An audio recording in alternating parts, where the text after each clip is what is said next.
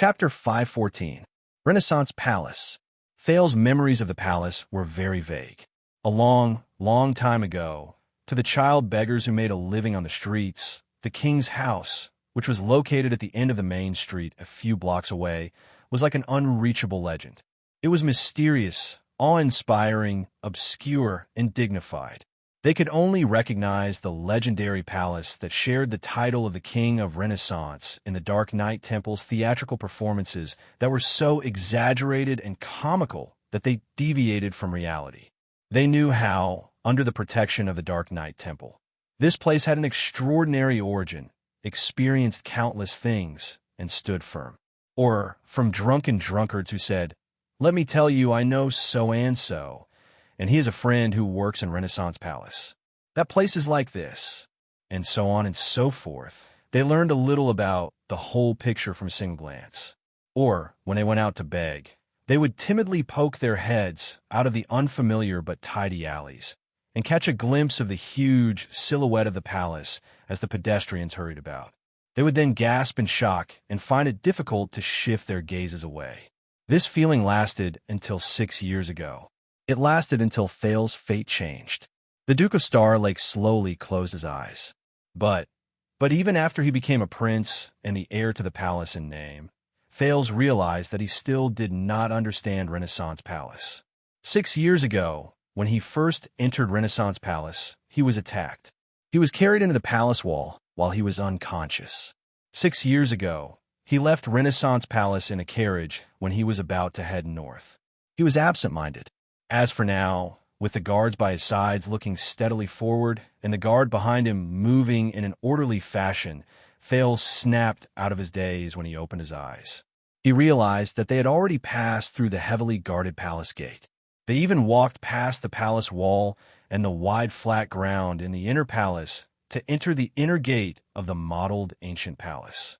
Thales only snapped out of his daze when they entered the narrow and deep darkness without stopping, locking the vast and high sky and the boundless horizon outside the heavy and old door of the palace. 6 years later, when he personally stepped into this place, without an accidental assassination and without going abroad as a hostage, but he still could not see clearly the appearance of Renaissance Palace. After leaving the streets and carpets, the feeling under his boots became firm and clear. Tap, tap, tap. Footsteps rang out from under Thale's feet. They echoed in the quiet air before they traveled to his ears. In the suddenly dim light, the young Duke of Starlake took a deep breath, but his nose was cold and damp. Stone, cold, rough, dusk, and silence. This made the Duke, who had gradually gotten used to the dryness of the Northland and the scorching heat of the desert, instinctively uncomfortable. In the dim stone corridor that was almost silent, they walked through the interior of Renaissance Palace. They walked past one small hall after another and walked up one stone staircase after another. The sparse windows and lights were the only source of light that could guide them. Thale suppressed his unnecessary thoughts and raised his head to look at Mallow's back in this palace that had a long history but was quiet and solemn. He walked along this stone corridor that was classical and low-key, but did not lose its taste. The watchman was expressionless and looked straight ahead. He calmly led the way forward. Gilbert fell behind Thales. The sound of his footsteps was slightly softer, and his footsteps were steady. Glover, Doyle, and the others who were further behind did not make a sound. They seemed to have disappeared into the air. It seemed like they were already used to this ancient palace with its dark colors and suffocating air. They were not surprised, and Thales could only follow them quietly.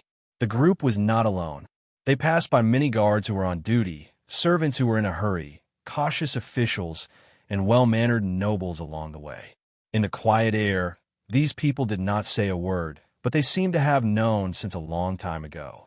All of them stopped in their tracks respectfully and politely, retreated to the side, and silently, but accurately bowed to the teenager in the crowd. The new Duke of Starlake instinctively cleared his throat and wanted to respond, but Gilbert, who was beside him, pressed down on his arm gently and shook his head. In Renaissance Palace, the king preferred silence. Thales was slightly stunned.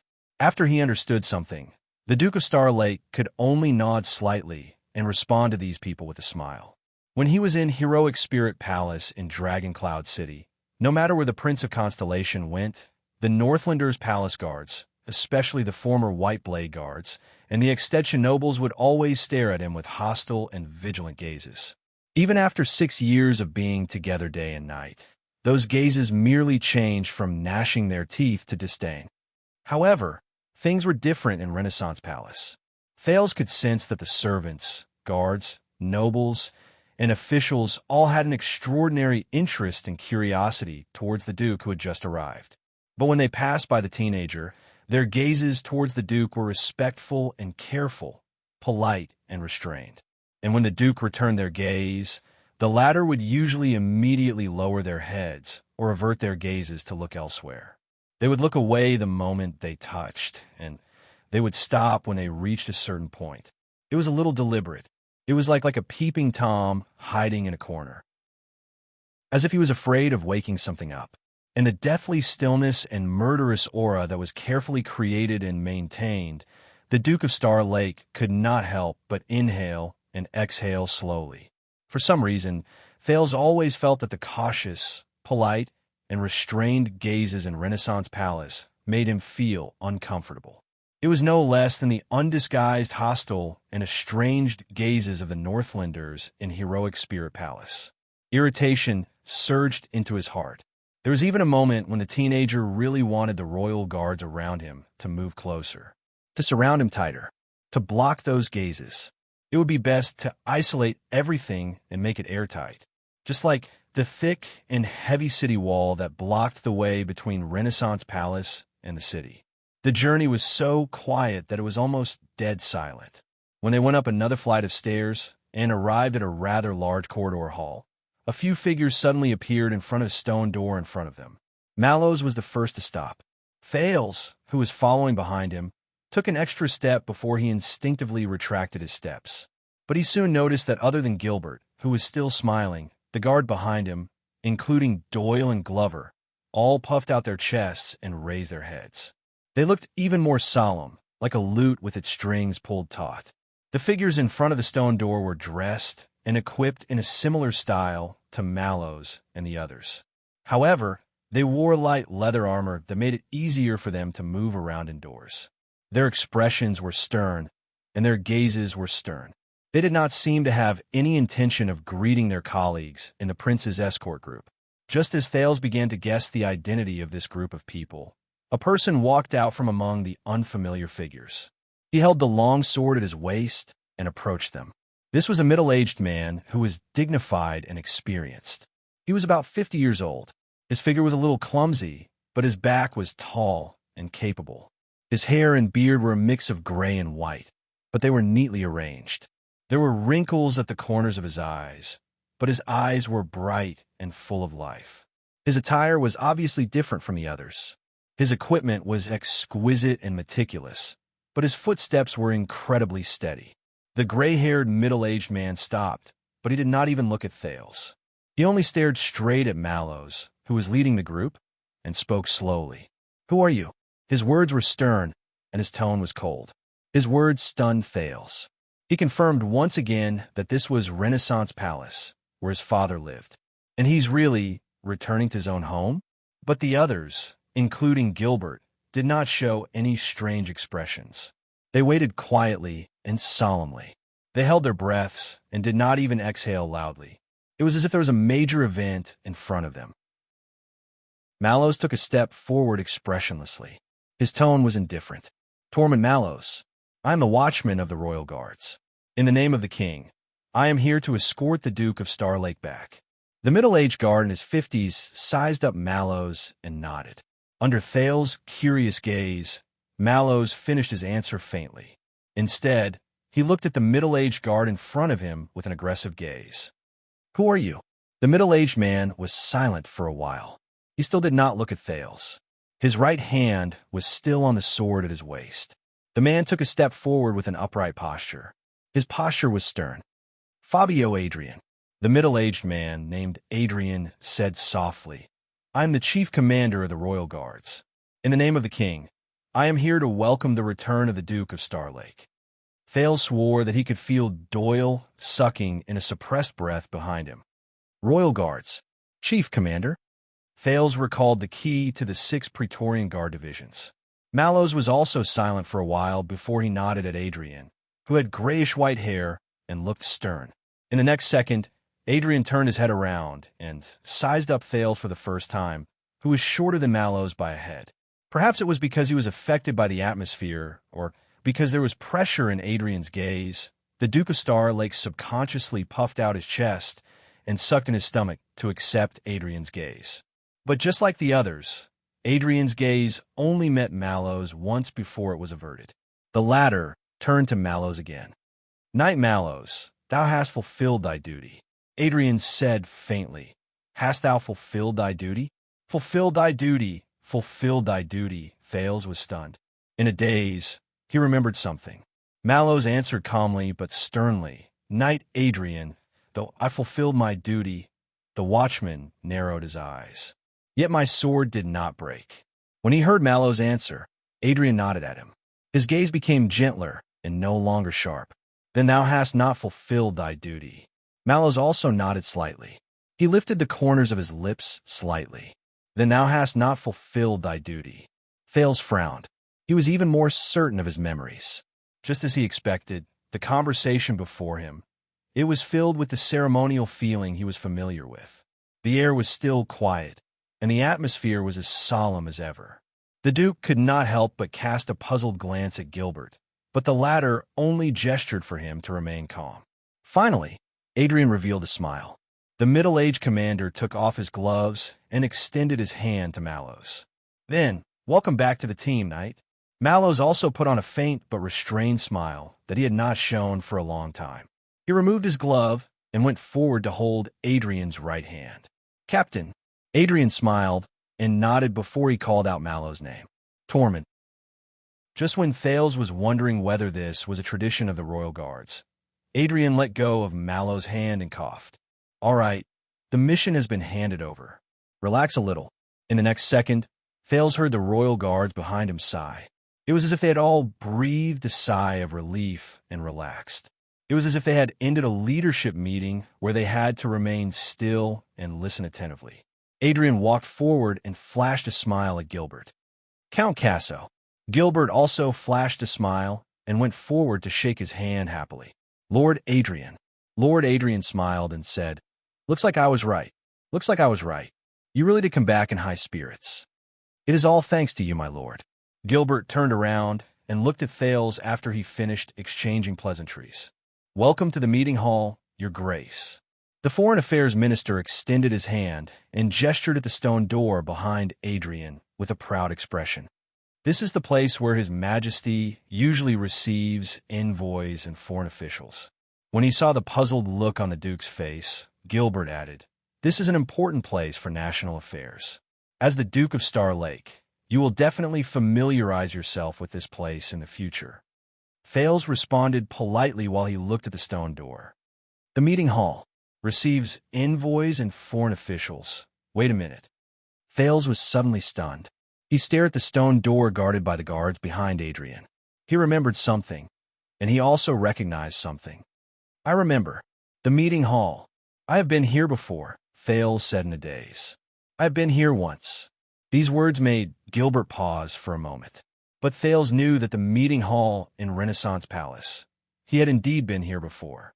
Thales stared at the stone door absent-mindedly and imagined the scene after it was opened. "That's right. It's here. 6 years ago, it was here that he saw the arrogant Extet envoy intimidate King Kessel without any scruples, forcing him to make a difficult choice between starting a war and ceding his territory. 6 years ago, it was here that he saw Duke Arund vent his anger and indignation hysterically, revealing his political conspiracy that affected the two kingdoms in an attempt to turn the situation around but was unsuccessful. 6 years ago, it was here, Thales thought absent-mindedly. It was here that he saw Kessel V wave his scepter in an awe-inspiring and unquestionable manner. Amidst the nervous and dumbfounded gasps, he decided on the second prince of Constellation, and for the next 6 years. Fate. Oh, oh, my memory is bad. Gilbert seemed to have remembered something. His expression darkened, and he awkwardly changed the topic. On the other side, Adrian coughed softly, interrupting the conversation between Gilbert and the Duke. Lord Adrian first turned around and patted Mallow's shoulder. Will and Gaetan are waiting for you in the guardroom. You know, paperwork. Mallow stopped smiling and frowned slightly. Adrian nodded at him and urged him a little. Go. But the watchman turned around and looked in Thale's direction. His gaze was unclear. The Duke of Star Lake did not know what was going on. He could only show a fitting smile. Adrian looked at the Duke together with Mallows. The middle-aged man seemed to have understood something. He smiled and gestured to Mallows. Leave it to me, and Count Casso. Mallows turned around and cast Adrian a glance that was neither too deep nor too shallow. All right, the watchman said calmly. Then I'll take my leave. Under Adrian's encouraging gaze and Thale's puzzled gaze, Mallows turned around and left without hesitation. He walked towards the other exit of the hall. Doyle and Glover, who were the closest to him, were also stunned. Together with the others, they instinctively followed him. But Mallows immediately stopped in his tracks. Not you. Mallows turned around and frowned. He looked at Doyle and Glover, who stopped in their tracks in puzzlement. Both of you stay. Yes, commanding officer. Glover nodded without hesitation and retreated behind Thales. Doyle blinked before he was pulled back in a line by Flag Bearer Fubby. Looking at this scene, Commander Adrian smiled. Mallows nodded at him in acknowledgement, then glanced at Thales before he left leisurely. Gilbert cleared his throat. He was friendly and gentle. Your Highness, allow me to introduce you to the Chief Guard Captain of the Royal Guards, Chief Commander, and also the person in charge of Renaissance Palace and His Majesty's safety, Lord Fabio Adrian. He is from the Adrian family of Central Territory Swan County, the head of the 7 Jade Star attendants. Adrian turned around and bowed respectfully to Thales. Thales was overwhelmed by the favor. He nodded at him in return and came to a realization. I knew it. Fabio Adrian. He's the highest commander of all the royal guards in Renaissance Palace. The captain of the guards, including all the 6 wingers. And he's one of the 7 Jade Star attendants. Let us save the introductions and small talk for another day. While Thales was thinking, Adrian seized the gap between Gilbert's words and interrupted him in an appropriate and timely manner. Your Highness, Count, His Majesty is in the meeting hall. Adrian gestured at the stone door behind him. Should we not let him wait for too long? His Majesty. At that moment, Thales felt all the blood in his body freeze. His Majesty is... He has finished today's Imperial Conference? Gilbert suddenly became excited. No, Adrian replied politely. That's right. In fact, His Majesty has ended the conference early. He has been asking about the messenger crow from Western Desert since yesterday. His Majesty. Thales breathed in a daze. He suddenly understood where the discomfort and the lingering sense of unfamiliarity that had been tormenting him since he stepped into Renaissance Palace, or rather, Eternal Star City, came from. It was not the environment and decor of Renaissance Palace. It was not the noise and old matters of Eternal Star City. It was Thales clenched his fists on his own. Of course. Gilbert looked at Thales with a hint of excitement. I believe His Majesty is also looking forward to this moment. Adrian did not answer. He only gestured for Thales and Gilbert to follow him before he walked towards the stone door of the meeting hall. His Majesty. Thales could feel his feet moving forward as he followed Adrian's lead. Gilbert's footsteps followed behind him, and he did not leave him by even an inch. One in front and one behind. It made him, there was nowhere to run. The royal guards who stood guard in front of the stone door and belonged to an unknown wing bowed together. They pushed the stone door open respectfully and professionally. It revealed the endless darkness inside. There were only a few lights that illuminated the path ahead. Adrian moved to the side and politely gestured for the Duke of Star Lake to go first. It was no longer one in front and one behind. But Thales realized that he would rather have the other walk in front of him.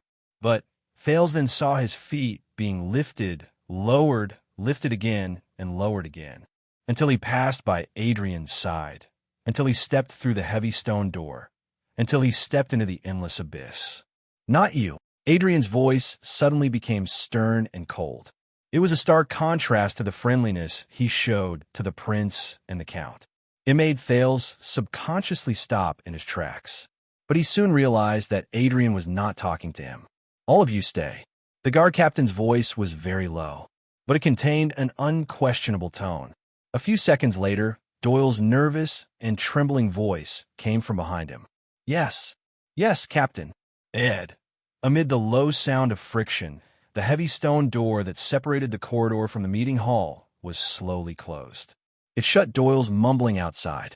Behind him, Adrian and Gilbert's footsteps approached slowly.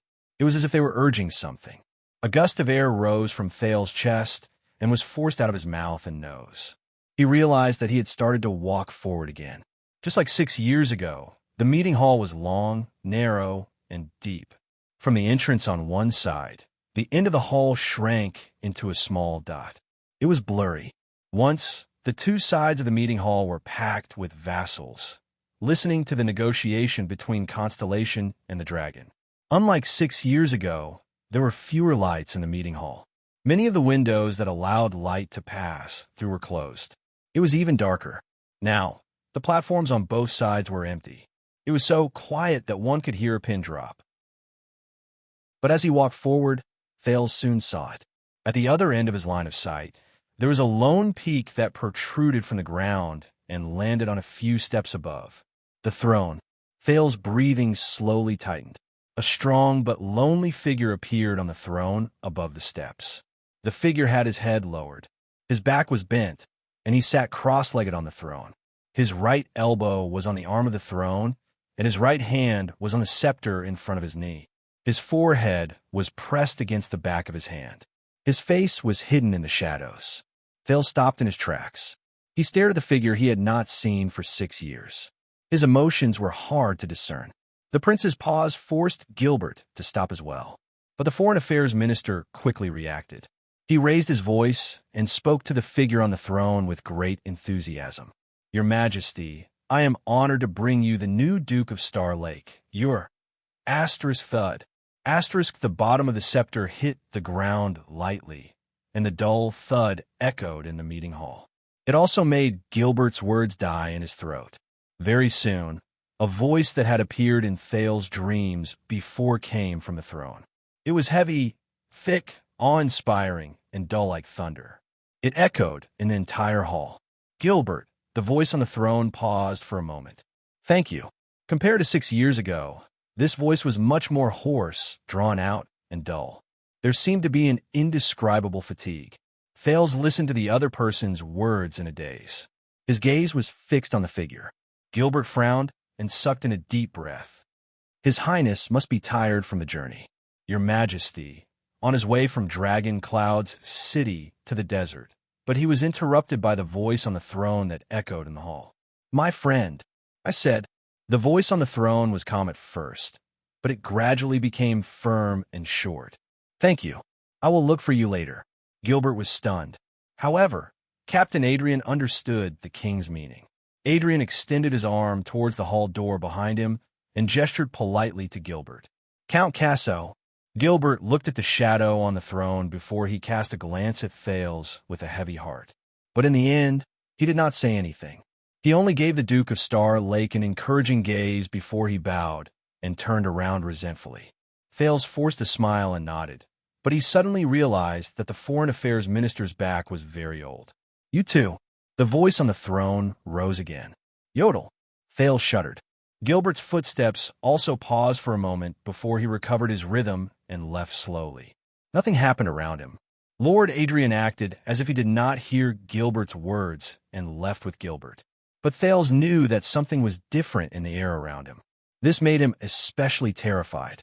The footsteps grew further away and softer. In the end, as the stone door opened and closed, they completely disappeared at the end of the hall. Only Thales and the shadow on the throne were left. They faced each other in silence in the hall. Come forward. The teenager shuddered slightly. Thales could be considered to have been through hundreds of battles. From bloody battlefields to sinister schemes, he believed that he had seen a lot of things. But for some reason, when he heard those words, he could not help but clench his fists. Thales raised his head and stared at the figure on the throne. He slowly walked forward until he could see the stairs to the throne clearly. But before his eyes, the figure on the throne was still blurry, and the everlasting lamp behind him flickered. Closer. The shadow on the throne raised his voice slightly. The teenager was silent for a moment before he walked forward again. This time, he walked close enough that he could even see the pair of boots leaning against the bottom of the scepter under the throne. A little closer. The voice on the throne seemed to be a little impatient. He dragged out his voice, causing the flames of the everlasting lamp to sway slightly. Thales took a deep breath. Hence, in the next moment, the prince resolutely lifted his feet and continued forward. Then he saw the shadow on the throne move slowly as well. Thales froze. Under the dim light, the 39th Supreme King of Constellation, the Iron Hand King, Kessel Jadestar V, who seemed to have aged more than 6 years, raised his eyes from the scepter and looked at the prince. Thales had to look up at him. His breathing began to quicken involuntarily. Uncontrollable, he endured the gaze that he had seen many times in his dreams, but it always managed to wake him up with a start. Thales blurted out a term of address. "Your Majesty." As soon as the words left his mouth, Thales subconsciously added another sentence. "F.A. Father." The man on the throne supported his chin with his hand and frowned slightly. He had lost weight. That was Thales' first feeling. Even though the man's body under the leather robe was still strong, even though the scepter in his hand was still steady, even though his eyes still emitted a faint cold light. But he could see that King Kessel's face was much thinner, his eyes were slightly sunken, and his cheekbones were slightly high, and more wrinkles had already climbed onto the king's face. The knuckles on the man's hand that held the scepter were even more protruding, and he looked rather sharp. Compared to 6 years ago, the only thing that had not changed and even surpassed was probably the stillness, dullness, suffocation, and uneasiness that was like the eve of a storm. The silence seemed to last for a long time, but Thales only stared at the king quietly. He felt that he could not shift his gaze away. Finally, the king's expression changed. Anxiety. His voice was as steady and heavy as before. It was especially obvious in the empty and long meeting hall. Thales snapped out of his daze and cleared his throat. "Sorry." King Kessel snorted softly 6 years later. "How you feel right now?" The king said slowly. "Anxiety." Anxiety? Thales frowned. He did not understand. "Aye." But the king continued to speak, completely ignoring the teenager's puzzlement. "Anxiety is very strange. It's neither panic nor panic. These feelings often emerge when you're caught off guard, leaving you at a loss and powerless to do anything about it." The teenager's breathing froze. King Kessel's voice echoed in the hall, as if it was pressing down on him from all directions. There was no gap between them. For example, you are about to face a certain great test, accept a certain judgment, do a certain great thing, or you are about to become the heir of an ancient kingdom and carry a burden that is much heavier and more tiring than ever before. The king snorted so loudly that the entire hall seemed to shake. But you know that you are not qualified. You know that you cannot bear it. You know that you are destined to fail. At that moment, you are extremely afraid. You do not want to face it. You only want to escape, regardless of everything. This feeling is panic. This is panic. Thales tried his best to maintain a dignified expression and posture in the face of the gaze that seemed to have seen through him. He felt that the act of raising his head was getting more and more tiring. But there seemed to be some kind of power supporting him. He did not shift his gaze away or lowered his head. King Kessel exhaled slowly. But once there is a moment, before the final moment, an opportunity, a way, a turning point appears. It makes you feel that there is still a glimmer of hope in the situation, that the consequences may come a little later, that the judgment can be delayed for a moment. And you can delay it for a little longer and not have to face the ending that you fear the most. King Kessel raised his chin from the back of his right hand, revealing the faint blue light of the staff of constellation. For example, you can face the test a few days later, endure the judgment a few weeks later, and accept your inevitable identity a few years later. Thales stared at the king's calm face and listened to the profound words. That moment, that is simply redemption. It is rejoicing, numbness, the ecstasy and relief after surviving a disaster. It makes you feel that the end is still far away and that I can still be saved. Hearing this, the teenager could not help but tremble. But when all this is over, when the reprieve period given to you by God is over, the king chuckled softly. His gaze was deep, but his face was still expressionless. These illusions make you think that you have breathed a sigh of relief. Then they will all disappear. Thales listened in a daze. His palms were cold. On the throne, the supreme king slowly straightened his back.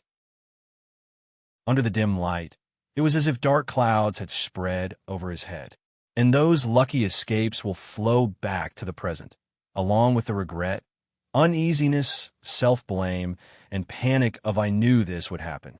In the end, it will turn into something that you know very well, but cannot resist: anxiety. Thales met the king's gaze. He felt an inexplicable emptiness in his heart. There was no way to fill it. Kessel stroked the scepter in his hand coldly and stared at the strange blue light emitting from the top of it. It is precisely this annoying anxiety that will make you understand why you scratch your ears and scratch your cheeks in pain, that the 6 years of running away, getting lucky, procrastinating, and illusions are actually meaningless. 6 years.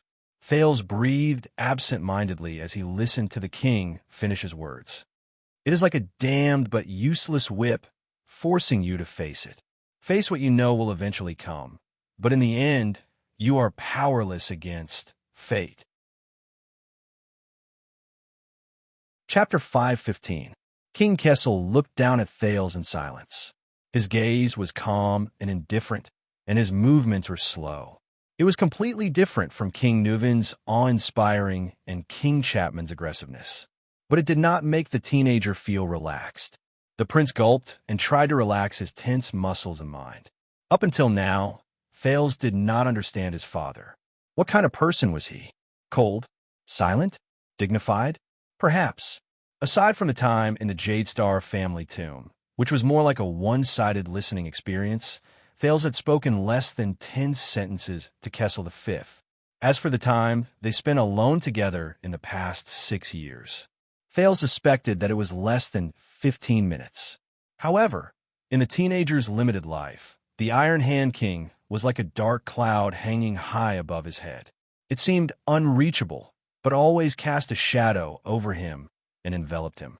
Whether it was the National Conference, the negotiations with Ekstedt, the night of Dragon's Blood, the day of Dragon Cloud City's State Affairs hearing, Gilbert's exhortations to his face, or the one-eyed dragon coaster's harsh words. Many experiences reminded Thales from the side what kind of person his father was. But when he really faced that dark cloud, Thales realized he was still not ready. He still did not know how to face him. "You misunderstand." Thales lowered his head and avoided the quiet but unsettling gaze. He took a deep breath. He tried to chase away the negative emotions that he had sensed, but the king's words made it even more obvious. "I'm not anxious. In fact, leaving Ekstedt and returning home." But the king did not give him time to explain. "Is it familiar?" Kessel no longer stared at Thales. The corners of his lips curled up in a strange arc, as if he was disdainful. This tone, Thales raised his head abruptly with a puzzled expression. "Familiar?" On the stone steps, the king on the throne spoke in a cold voice. "That old bag of bones from Western Desert should be like this, pretending to be profound and talking nonsense to scare you, right?" Thales furrowed his eyebrows. "That old bag of bones from Western Desert? Pretending to be profound and talking nonsense? Scare me?" Thales understood something. He remembered what Adrian said to Gilbert just now. The king was asking about the messenger crow from Western Desert yesterday. A messenger crow from the West Wilderness. As he tried to guess the king's intentions, Thales exhaled and calmly said, "Yes, Faken did come to me, but unfortunately, the king did not give him a chance to explain. Perhaps he didn't care at all. Where's the sword?" King Kessel calmly interrupted him. What about the ancient empire sword that was given by the prestigious Four-Eyed Skull family in Blade Fang's camp? It caused some people to feel uneasy, some people to rejoice, and all of the kingdom to make endless guesses. Thale's words came to a halt. As expected, he also knew the sword named Sentinel. It should be the legendary wing. With a certain thought in mind, Thales raised his voice and answered, "It is in the luggage, guarded by Lord Mallow's men, but no." For the third time, King Kessel interrupted the Duke of Starlake. "It's not there." On the platform, the king slowly leaned back against the back of the throne. "It's in your heart." Thales was startled. Kessel V calmly looked at the Duke of Starlake at the foot of the platform. "And you don't even know where that sword will stab." Thales was silent for a while. Obviously, the king was very dissatisfied with what happened in Wester Desert. "But I am very sorry about what happened in Wester Desert." Thales tried hard to regain his composure, and tried hard to treat the person in front of him as another Northland vassal he could negotiate with. "But Faken has purpose in coming to me," but he still could not finish. "When I sent you to the north, unlike the Northlanders and even the Western Desert people," King Kessel's tone was very light, and there was very little fluctuation in his words. But compared to King Chapman's preemptive words and Fakenhaz's alarmist words, the effect of the King of Constellation's soft words was not inferior to the former two. "I did not expect that much from you." Thales was speechless. King Kessel sat on the throne with his back almost half raised. His posture seemed relaxed, but his eyes were locked on Thales. "At least I did not expect you to rebuild Northland and appoint a new king." "Rebuild Northland? Appoint a new king?" Thales closed his mouth, feeling the weight behind these two sentences, feeling the faint contempt and accusation behind them. "That's right. Rebuild, new king." This was indeed what he had been doing for the past 6 years, but Dragoncloud City was filled with blood and corpses, Heroic Spirit Palace was in a state of mutual hostility, and everything was hanging by a thread. The teenager bit his lower lip. With a little displeasure, Thales raised his head again. "I did not want it to be like this, but when he talked about what happened 6 years ago, he thought he would remember the injustice and injustice back then. And then he would sneer and ask about the king's conspiracy, mock the failure of the Secret Intelligence Department, and ask why he was put in danger. But at that moment, when he looked into King Kessel's eyes, which were as calm as still water, he did not care. There was a small voice in Thales' heart. He would not care. Thales pursed his lips. He suppressed the indignation in his heart, turned his head, and said, "That was an accident." Silence. Thales was not used to the darkness in the meeting hall. 6 years ago, this place seemed spacious and bright. The teenager suddenly remembered the only day he stayed in Renaissance Palace, and his first impression of the palace, the cold room, the hard stone bed, the bone-chilling cold, and the deep darkness, just like the abandoned house. "No," the king snorted and brought Thales back to reality. "That was not an accident." King Kessel stared at his son, and his tone was strange. That was an accident." Thales' heartbeat was a little erratic. "At least, that is what the Secret Intelligence Department said." "Secret Intelligence Department?" Thales' heart sank. "The Secret Intelligence Department again." The king narrowed his eyes slightly. "You must know, in this world, there are not many things that can catch the kingdom's Secret Intelligence Department unprepared." "Not necessarily," Thales silently retorted in his heart. When he heard the Secret Intelligence Department, the displeasure that Thales had just suppressed rose again. "All right." The prince took a deep breath.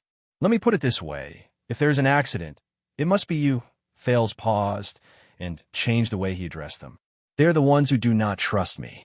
The lights in the meeting hall dimmed a little, and the shadow on the throne became even more blurry. King Kessel hummed in acknowledgement. He seemed to be asking a question, but was not. "They do not trust you?" Thales answered with a snort. "Yes, whether it is the Calamities or Lampard. Before the Secret Intelligence Department took action, they blocked all information and kept me in the dark, even if it was harmful to me." The teenager exhaled. "There were a few times when I almost died." Thales stared fixedly at the king, trying to see something in the dim light.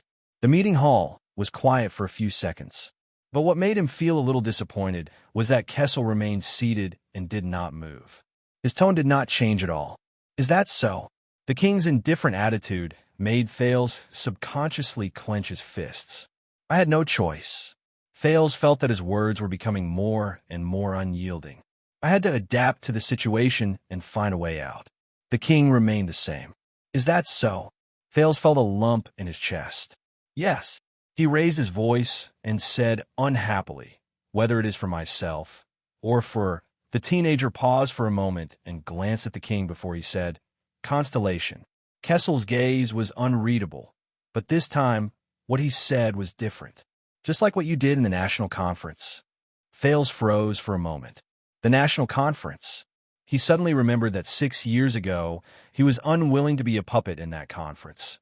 So he said shocking words and angrily rebuked all the suzerains. He could not help but sigh a little, but Thales still nodded. Yes. The teenager's voice sounded a little gloomy. I had to do it. The king raised his gaze and looked at the other end of the meeting hall. He seemed to be thinking about something. A few seconds later, he snorted and repeated, I had to do it. They do not trust you. The king twirled the scepter in his hand and said in a contemplative tone, And you had to do it? Thales did not know how to answer. Perhaps it was because he had not seen Kessel for too long, or perhaps it was because the rumors he heard over the years had distorted his understanding of the king. Thales realized that he could not read the supreme king's emotions and actions. It was like there was a curtain between them. This was a situation he had never encountered when he faced Neuven, Lampard, the 5 Northland archdukes, and the 3 great dukes of Constellation. In the end, the king chuckled softly. You mean? The next moment, King Kessel raised his gaze, which was as calm as before, but inexplicably profound.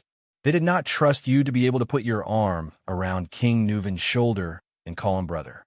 So when he fell, you were caught in a trap of your own making and were dragged into the enemy's hands. And you had no choice but to counterattack, return to Heroic Spirit Palace, and create a new king? Thales shuddered. King Kessel continued to speak, each word carrying a peculiar charm. Or they did not trust you to be able to get along well with the girl from Dragon Cloud City, so much so that she abandoned everything in order to force you to stay, incurred public anger, and publicly broke off relations with all the vassals. And you had no choice but to meet Lampard privately and find another way out? Thales only felt that his throat was a little dry. The king continued to laugh coldly. Or they did not trust you to be able to conceal your identity in Western Desert and have an unclear relationship with a group of mercenaries who sell swords. Then they saw through your identity and used it to threaten the Baron of Bladefang's realm? And you had no choice but to... The king did not continue. He only curled his lips. But that was enough. Thales closed his eyes and took a deep breath. As expected, he knew everything. But Thales suddenly realized that in the face of the king's words, all the self-defense and reasoning he had developed over the past 6 years were useless. He could explain, but whether it was Asda and Giza during the Night of Dragon's Blood, or Little Rascal's background, or the secret between Quick Rope and the old royal guards, he could not explain. He cannot explain. Thales opened his eyes and said with difficulty, Is that what the Secret Intelligence Department said? This time, the king stared at him for a long time. A long time. Finally, King Kessel opened his mouth again, but his tone gradually became stern. Marat's report said that as a prince, you do not know how to reflect on yourself. Your progress is slow, and you always act on your own. You act recklessly, and everyone has no choice but to bear the consequences of your actions. Kessel narrowed his eyes, or in their words, wipe your ass. The teenager was stunned. Marat. Thales exhaled heavily and revealed a smile that was uglier than crying. I understand. I am very sorry. But the king chuckled again. And Gilbert repeatedly told me that you improve very quickly. You learn in difficult situations, grow through setbacks, and gain wisdom after experiencing setbacks. You are a rare genius. Gilbert. Thales felt warmth in his heart. He praises me too much. Kessel sized him up. The scepter in his hand stopped spinning. But Ida has a third opinion. The moment he heard that name, Thales was stunned. Who? Thales raised his head in puzzlement. The king had left his seat and was leaning forward to size him up. She said in her letter that you grow too slowly and too quickly, which annoys her. Wait a minute. Thales repeated in disbelief after he heard the way the king addressed him. Ida? A certain crazy, hopping short figure appeared in front of him. Thales stared and moved his lips stiffly. That person can write letters? It's fake, right? But Kessel V did not seem to feel that it was funny and absurd at all. The king continued to speak, minding his own business. She said that you grow too slowly. You don't even have the guts to let her go to the forest outside Dragon Cloud City to hunt rabbits for dinner. Thales' face darkened. His father snorted coldly again. But you grow too quickly. Every time she wants to go out and poach, you predict it and send people to keep an eye on her. Thales confirmed that this was what the king said and could not help but feel puzzled. All right, Ida hunting rabbits. Is that important? The king did not answer. He just stared at the second prince quietly under the waning light. Thales calmed down a little because of Aida's name, but the king's gaze made his heart clench again. But I can see that you have indeed changed after 6 years. The king said faintly. Thales was stunned. He turned his head slowly to avoid the king's condescending gaze. 6 years is a long time. But Kessel shook his head. No, whether it is Morat or Gilbert. The king said softly, they're both wrong. Thales' breathing began to quicken. The king's gaze became sharper. As for Ida, Kessel's words were very strange. At that moment, Thales did not know if he was disdainful or sentimental. This made Thales suddenly curious. I wonder if Black Prophet Morat, who is said to be able to see through lies, can see through the king before me? No, the king of constellation's words pulled Thales' attention back. You do not grow fast enough. Kessel said unhurriedly, not slow enough, not fast enough, not slow enough. Doubts surged. Thales frowned slightly. I do not understand. Fortunately, the king did not interrupt the teenager this time, nor did he change the topic. But Kessel's next words were full of profound meaning, causing him to fall silent. You either grow fast enough. King Kessel raised his head to look at the ceiling. His gaze was unfocused, as if he was looking into the past. So fast that it is unexpected, so fast that it is gratifying, so fast that in just 6 years, you can bear the weight of the entire planet. The king's gaze focused on Thales, and it returned to its cold and indifferent state. But you did not bear the weight of the entire planet. Thales gulped. He felt his body stiffen. The king looked at him from afar, and there was a hint of disappointment in his eyes. You either grow slow enough. Kessel lowered his head and looked at his open left palm. His words were a little desolate. Slow enough to know your place, slow enough to do things step by step, slow enough for us to unload the burden of the kingdom bit by bit. The king clenched his fist and looked at Thales again. His gaze was slightly cold. But you did not know your place, do things step by step. He understood some of the king's meaning. At that moment, Thales did not know how to answer. Right now, you're neither growing fast nor slow, the king said coldly. Said the king coldly. His tone became even colder. Neither too fast nor too slow. Neither too fast nor too slow. Kessel snorted softly. There was a hint of disdain and frustration in his tone. He shook his head. You exceed my expectations, but you also disappoint me. Thales took a few deep breaths. He wanted to say something, but he did not. This time, the silence between the father and son was exceptionally long. They just looked at each other quietly, and they did not speak for a long time. Then, the teenager could no longer endure the depression in his heart. Thales paused for a moment. With indescribable depression and gloom, he exhaled a few times. He tried his best to smile, but he could not. I thought that on the first day I returned to Eternal Star City, you would talk about something positive about your reunion with your father. Thales turned his head around, trying to find something to ease the tension. Father. But Kessel obviously did not have the same intention. And I thought that after experiencing so much, you would understand what it means to live for constellation. The king's gaze burned, and his tone was cold.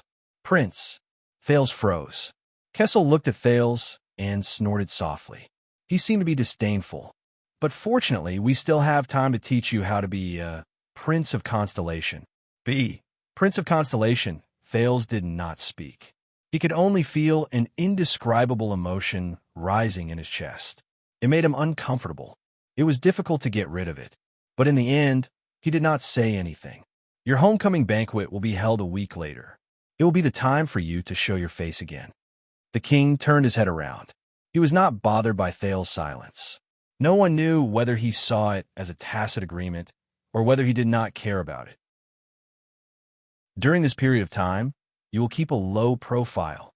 Let the kingdom slowly digest the return of the heir. Do you understand? Kessel said coldly. Thales was silent. After a few seconds, he answered with great difficulty. Just like 6 years ago, Kessel V looked up and spoke in a drawn-out tone. Even more than 6 years ago. Even more than 6 years ago. Thales stood where he was and did not move. A few seconds later, yes. Thales felt his voice was hoarse, like an old machine. Your Majesty. Kessel stared at him for a few seconds before he spoke slowly. Very good. The king's tone was slightly sarcastic. Son. Kessel V leaned back again and sank into the shadows.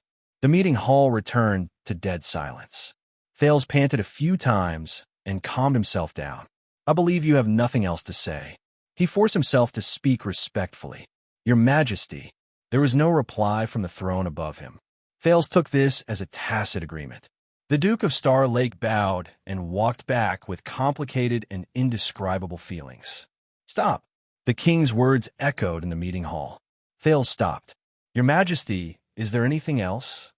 But King Kessel only shook his head in the shadows. No, but you must stay here, the king said coldly. At least 15 minutes.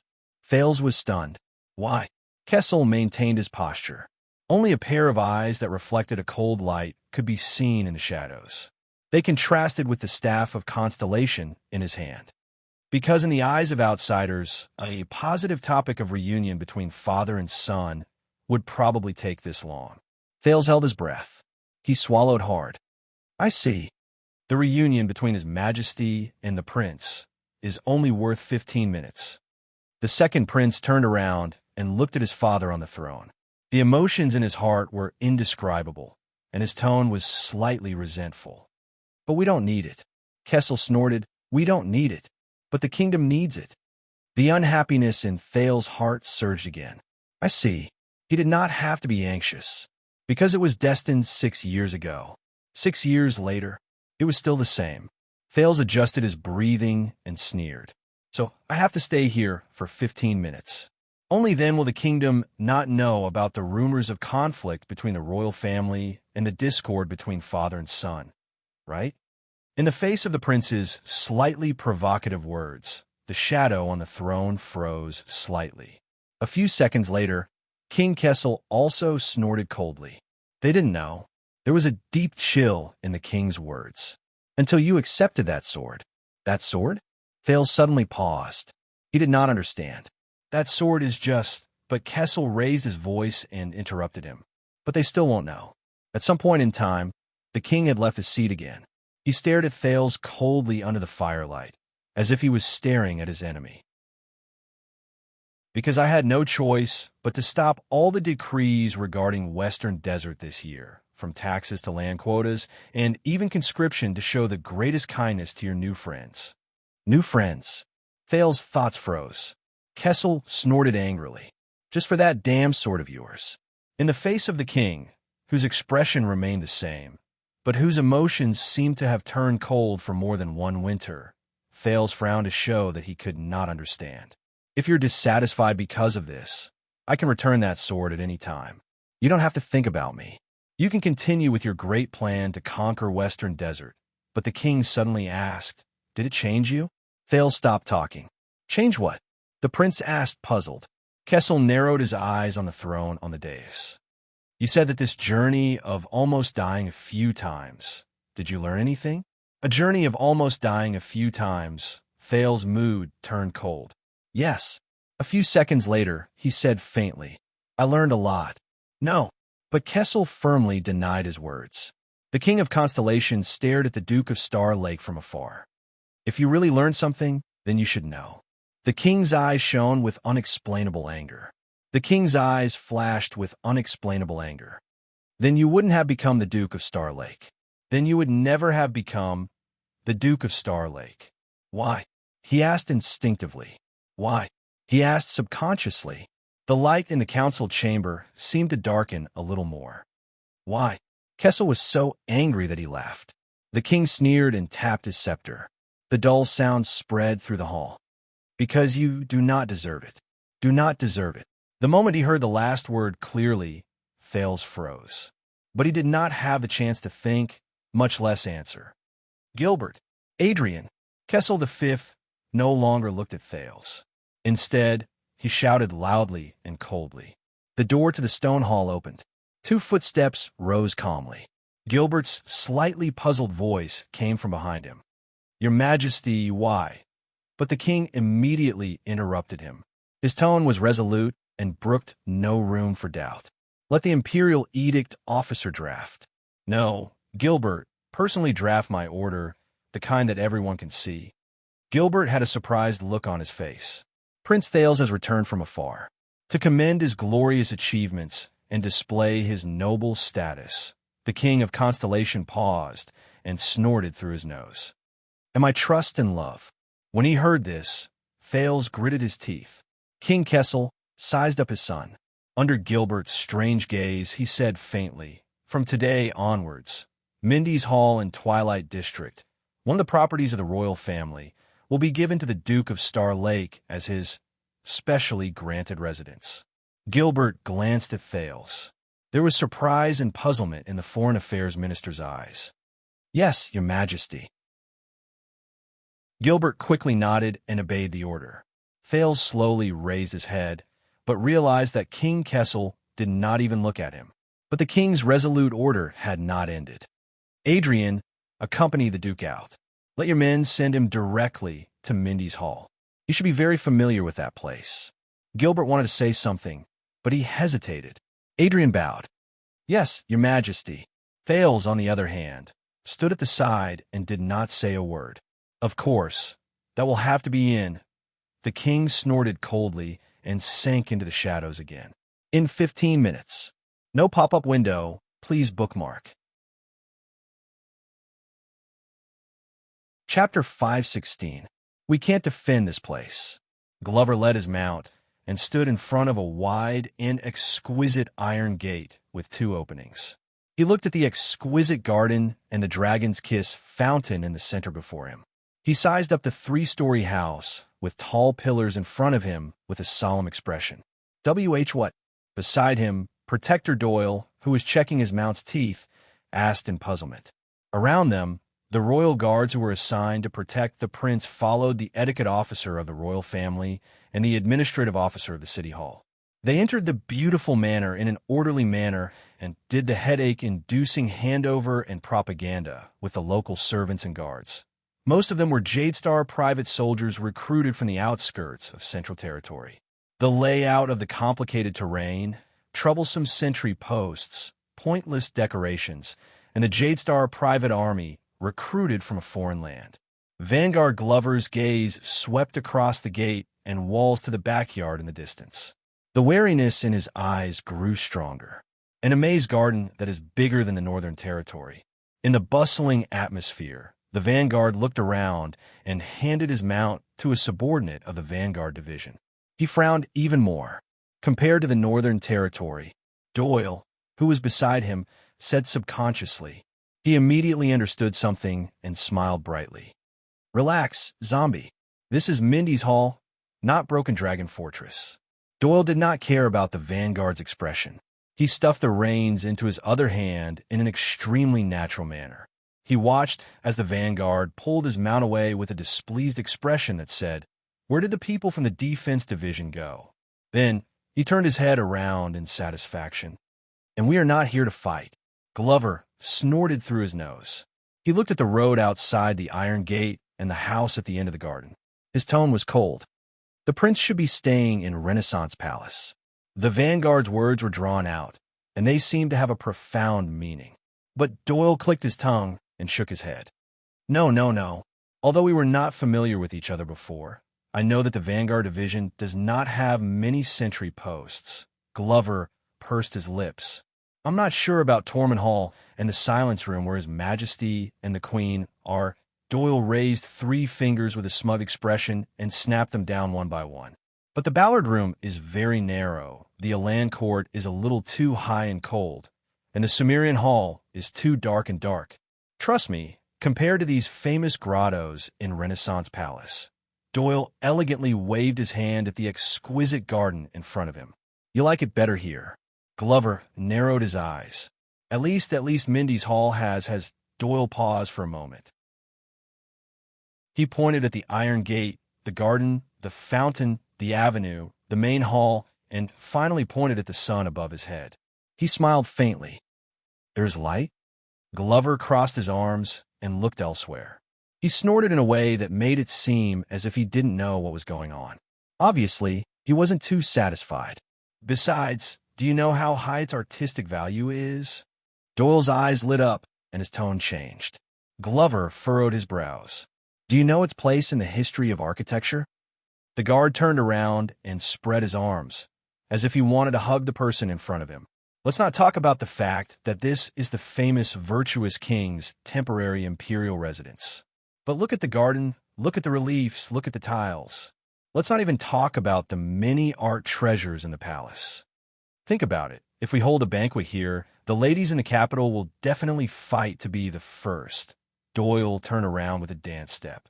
His face was full of sweetness. Glover did not move. He only looked at Doyle with a disdainful expression. What's wrong? Doyle shrugged. He looked puzzled. Is it wrong to love art and love beauty? Glover looked away. He took a deep breath and exhaled stiffly through his nose. The familiar sound of a carriage and shouts came from a distance.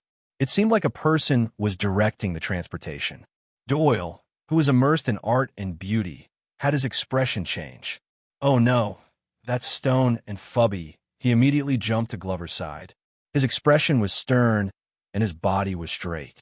He extended his arm and pointed at Mindy's Hall. Quick, pretend that you're talking to me, discussing the defense of the sentry posts or the defense plan. Look very attentive and serious. Glover was confused. What? This is the only way we won't be assigned to help with logistics. Doyle's expression did not change, but his lips moved slightly. Glover still did not understand. But why me? Because he never asks the vanguard to go, Doyle said softly through gritted teeth. Logistics Officer Stone and Flag Bearer Fubby brought a few subordinates and a few carriages while they were surrounded by a group of officials and Jadestar private soldiers. They left doubtful and puzzled gazes on Doyle, but when they saw Glover's stern expression, they got rid of their doubts and left. It was only then that Doyle heaved a sigh of relief and relaxed. Glover's gaze, when he looked at him, became even stranger. But Doyle did not feel awkward at all. He naturally returned to his intoxicated state of admiring the scenery. His gaze shifted, and he saw the teenager who stood quietly in the gaps between the figures moving back and forth under the pillars of the house in the distance beside the cedarwood door. Doyle narrowed his eyes and sized up the still and slightly lonely prince. The servants and guard around him seemed to have some sort of tacit understanding. They perfectly avoided the prince while they were busy with their work. The person closest to him was at least 10 meters away, but they would occasionally cast cautious glances at the teenager who did not say a word. I'll bet you, that kid just got spanked. As if he was afraid that Doyle would not believe him, Doyle narrowed his eyes. Believe me, I know this feeling. He appears to be very calm now, but that is all an act. Doyle stared at the prince's back. His gaze was melancholic, and he seemed to be rather sentimental. But in the deepest part of his heart, he just wants to find a place where there is no one and cry to his heart's content. Doyle stared at the prince's back. His eyes were melancholic, and he was rather sentimental. But in the deepest part of his heart, he just wants to find a place where there is no one and cry to his heart's content. This is not something you should comment on. The vanguard coughed sternly. Protector Doyle. But Doyle snorted softly. Enough with that lousy sword in the morning. You are also very displeased, aren't you? Doyle nudged Glover's arm. He did not care about Glover's unpleasant expression at all, and he seemed to be taking pleasure in Glover's misfortune. I'll bet everything I have with you. Our honorable Duke. I've finally seen someone with a heavier sword than him. Glover did not answer. He only stared at the porch of Mindy's hall and frowned deeply. Over there, Duke Thales stood quietly. He only stared at the porch. He did not make a sound and did not move. It was as if he was isolated from his surroundings. Are you there? Thales asked absent-mindedly. Did you see it? As a response, a steady and calm voice came from behind him. Yes, I saw it. But it was not the person Thales expected. The teenager closed his eyes and sighed softly. The royal family's private soldiers and servants did a good job in maintaining the place. They saved us a lot of trouble. Once we complete the assessment and inspection, we can move in. Watchman Mallows walked forward and stood beside the Duke. He looked at the main hall of the manor with him, and his words were thought-provoking. Congratulations, the new master of Mindy's Hall. Mindy's Hall, new master. Thales did not turn around. The teenager only quietly sized up the familiar yet unfamiliar house in front of him, from the pillars to the door, from the carpet to the interior. However, this time, the familiarity seemed to be greater than the unfamiliarity. Mallows seemed to have sensed the atmosphere. He also remained silent and stood quietly with the prince. The servants and guards were still busy. They came and went in a hurry, but they subconsciously stayed further away from them. A few seconds later, you don't know. Mallows frowned slightly. Thales spoke slowly with an expressionless face. You didn't know beforehand that you would be stationed here, did you? Otherwise, you wouldn't have to wait until the very last moment to assess and inspect. Mallows was slightly stunned, but the Duke of Star Lake smiled. You weren't even prepared to become the Star Lake Guards. Thales lowered his head and looked a little lonely. Because the title of the Duke of Star Lake was decided on the spot after you departed, and it was conferred in a hurry. Because a sword. Mallows paused for a few seconds. He furrowed his eyebrows slightly, and no one knew what he was thinking. Thales sighed. Similarly, you weren't prepared to come to Mindy's Hall. Mallows seemed to have heard something from the Duke's seemingly disorderly words. He wanted to say something, but stopped himself. But Thales took a deep breath. When he turned his head around, he had already put on a smile. By the way, when you set up your defenses, don't forget to prepare silver weapons. There might even be weapons that have been blessed.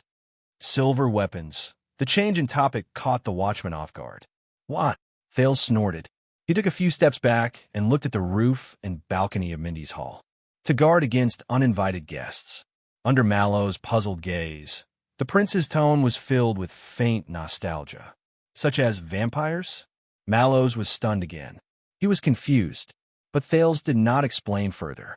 He only sighed again, raised his head, and sized up the pillar in a daze. It looks even smaller, the teenager said subconsciously. I remember that the pillar here used to be very tall. Mallows' gaze moved, and he stared deeply at the prince. With a little perplexed, Thales walked through the porch and vaguely saw 3 large portraits on the wall under the chandelier, facing the door. And the 3 people in the portrait. One had his back to the setting sun. He held a spear and rode a horse. He was as heroic as ever. One stood deep in the forest. He held a sword and a shield in his hand. He was as determined as ever. One sat quietly in the room. He held a staff and flipped through a book. He was as benevolent as ever. As he stared at the 3 people in the portrait, Thales' gaze became a little unfocused. He subconsciously raised his right hand and pressed it against his chest. A certain part of his skin seemed to still be aching. You are also revisiting an old place. Mallows followed behind him, and his tone was indifferent. When we saw Renaissance Palace, you did not have this expression. Renaissance Palace. Thales snorted. The first time I entered Renaissance Palace, I was seriously injured by an assassin. I was unconscious, and I was carried in. Mallows narrowed his eyes. The prince's expression was slightly mocking. Revisiting an old place? What kind of expression did you expect me to have? But Mallows' answer exceeded his expectations. Smile. Thales frowned. What? Mallows took a step forward and stood with him in front of the cedarwood door. He stared at the portraits of the three kings on the wall in the hall. You need to smile. Then they will not have to suspect that your father does not like you. Mallows narrowed his eyes slightly. Or the other way around. Thales was stunned for a moment before he was stunned. Them? Mallows remained indifferent. He nodded and did not even look at the Duke. The royal guards are all elites. They have a keen sense of smell. Thales instinctively turned around. Around him, the royal guards were still busy with their own tasks. They were either commanding the logistics, handing over tasks to the servants, or assigning tasks. Nothing strange could be seen. Thales was silent for a while before he suddenly chuckled. Did you know? I have a friend who also advised me to smile. Mallows looked at the prince. The latter took a deep breath and looked at the sky in the distance. He sounded sentimental. Because life is heavy enough as it is. You have to smile to make it lighter. The teenager was a little dazed, as if he was looking at the yellow sand again. Then does it? Mallows stared at Thales, who was feeling sentimental for some reason, and suddenly said, After you finish laughing? Thales snapped out of his daze and shook his head. I don't know. The teenager's smile was a little strained. I hope so. The prince turned around and was about to walk into the porch. This place, this manor, Mallows spoke again, causing Thales to slow down. Do you know why it is named this way? This place? Why is it named this way? Thales stopped walking and glanced at his surroundings. The prince gestured at the portrait on the rightmost side of the wall opposite him. In the portrait, a middle-aged man with graying hair was smiling at him in a friendly manner. But Mallows shook his head. No. The watchman crossed his arms. There was a hint of respect in his eyes as he stared at the hall. Although Mendes III had indeed lived here more than 100 years ago, and most people thought that it was him, but no, Mendes Hall was not named after the virtuous king. Not the virtuous king's name? This piqued the teenager's interest. Very good. Thales turned his head around with great interest. Please enlighten me, my personal guard captain. Mallows did not care about the faint strangeness in Thales' tone. He turned around and looked in the direction of Renaissance Palace. His gaze was profound. Year 333 of the calendar of eradication. The 22nd Supreme King was crowned. His name appeared for the first time in the genealogy of Constellation's kings. Thales raised his eyebrows. What number? 22. This king was young, but he was weak and sickly. He had to move out of the palace and look for a place to recuperate. He entrusted the affairs of the country to his uncle and the Imperial Conference. Mallows' words were very calm, just like his indifferent expression. The story he told was not necessarily delightful. In just 1 year, the young king unfortunately died of illness. He did not even leave behind an heir. The watchman stepped on the floor tiles under his feet. From then on, the manor in the suburbs where he died was named after him to commemorate him. Mallows looked at the prince indifferently, entrusted affairs of the country to his uncle, left the palace to recuperate. Nephew died young, left his name to commemorate. The story was very short. It did not even have a plot, and it was not very auspicious. The charm behind it was even a little indescribable. But Thales still showed an expression that said, I see. So, the manor in the suburbs. Thales pointed at his surroundings and tried hard to continue the conversation. You call Twilight District suburbs? Mallows frowned slightly. He was obviously not satisfied with the prince's attitude of focusing on the main point. It used to be, I call this city expansion. Thales raised his eyebrows. Oh, however, 3.5 centuries have passed. When we stand here and mention the original master of Mendes Hall, the watchman snorted softly and looked at Thales with a rather meaningful gaze. Even the direct descendants of Jadestar have long since forgotten about the Fog King. Thales was a little awkward. But he quickly noticed the title Mallows mentioned. Fog King? Mallows nodded. He extended his hand and knocked on the expensive cedarwood door. His tone was deep. Regardless of whether he was alive or after, Mendes I, who died young, was known as the Fog King. When he was alive, his rule was like fog. It seemed tangible, but in reality, it was intangible. After his death, his story was like fog. It came and went in a hurry and disappeared quietly. Suddenly, Mallow's gaze became sharp. No one remembers. No one cares. Thales subconsciously shuddered. So, take care of yourself, especially when the entire royal guards are around. Mallow's gaze was focused on Thales again. It made the latter, who was originally a little depressed and lonely, quiver. No matter what you went through, the watchman's tone became cold. You must know that among the many inconspicuous and forgotten masters of Mindy's Hall, you are not the only one who is sick and miserable. Sick and miserable. Thales subconsciously gulped and rubbed his face. But just like the Fog King, the watchman snorted coldly. No one will remember. Mallows looked in the direction of Renaissance Palace. His gaze was unfocused, and no one will care. There was silence. It had to be said that at that moment, Thales, who had his worries and problems pointed out, felt a little awkward. After a while, the young Duke of Star Lake forced himself to laugh dryly. "Thank you for your encouragement, Lord Mallows," even though it was not very inspiring. But the watchman did not respond to his gratitude. He only cast him a faint glance. "Once the room upstairs is ready, I will inform you. Your Grace." Once Mallows finished speaking, he strode into Mindy's hall. Thales looked at his back, and while he felt awkward, he seemed to be deep in thought. "That uncle," the teenager suddenly spoke. Under the portrait of the King of Renaissance, Mallow's back froze for a moment. The Fog King's uncle who took over the kingdom's affairs. Thales' eyes burned. After Mindy's the first died of illness, did he inherit the throne? The watchman's back remained still for a few seconds. Of course. Mallows turned his head around. His expression was profound. Sumer Jadestar, who took over the kingdom's affairs, eventually inherited the throne from his nephew who died young and did not have an heir. He was the jackal Sumer III in history. Thales exhaled, and he came to a realization. But Mallows had not finished speaking. With the body of the Duke of Star Lake.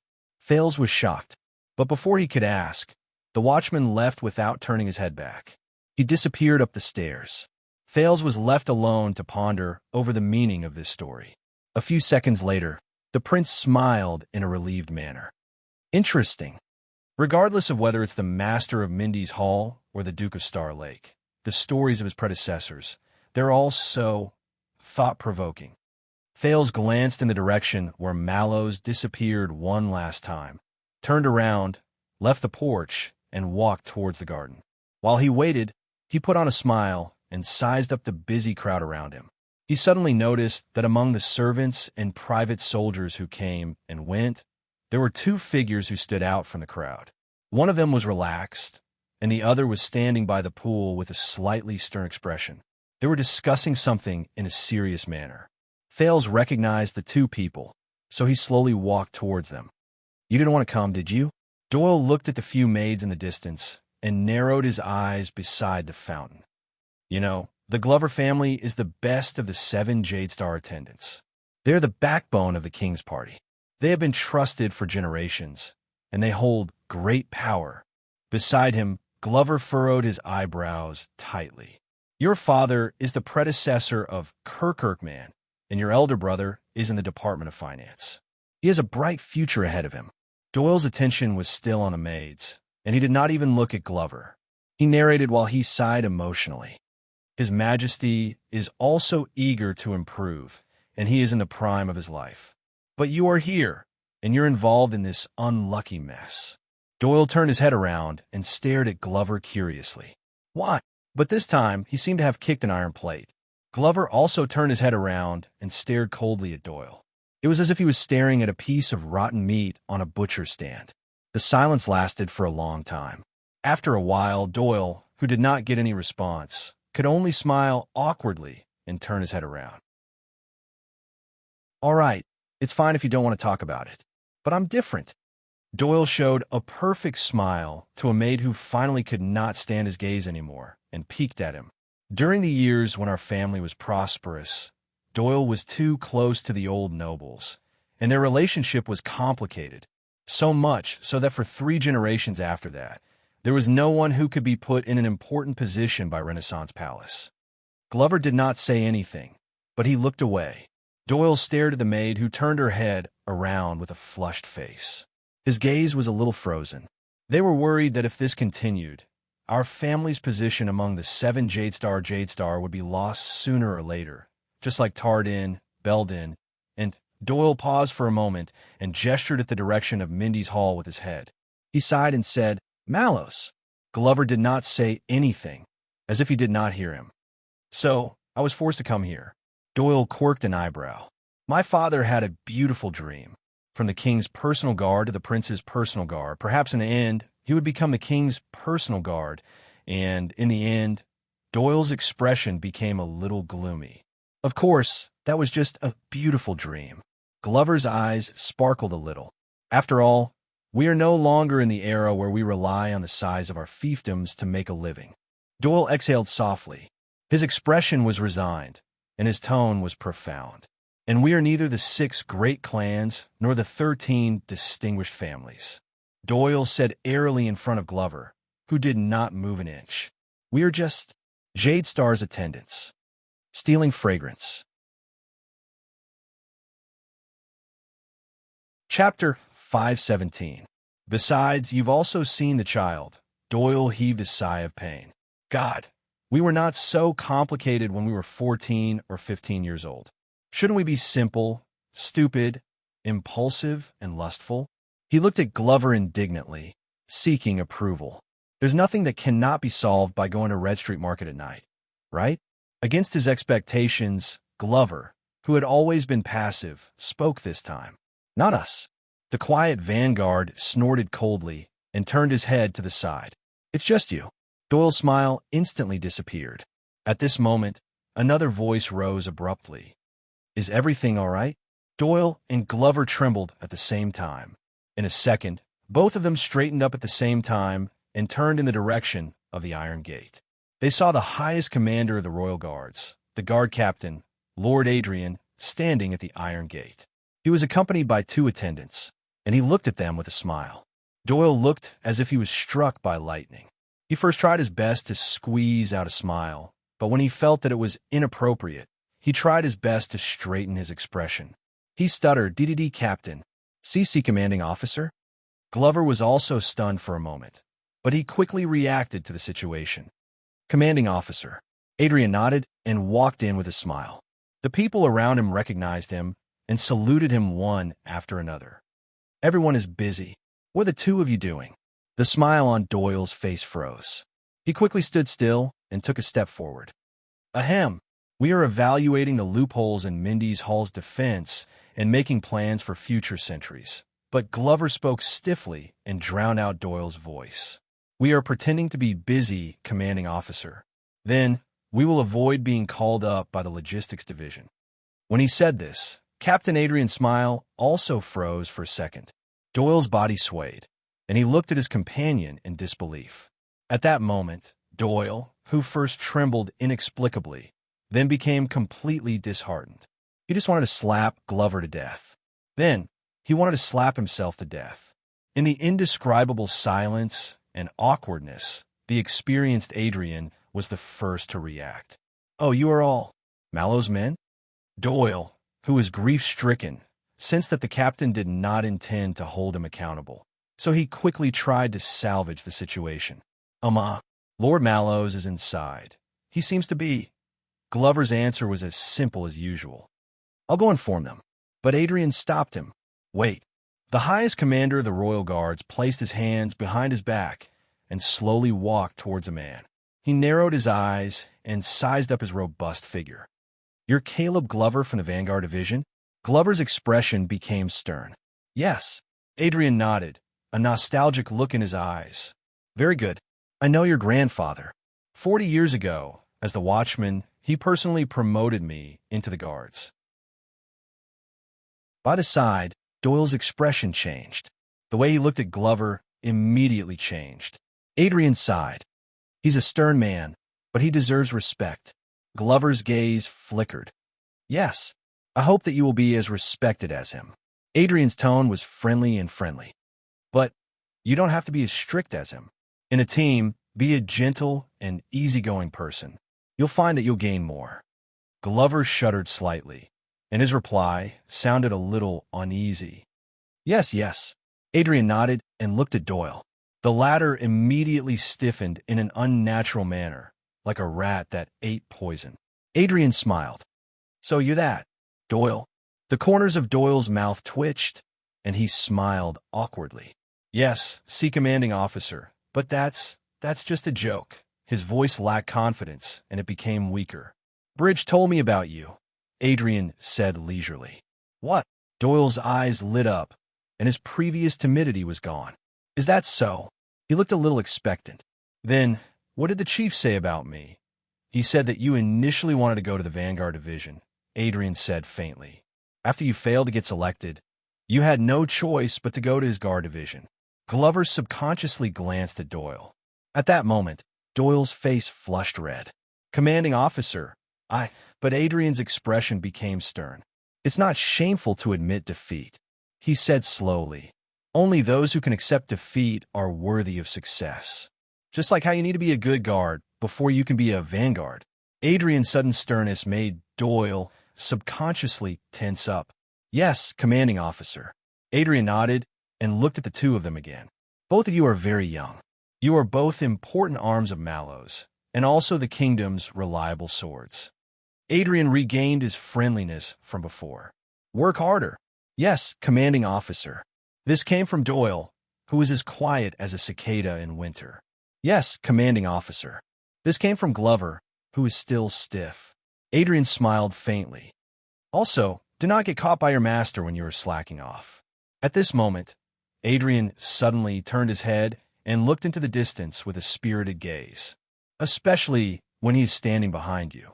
Doyle and Glover shuddered at the same time, and they turned around. Fales, who was hiding behind the tree, was also shocked when he was suddenly discovered. He had to walk out from under the tree, awkwardly under Doyle and Zombie's strange gazes. He adjusted himself and smiled politely and gently. Adrian bowed to him respectfully. Your Grace. Fales quickly nodded and returned the greeting. Lord Adrian. May I know? Adrian smiled and shook his head. Please do not be troubled. I'm only here to hand over the official writ of conferring the title of Duke to you. He turned and handed a scroll to Glover. Doyle reached out to take it, but the scroll veered strangely towards Glover just as it was about to fall into his hand. I also want to see how the lads are preparing. The guard captain, who was more than 50 years old, smiled and looked at Doyle and Glover. The former immediately smiled awkwardly, and the latter stood even more stiffly. After all, this is the first time in many years that we have mobilized people from the Royal Guards to form a special unit. Fales looked at the writ in Glover's hands. He did not have the time to delve into the meaning behind the man's words. Thank you for your concern. The guard commander's smile remained. I hope that Tormund did not bring you any trouble. Fales was stunned. Tormund? His first reaction was the portrait of the King of Renaissance in Mindy's Hall. But Adrian only sighed. I heard from Count Casso about the conflict between you and him on the road. I would like to apologize to you for his actions. Fales then realized that the person he was talking about was, but please believe me, Lord Mallows did not mean to be disrespectful, and neither did he want to be stubborn, Adrian said seriously. He is just too casual. Fales blinked. Casual? He took a deep breath and recalled how Mallows told him that no one would care about him just now. So he asked in confusion. That's right. He asked in puzzlement. My personal guard captain? Casual? Even Doyle and Glover, who did not dare to breathe loudly, could not help but look over curiously. Adrian chuckled. Please do not misunderstand, Your Highness. When I said casual, it did not mean that he was lazy or negligent. There is no doubt about Lord Mallows' ability. Adrian looked at Mindy's Hall on the other side of the fountain and said with a myriad of emotions, however, he hates complexity and trouble. When faced with a problem, he would rather choose a solution that is within his reach. This can also be considered a kind of arrogance. Hates complexity and trouble arrogance. When he heard this comment, Fales understood a little. Adrian said in resignation, for example, the simplest way to protect the prince is to not let the prince go out. but he does not know that sometimes this will bring more trouble. Thales nodded and responded with a smile. Adrian sighed with emotion. So he often needs someone to push him, goad him into doing better. Doyle and Glover looked at each other. Is that so? Thales nodded politely. I will pay attention. By the way, Lord Mallows is... But Adrian raised his hand. Oh no, I will not see him. The guard captain looked at Thales with a smile. It is enough to see you. 6 years ago, when you became a prince, I was caught up in family matters and could not be there. I missed your important moment. Adrian's gaze suddenly became serious. But fortunately, I did not miss the time when you became a duke. Thales was stunned when he sensed the meaning in Adrian's gaze. Your Highness. Adrian stared at him and said earnestly, don't worry. An excellent warrior can and must go through many trials and tribulations. A qualified noble can and must shoulder a heavy burden. The guard captain said faintly, it is the same for the king. In the next second, he added another sentence with a profound meaning. It is even more so for the king. Thales was stunned.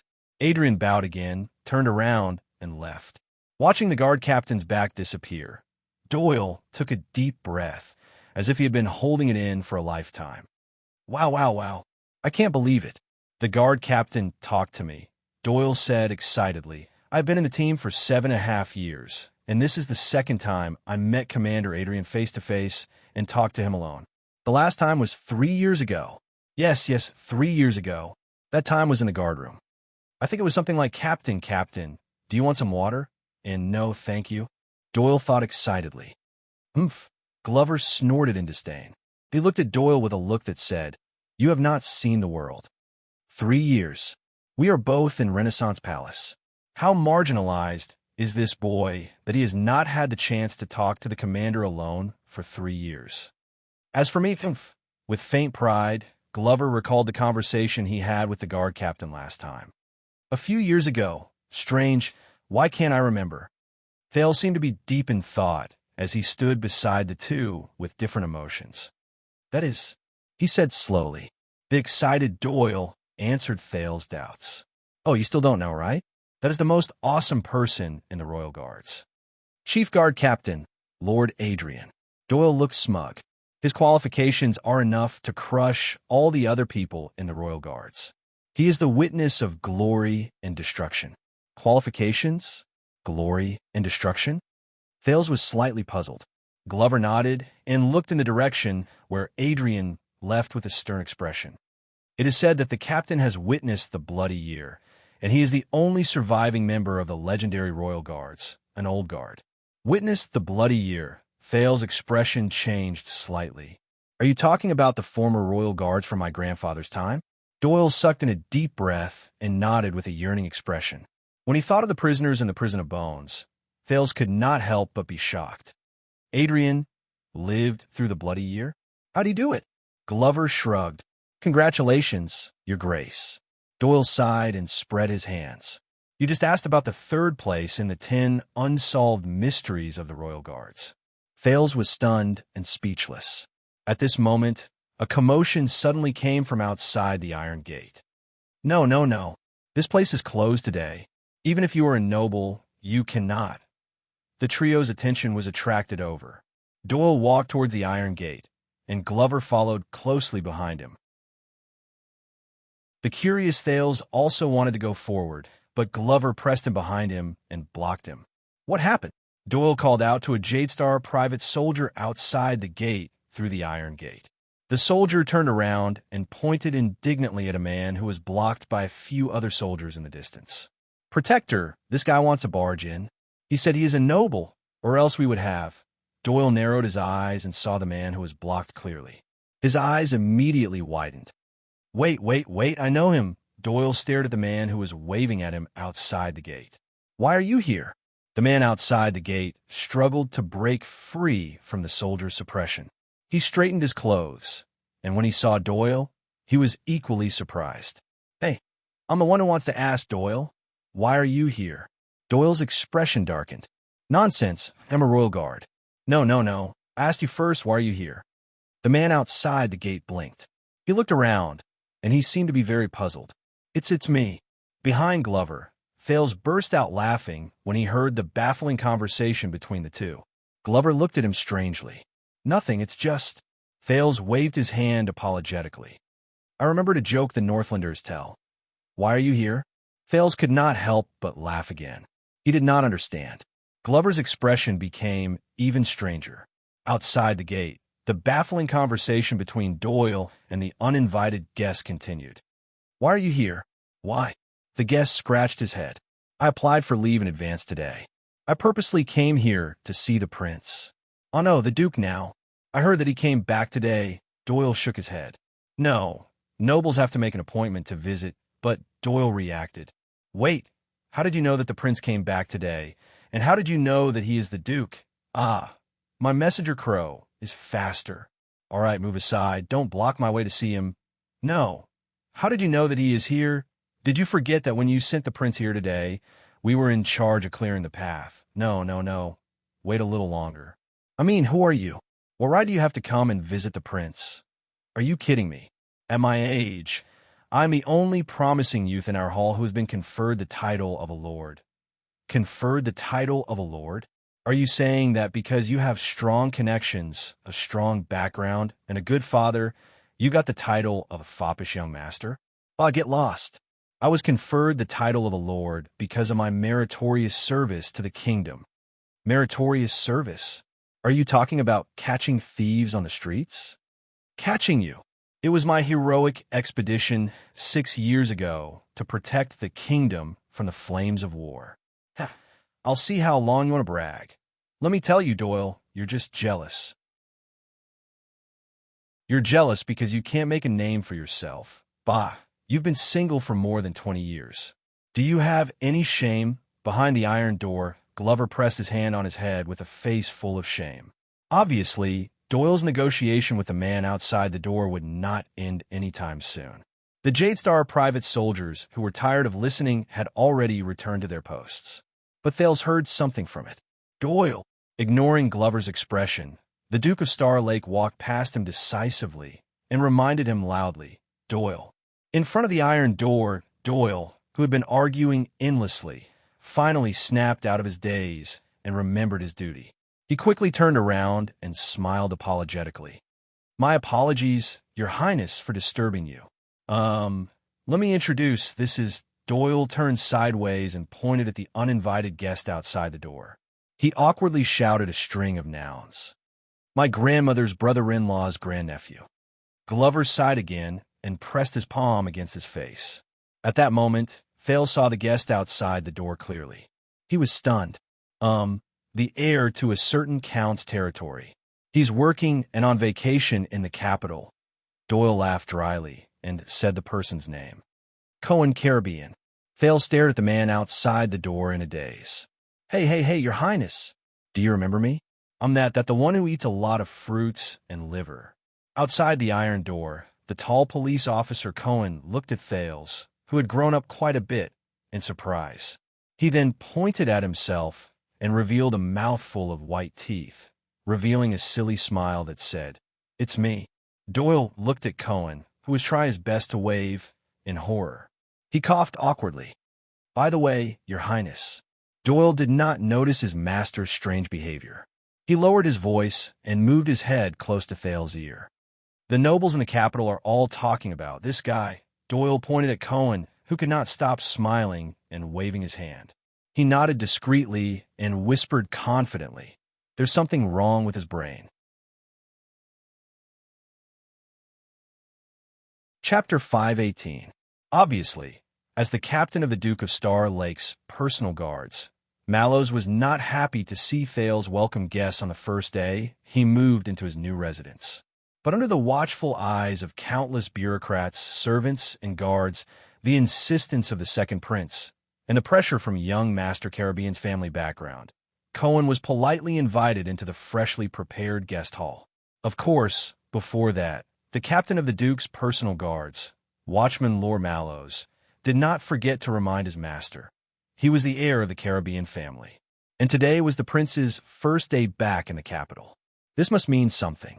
Hearing this reminder, Thales could only smile numbly. Then, as always, he tensed up to face the person in the guest hall. I knew it. I told him that the prince's memory is not bad, and he would definitely remember me. He would definitely not forget to fight side by side with me. As expected, I've been writing to you for the past few years, Your Highness, but I don't know why, but you never replied to me. Until one time, I met Casso, who had just returned to his hometown.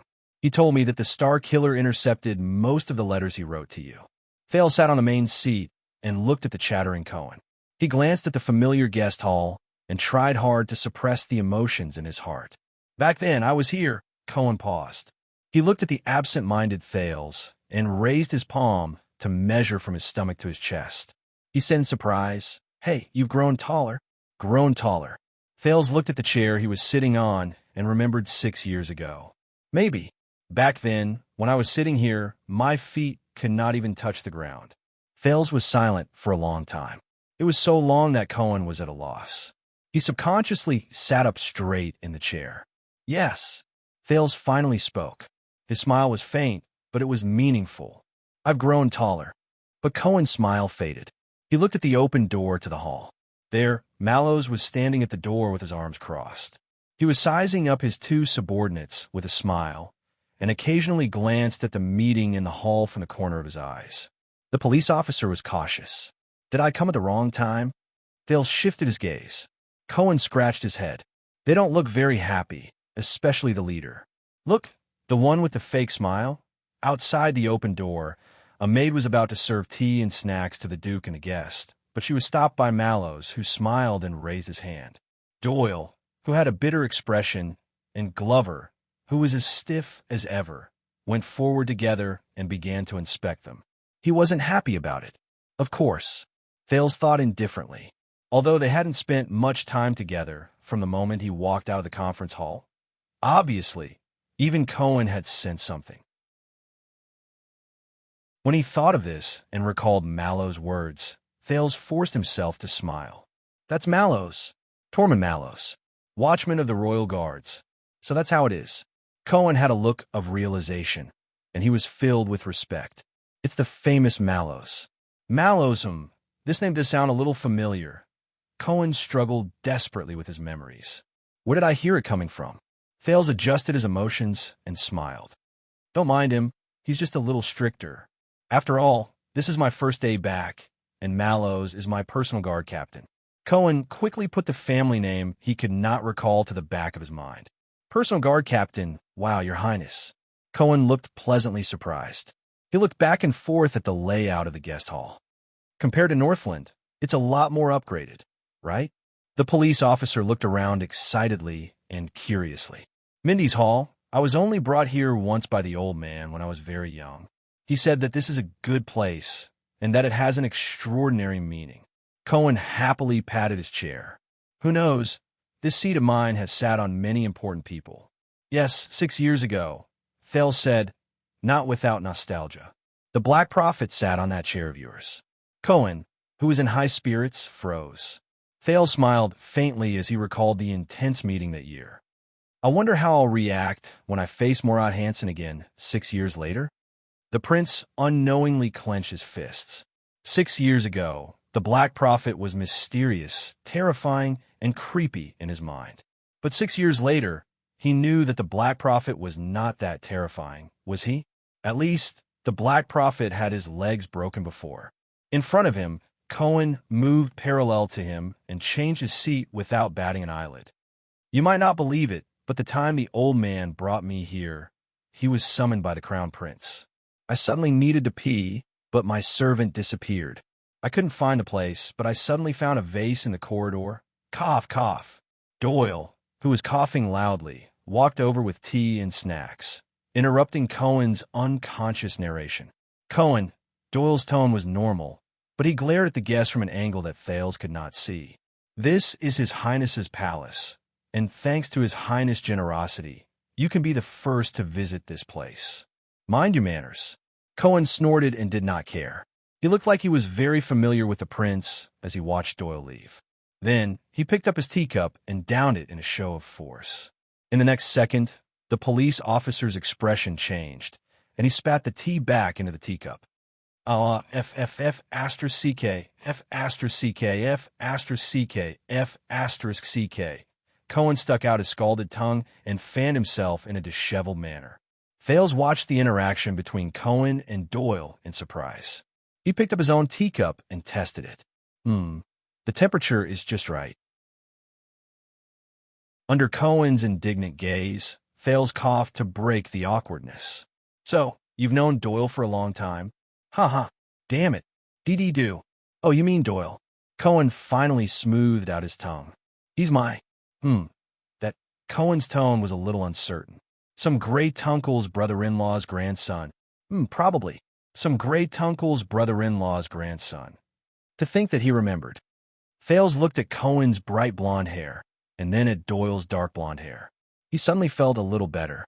At the very least, the oppressive feeling from Renaissance Palace was no longer like a dark cloud pressing down on him, making it hard for him to breathe. Cohen's expression changed. He moved closer to Thales and whispered to Doyle's back. But you better not play with him too much, Your Highness. That guy is a playboy. All right.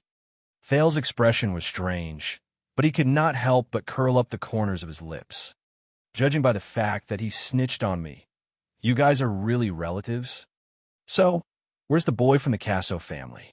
The one with the single-edged sword? Cohen did not pay attention to this small interlude. He straightened his back and searched for the figure that he remembered. And that smoking uncle who is very good at scheming? Cohen scratched his chin and recalled. Including the mute who fanned himself. Cohen paused for a moment and asked suspiciously, Wait, the mute isn't here, right? Why a Casso? Portray Neiman. Madeira Ralph. Thales was slightly absent-minded. They're still in Northland dealing with the matters I left behind, but they'll be back soon. The prince quickly snapped out of his daze and answered flawlessly. Cohen breathed a sigh of relief and touched his throat warily. It's better if I don't run into that mute. Looking at Cohen's expression, and then at the unfamiliar yet familiar environment, Thales realized that he missed his old acquaintances even more. It's hard to imagine, Your Highness. In just a few seconds, Cohen regained his energy and was full of excitement. 6 years ago, we were still in Northland, fighting and killing together. The police officer's enthusiasm towards the prince made it difficult for the latter to resist. But look at this place again, Your Highness. You're a duke now, the Duke of Star Lake. Cohen took a deep breath and his face lit up. He seemed to have thought of something exhilarating and exhilarating. Even my old man has to bow to you. But you didn't bow.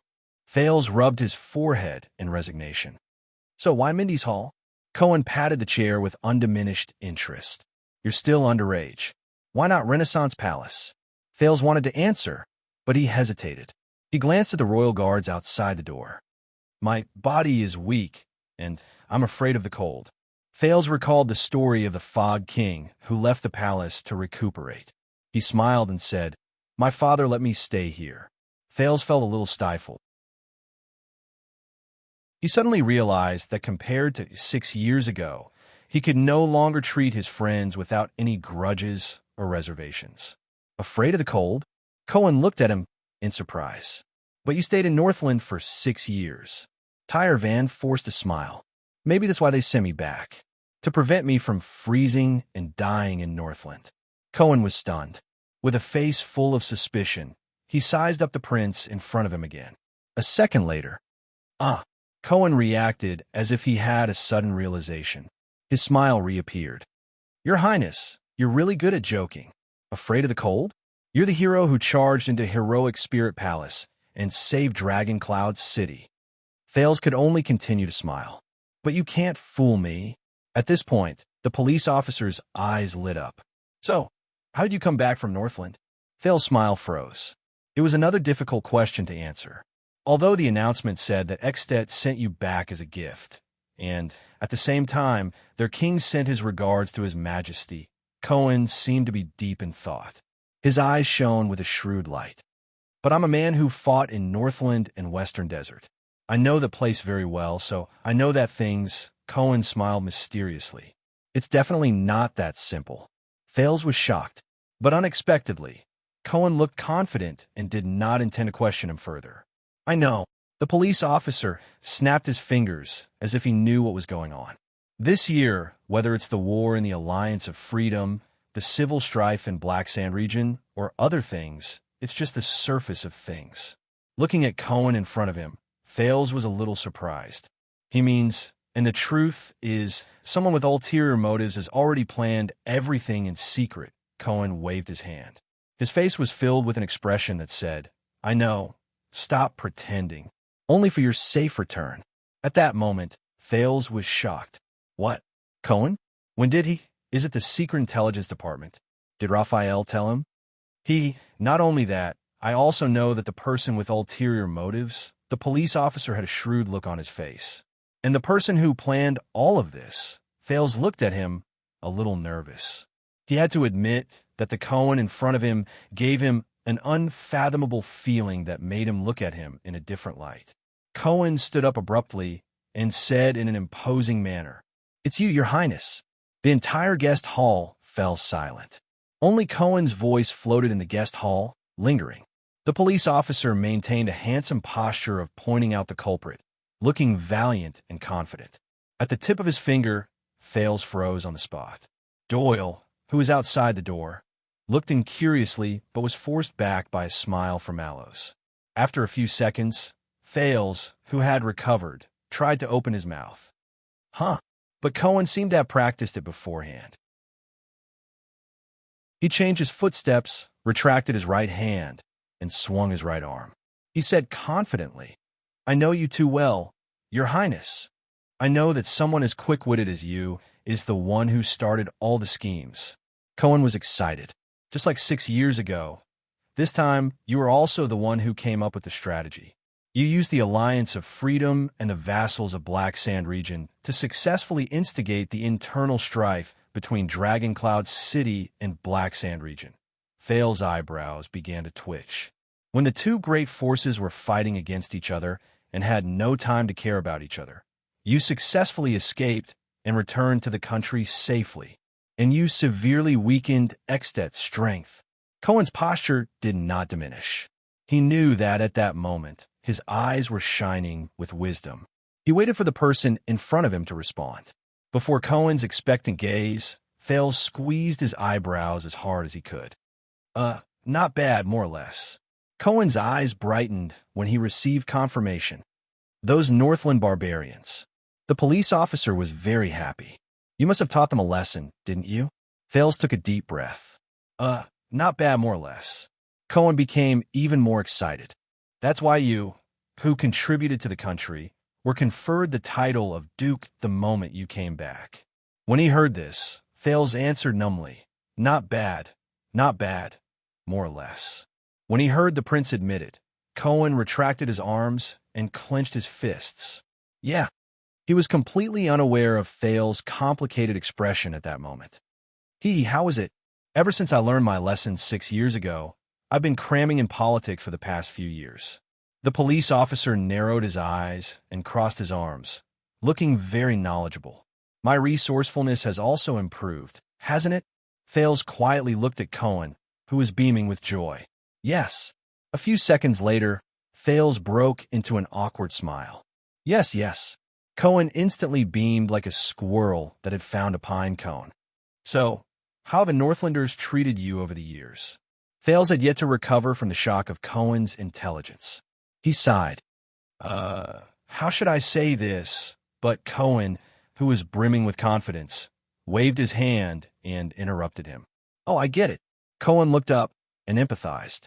When I was in the Tower of Eradication, my teacher was a Northlander. Strictly speaking, Miranda is also a Northlander. Oh my. Cohen seemed to have remembered something and shuddered. The police officer was halfway through his disgusted expression when he suddenly turned around and narrowed his eyes at Fales. You get it? Fales stared at him blankly. Facing Cohen's expectant and longing gaze, the prince could only try his best to smile. Yes, I get it. See? Cohen slapped his thigh excitedly. I knew you would get it. Fales tried hard to suppress the twitching of his lips. Cohen sighed. Unfortunately, no one else gets it. But he immediately perked up. He looked at the confused prince eagerly, as if he was looking at his own younger brother. But it's okay, it's enough that we get it. Thales could only follow Cohen's lead.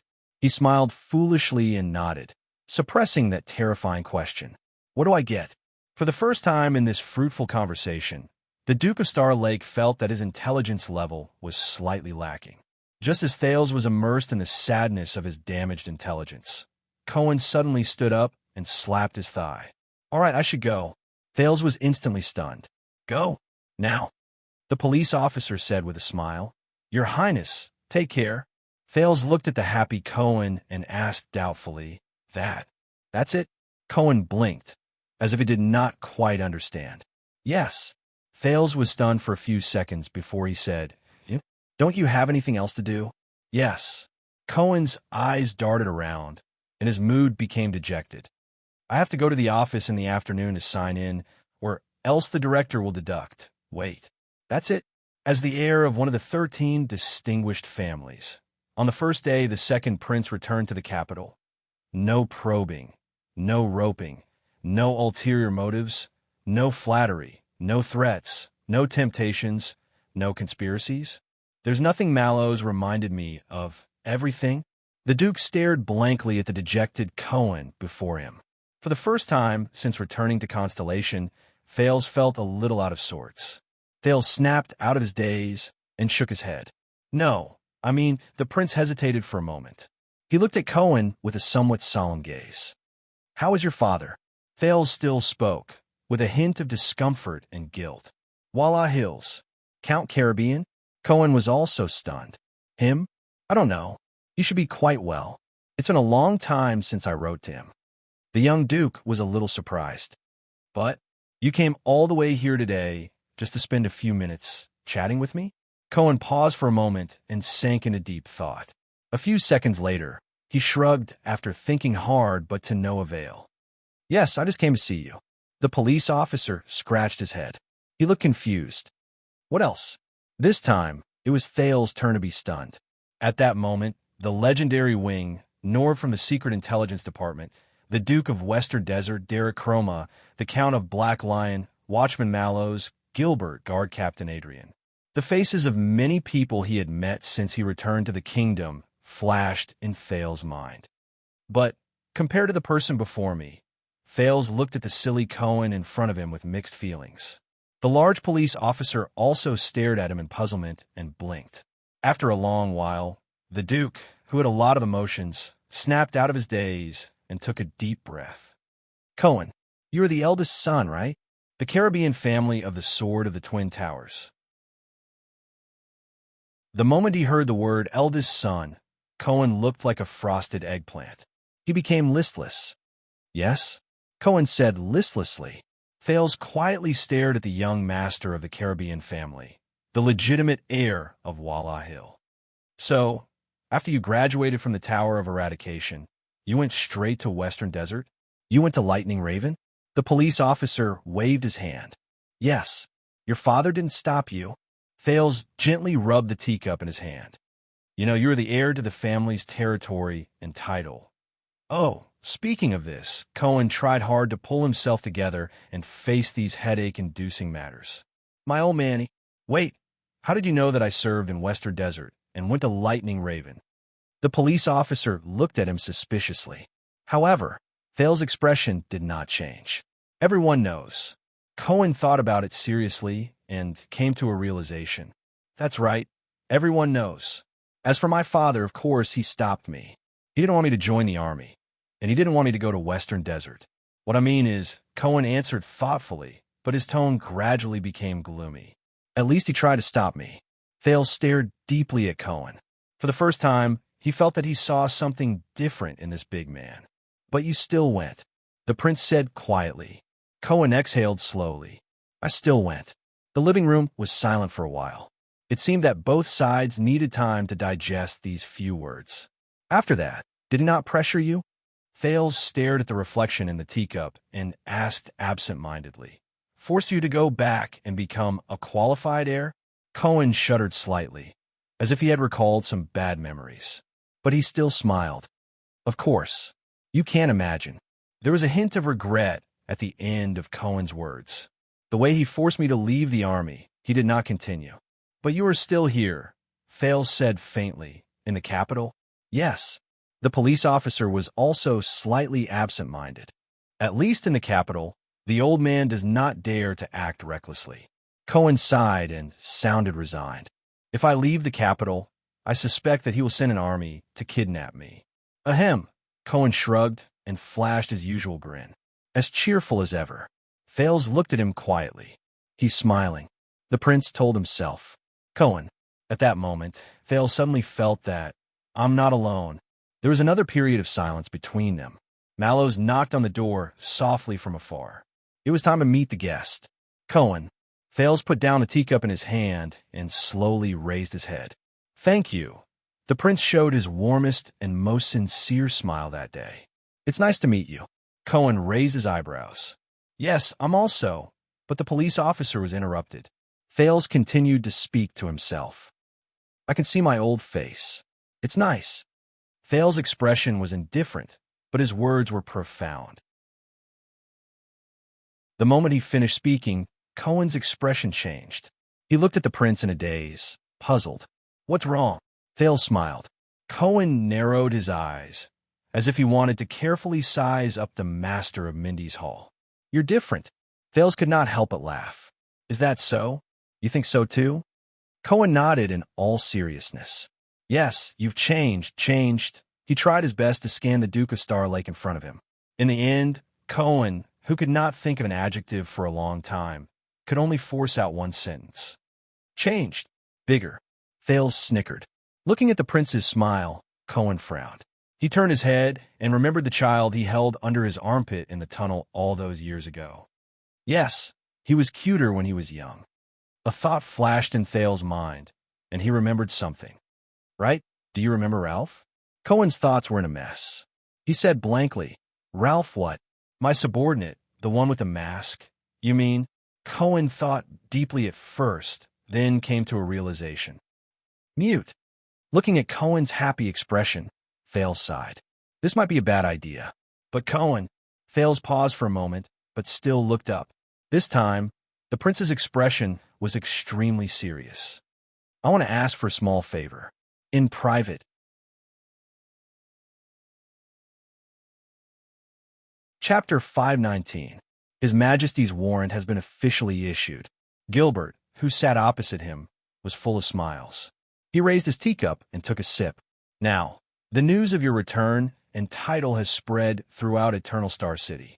In a few days, the entire Central Territory and even the entire country will know about it. While in the living room, Thales smiled helplessly as the host and not a guest. With the laziness of waking up in the morning, the teenager stood up and slowly walked to the window.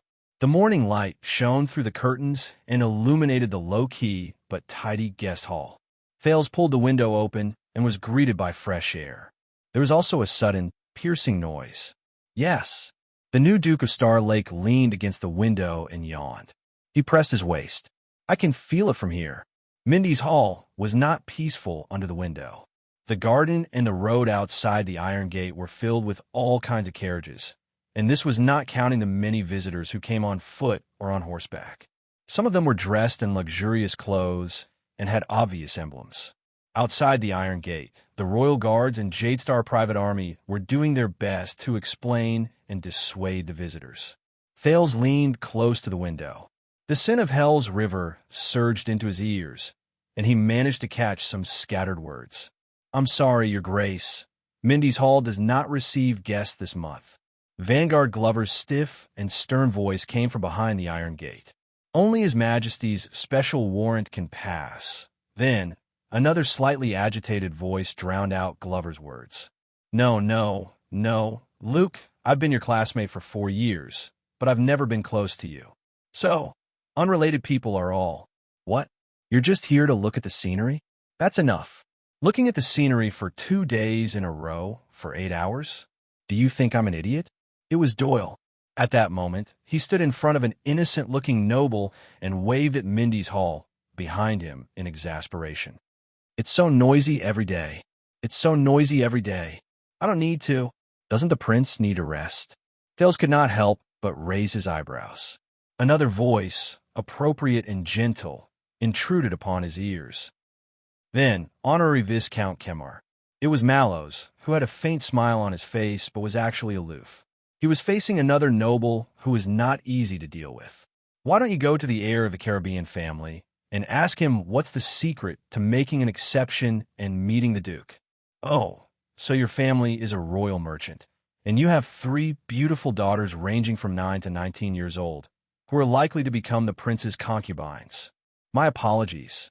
Perhaps, as the future royal relative, you will definitely be able to obtain His Majesty's grace. If you come to visit at that time, I will definitely line up to welcome you. Yes, the Mallows family is very grateful for your care.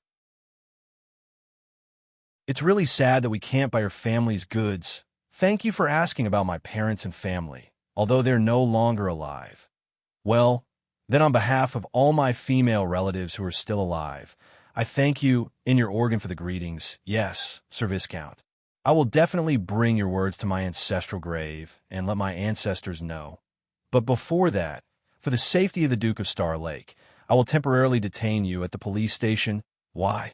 Because I suspect that you have hidden a weapon and that you intend to harm the Duke. Where's the weapon? Look, the jewel on your ring is too bright.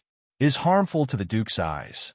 Then I suggest that you directly complain to His Majesty or Lord Adrian about my service attitude. How long will you be detained for? Don't worry. There are only 2.5 months left until the Duke's welcome banquet.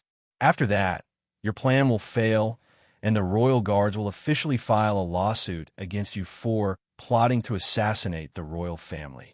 When he heard this, Thales sighed and pulled down the window. He no longer listened to the pot-bellied Viscount Kyle's panicked self-defense. He also no longer cared about how he fled back to his carriage with a terrified expression on his face. This was the 3rd day since he returned to the capital and entered Mindy's Hall. From the 2nd day onwards, Mindy's Hall was crowded with visitors. There was an endless stream of visitors. It was so noisy that the Star Lake guards could not rest. A few days ago, you should not have met the heir of Caribbean, even if he is your old friend. Gilbert put down his teacup and sighed. Now, many of the nobles, officials, and influential people in the capital are following suit. They want to use their connections to get in. Yes, I understand now. Thales sat back in his seat and said absent-mindedly, "This is the price." He underestimated the influence and impact of his return to the kingdom. The prince did not just attract visitors. Obviously, the Duke of Star Lake's residence had not only awakened the usually quiet Mindy's Hall. In the past 3 days, the mansion standard had been upgraded, and it affected the entire Eternal Star City. The City Hall issued 6 emergency orders to repair the greenery, change the lights, clean all the streets in Twilight District that the prince could see, and decorate them magnificently. Not a single refugee was allowed to enter, and not a single beggar could be seen. The city's appearance was greatly improved, and to a certain extent, it was even better than Eastern City District, where the nobles gathered. The police station rearranged their patrol schedule and manpower arrangements. The 3 police stations in Twilight District and the 2 adjacent districts, who were originally at odds with each other, became united, friendly, and worked together sincerely. Countless police officers fought to be the first to work conscientiously. Batches of public security teams went back and forth, patrolling day and night, turning this awkward and almost forgotten area into a paradise on Earth where no one would pick up anything that was left on the road, and the doors would not be closed at night. The chief garrison officer of Eternal Star City hastily increased the number of city defense teams on the city wall of Twilight District, even though Twilight District was thousands of miles away from the city wall, to ensure that no thieves or rascals can get past U.S. and threaten the prince. He also specially requested for a warrant to mobilize the regular army from outside the city and set up a special route to clear the path for Mindy's Hall supply and logistics transportation. According to a certain soldier, even the prince's poop that is transported out is not allowed to be tainted by others. Thales pressed his forehead listlessly. Gilbert smiled in resignation. I can already imagine when I return home. I have probably never been so popular in my life. As His Majesty's most trusted vassal, you have always been popular. Thales exhaled. And believe me, compared to the constellations, the extensions will welcome you more. Gilbert nodded in realization. Over the past few days, other than the large group of speculators who had stretched their necks and were waiting outside the wall, eager to try their luck to meet the prince, life in Mindy's hall was rather peaceful. He slept until he woke up, had breakfast, move around freely, had lunch, slept until he woke up, move around freely, had dinner, move around freely, and slept until he woke up. Oh, right. Basically, I can't go outside when I move around freely, because I have to avoid the paparazzi. Ahem. I mean, avoid the fanatical speculators who wish to meet the prince, but are unable to. Even though the pace of life was similar to when he was in Dragon Cloud City, but there was no scheming and plotting against each other, no uneasiness because the enemy was in the dark while he was in the light, no constant high-pressure feeling like an arrow was knocked on a bowstring, no nervousness and excitement from surviving in a desperate situation, and no crazy journey of fleeing for thousands of miles. No one bothered, no one interfered, and no one questioned him. He was really a little not used to it. Thales picked up the teacup and moistened his throat in satisfaction. Compared to 6 years ago when he lived here as a guest and had to go through Gilbert for everything, there were still benefits to him becoming the owner of this place 6 years later. At least he could directly give orders to the people around him, such as, "Get me a harder mattress," and his words would be obeyed, at least on the surface. These days, they are indeed. Thales slowly leaned back and let out a heartfelt sigh that was unique to a worm. It's so depressing. He had almost forgotten about the person in Renaissance Palace. That person. So, Gilbert, what are our plans for today? Thales pointed at the table gloomily. Why did you bring a pile of paper? Gilbert, who was looking at the Duke lovingly, turned his head around as if he had suddenly remembered something. He moved the stack of paper on the table to his knees and took out a pair of spectacles at the same time. Please forgive me. I am old, and my eyes are not as good as before, the Foreign Affairs Minister, who was past his middle age, said in embarrassment. His spectacles were very special. They were a pair of handheld folding glasses. There was no frame, but a handle was specially made on the right side of the frame. By the way, the gift you requested for the Archduchess was ordered from the same handmade spectacles workshop. As Gilbert spoke, he lifted the spectacles to cover his eyes and began to flip through the papers on his knees. I do not know what you are thinking, but they are, after all, custom-made spectacles for scholars and old men like me. The color design is not fancy, nor is it trendy. I reckon that it will not please young ladies.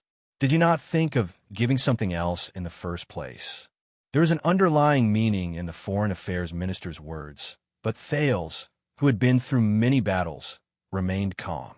He pretended that he did not hear anything. Then, first of all, Gilbert did not know whether it was because he saw that the prince had no reaction, or because he had finally found the target on the paper, but he still sighed softly and said, "Your welcome banquet is initially set to be held 2 months later. The new Duke of Star Lake will be officially introduced to the entire kingdom, or at least all of Eternal Star City." The Foreign Affairs Minister still had his head lowered, but he glanced at Thales from the top of his spectacles. Introduced to the entire kingdom. Thales felt a chill in his heart. He took a deep breath and sat up straight in his chair. The laziness and comfort he had felt over the past few days were instantly swept away. It's about time. He sighed and told himself, "Wake up, Thales. Other than the noble master of shit shoveling, how can there be a happy worm in the world?" Thales pulled himself together. "And what about the past 2 months?" Gilbert lifted his eyes from the paper. "It is time for you to rest, adapt, and adjust." "That long?" Gilbert shook his head and denied it. "No, it is not long at all. In fact, it is a little too short. After all, you have stayed in Northland for 6 years. The Foreign Affairs Minister sized Thales up. He looked at Thales' habitual posture, which made him seem undisciplined, but in reality, he was sitting with his elbows propped up, and he could roll to the ground at any moment. His gaze was sharp and direct, and he did not avoid Thales' gaze at all. He also wore casual clothes that were convenient for him to move around, but were not very dignified. He frowned in a barely noticeable manner. From the way of speech, mannerisms, habits, etiquette, and knowledge, there are too many things we need to correct. This time, it was Thales' turn to frown. Correct? Speech, mannerisms, habits? Gilbert noticed that he had made a slip of the tongue. I am sorry, I did not mean to be disrespectful, but what I meant was that there are too many things we need to prepare. The Foreign Affairs Minister glanced at Thales. His tone was respectful and cautious. Forgive me for being straightforward. Even though you made a stunning appearance during the national conference, that was 6 years ago. During these 6 years, aside from bits and pieces of news, no one understands you. Now, they only know that Prince Thales has just returned from the boorish, barbaric, dangerous, and bitter Northland. He grew up under the influence and education of those unreasonable boorish Northlanders. Gilbert performed a standard salute and said sincerely, and what we need to show them is Thales leaned against the back of his chair and pressed his head in resignation. I understand now. You could have told me directly. The young Duke of Star Lake sighed deeply. Everyone from the top to the bottom of the kingdom is suspecting whether the second prince's thoughts have been distorted by the barbaric and perverted Northland barbarians. His personality has been corrupted, his brain has been beaten silly, and his sexual orientation has been changed. After all, in their eyes, all extensions are illiterate. So, they might even suspect whether the heir who returned to the kingdom is only a prince of Constellation on the outside, but a boorish illiterate from Northland on the inside. After he finished speaking, Thales exhaled in annoyance. Trapped me for 6 years. 6 years. Are you satisfied? All right, Chapman. You want a chess piece, I guess. Thales thought in a bored manner. I did not say that. Gilbert smiled cheerfully, but his expression immediately became stern. But sexual orientation. You're joking, right? Thales could not be bothered to end this small tease. He continued, and what all of you need to do is to make me more local, more dignified, more acceptable, and more Constellation before I show my face. Not entirely, Your Highness. On the surface, Gilbert let go of the joke that did not make Thales feel at ease. He smiled again and said, in fact, your trip to Northland is one of the most eye-catching things you have done. It is like the legendary journey of a mercenary, unfamiliar and mysterious, and it attracts awe and amazement from those who do not know about it. Those who do not know about it. Thales mocked himself in his heart. But when Gilbert mentioned mercenaries, he suddenly thought of Quick Rope and then the mysterious and terrifying Ricky. So, we might as well keep some of the marks that Dragon Cloud City left for you. Thales snapped out his days. Marks? Gilbert smiled and nodded. Let the others know the advantage of being on both sides of the border, Duke Thales. You are the only one in this era who has received the inheritance of the Empire and Constellation, and has also been honed by the Northern Wind and the Great Dragon. You can debate with the officials in Renaissance Palace, and you can also survive in a desperate situation in Heroic Spirit Palace, God's favored one. The air was quiet for a second. Thales lowered his head and subconsciously rubbed his face in front of the Foreign Affairs Minister, whose eyes shone brightly. Damn it, as expected of someone in the field of diplomacy. Compared to packaging the country bumpkin Thales, these words were rather pretty. The cunning fox of Constellation's power has not diminished, Thales thought with a sigh. Just a few appropriate and harmless words were enough to dispel the unhappiness in his heart. In this regard, he was as different as the clouds and mud from Portray, that gloomy little old man who spoiled his mood. Perhaps this was the reason why one of the two people who worked together in the Foreign Affairs Department could rise to become the king's trusted aide and become famous in the Western Peninsula. The other person was constantly on the move and worked hard every day. No matter how many merits he had, no one knew about it. Thales thought to himself quietly, all right, if I am really illiterate, Gilbert. A few seconds later, Thales adjusted his emotions and replied with a smile as well. Then, isn't it a little too late for you to start eliminating illiteracy at the age of 14? Others may not understand, Your Highness, but I am your full-time teacher. When he talked about the past, Gilbert could not help but feel sentimental. I have only gone through 6 years of breaks between classes. He winked at Thales. So, do you still remember how to compose a sonnet? Thales and Gilbert chuckled at the same time. But unexpectedly, as they laughed, Gilbert suddenly spoke. So, it is only 6 years of breaks. His voice became deeper. Your Highness, 6 years. Thales stopped smiling and looked at the Foreign Affairs Minister strangely. Do not be discouraged, child. Gilbert did not look at him. He only spoke slowly. You have to know, sometimes fathers make mistakes. Thales was stunned. Give him time, Your Highness, Gilbert said airily. Give him time. He choked a little. The temperature and light in the reception room seemed to have sunk at that moment. Thales was silent as he pondered deeply. Gilbert did not speak either. The two of them just sat opposite each other in silence. After a long while, finally, Thales took a deep breath and smiled. Gilbert. The prince looked at the middle-aged man who once taught him how to read, who was once in the prime of his life, but now had gray hair and looked exhausted. Thank you. Gilbert forced himself to smile and reined in his emotions. For what? Thales lowered his head. After a while, the corners of his lips curled up. For everything, there was silence. For a moment, there was only the faint noise outside the window. No, Your Highness. Everything, Gilbert sighed. It is all for you. Thales did not speak. Your Highness. Gilbert swept his gaze over the familiar Mindy's hall before him. He finally revealed a haggard but relaxed smile. Welcome home. At that moment, the prince's heart surged with a warmth that originated from 6 years ago. The gloom of the past was swept away. It was like the estrangement when he first returned to Constellation. It was just a fleeting moment. It was not worth mentioning.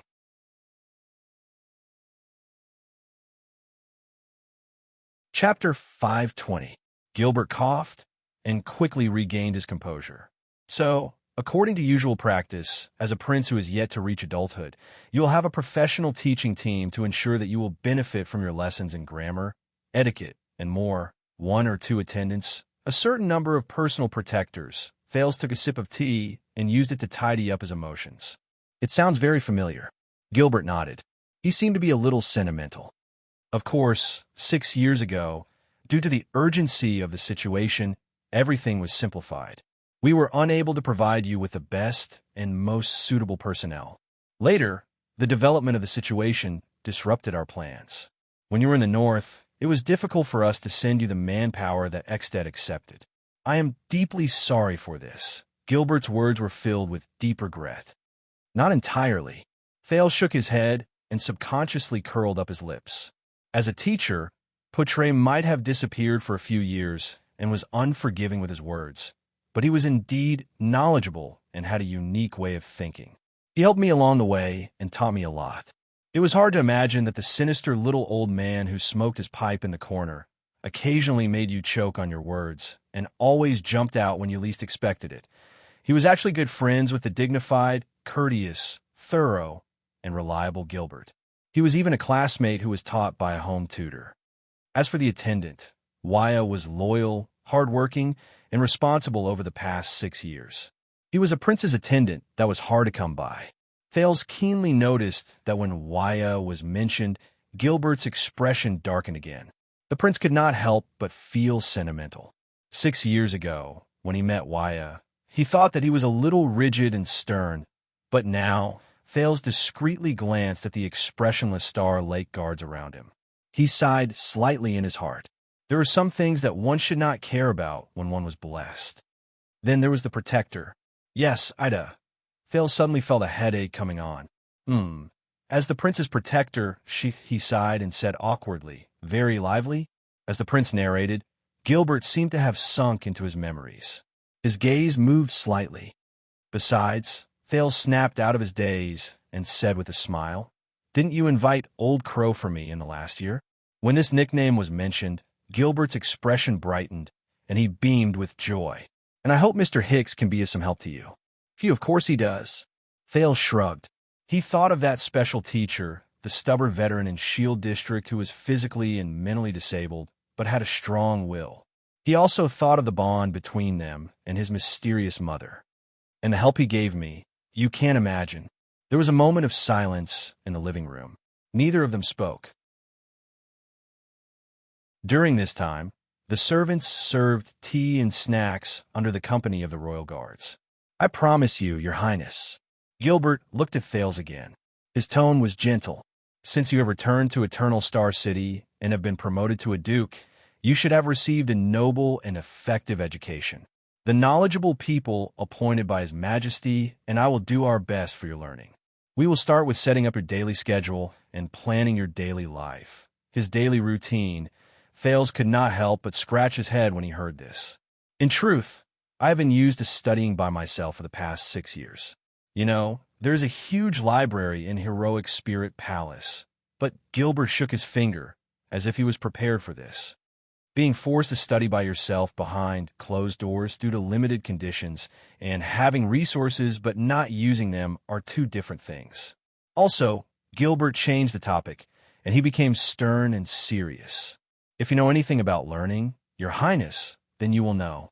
Aside from memorizing things by rote and accumulating knowledge effortlessly, nothing can be learned by oneself. Thales stared at him in a daze. Gilbert raised his fingers and tried to persuade Thales earnestly with good intentions.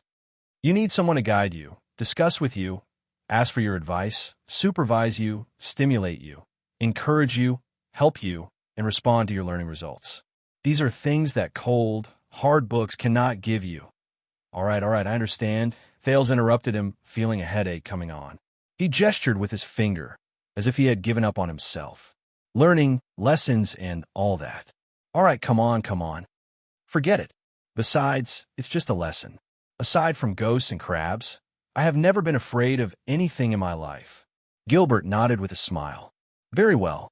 That is why I want to discuss with you today and sort out your learning schedule from now on. Constellation's cunning fox raised his glasses again. At the same time, he picked up a pen with his right hand and wrote something on a piece of paper on his knees. Thales, who could not fight for a free life as a worm, stared at him in boredom. Then, grammar, etiquette, history, military affairs. Gilbert narrowed his eyes and looked up. Among these 4, what did you learn in Extet? Thales raised his head and thought. The days in Heroic Spirit Palace and Saroma's study room. Grammar, etiquette, history, military affairs. They did not categorize things this way, but let us skip grammar and etiquette first, Thales said, feeling a headache coming on.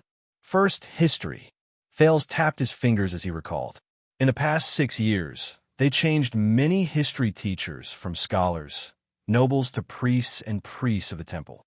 Count Leespan even personally taught them when he was free. Seal Leespan. I remember that Lord Dragon's Eye. Gilbert's eyes focused. 18 years ago, during the peace talks at the fortress, he was a difficult opponent. When he remembered Regent Lispan's eyes, which seemed to be able to see through his thoughts, Thales nodded with lingering fear. Rather than calling it history, the Northlanders, especially the nobles, should be called a traditional lesson. Gilbert's gaze flickered. Traditional? Thales nodded. From the ancient Northland countries, Takmu's alliance of 10,000 beasts, to the Iron Blood King's humans' last line of defense, the completion of the Temple of Knights, the kings working together to launch the Holiness Exorcism campaign. Then, the kings fighting against each other, the birth of the Pegasus, the award of honor and blood, the conquest of the Empire. Then, the king of rebellion rebelled against the Empire, the independence of Northland, the duel between the 6 kings, the eastward migration of the mountain elves, then, the collapse of the Empire in modern times, the orcs marching south during the moonless midwinter, the restoration of the last line of defense, the restoration of the 38th century grounds. Thales counted one by one. Gilbert also scribbled something down on a piece of paper. The Duke sighed. I'm just short of saying that the entire ancient empire was built because of the invincible Northland Knights, and then it was overthrown by them. In the end, we still have to rely on them to protect the human world. There was resignation in Thales' tone. But until Rykru overturned Cold Wind and the 10 knights stood side by side in Exted, if you listen to it more, you will realize the Duke's gaze gradually became serious. Rather than saying that they remember history, It would be more accurate to say that they want to remember the unique traditions of the Northland: survival, blood and iron, joint rule, duel, war, and glory. Gilbert thought deeply for a while before he continued. Or perhaps it is their laws and orthodoxy. Thales narrowed his eyes and nodded. Or, to sum it up in one sentence, eat, sleep, fight orcs. The last one can be replaced with empire or constellation at any time. Who knows? It might be changed to Thales one day. The Duke of Star Lake swept away unnecessary thoughts and returned to the main topic. Then, it is Northland's etiquette class. Yes, you heard it right. The Northland nobles also have etiquette classes. How to meet, greet, get along, and of course, how to duel. Thales sighed. The Northland etiquette of insanity. The higher the status of the nobles, the more so. Etiquette. Gilbert pondered and mulled over the word.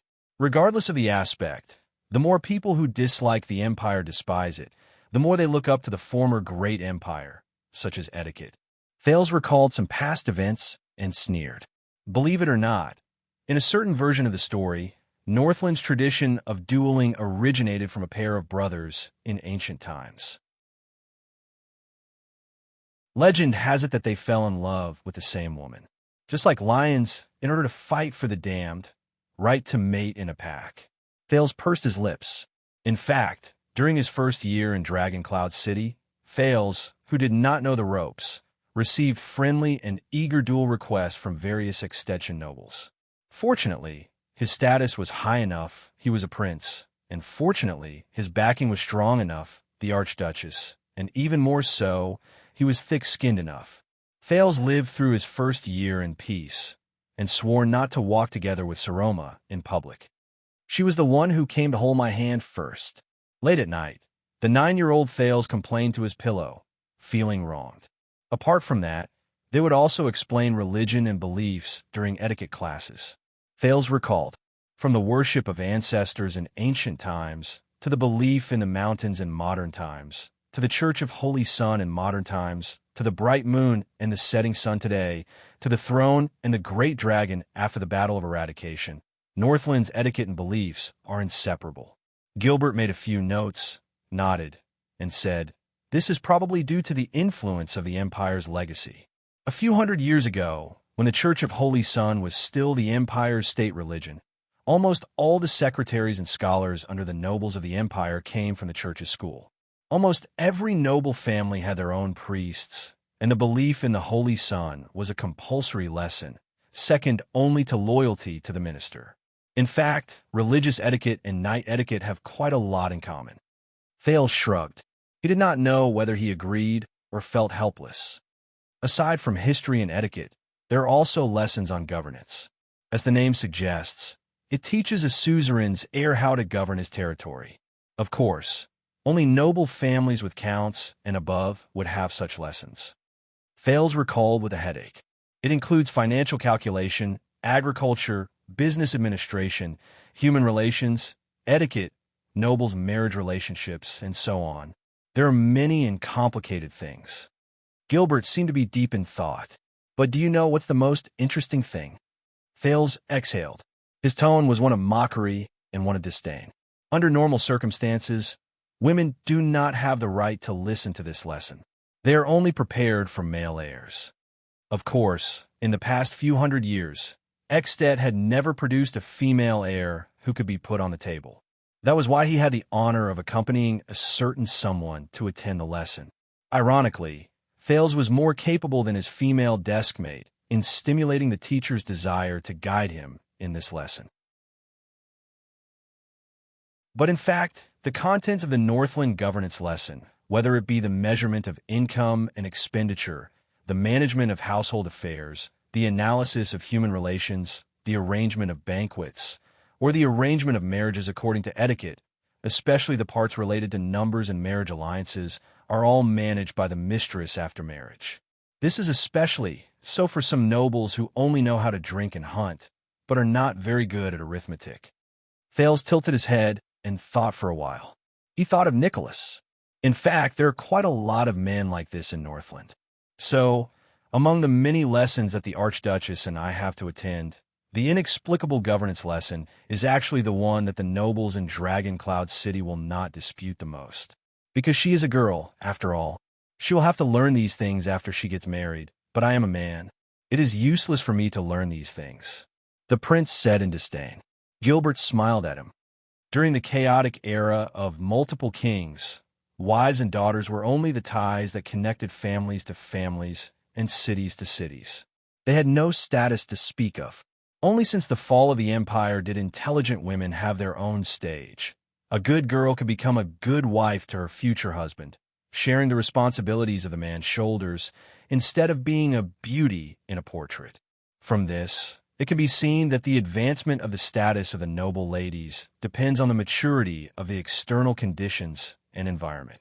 Only when the chaos of war is gone, the granaries are full, production is restored, the rule is stable, the war horses are useless, the weapons are ownerless, the physical work is reduced, and there are more mental tasks, will the disadvantages of women's bodies be reduced, and their intellect can be put to use. Gilbert added another sentence with a seemingly profound meaning. If the world has not reached that day, then it will be futile for you to stand up for your schoolmates in Dragon Cloud City. However, Thales's interest was piqued.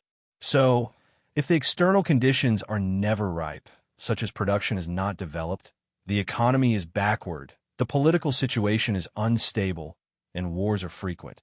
If the world will never reach that day, such as people still relying on their physical strength and strength to work, then should women be subservient and continue living like this forever? Gilbert raised the spectacles in his hands.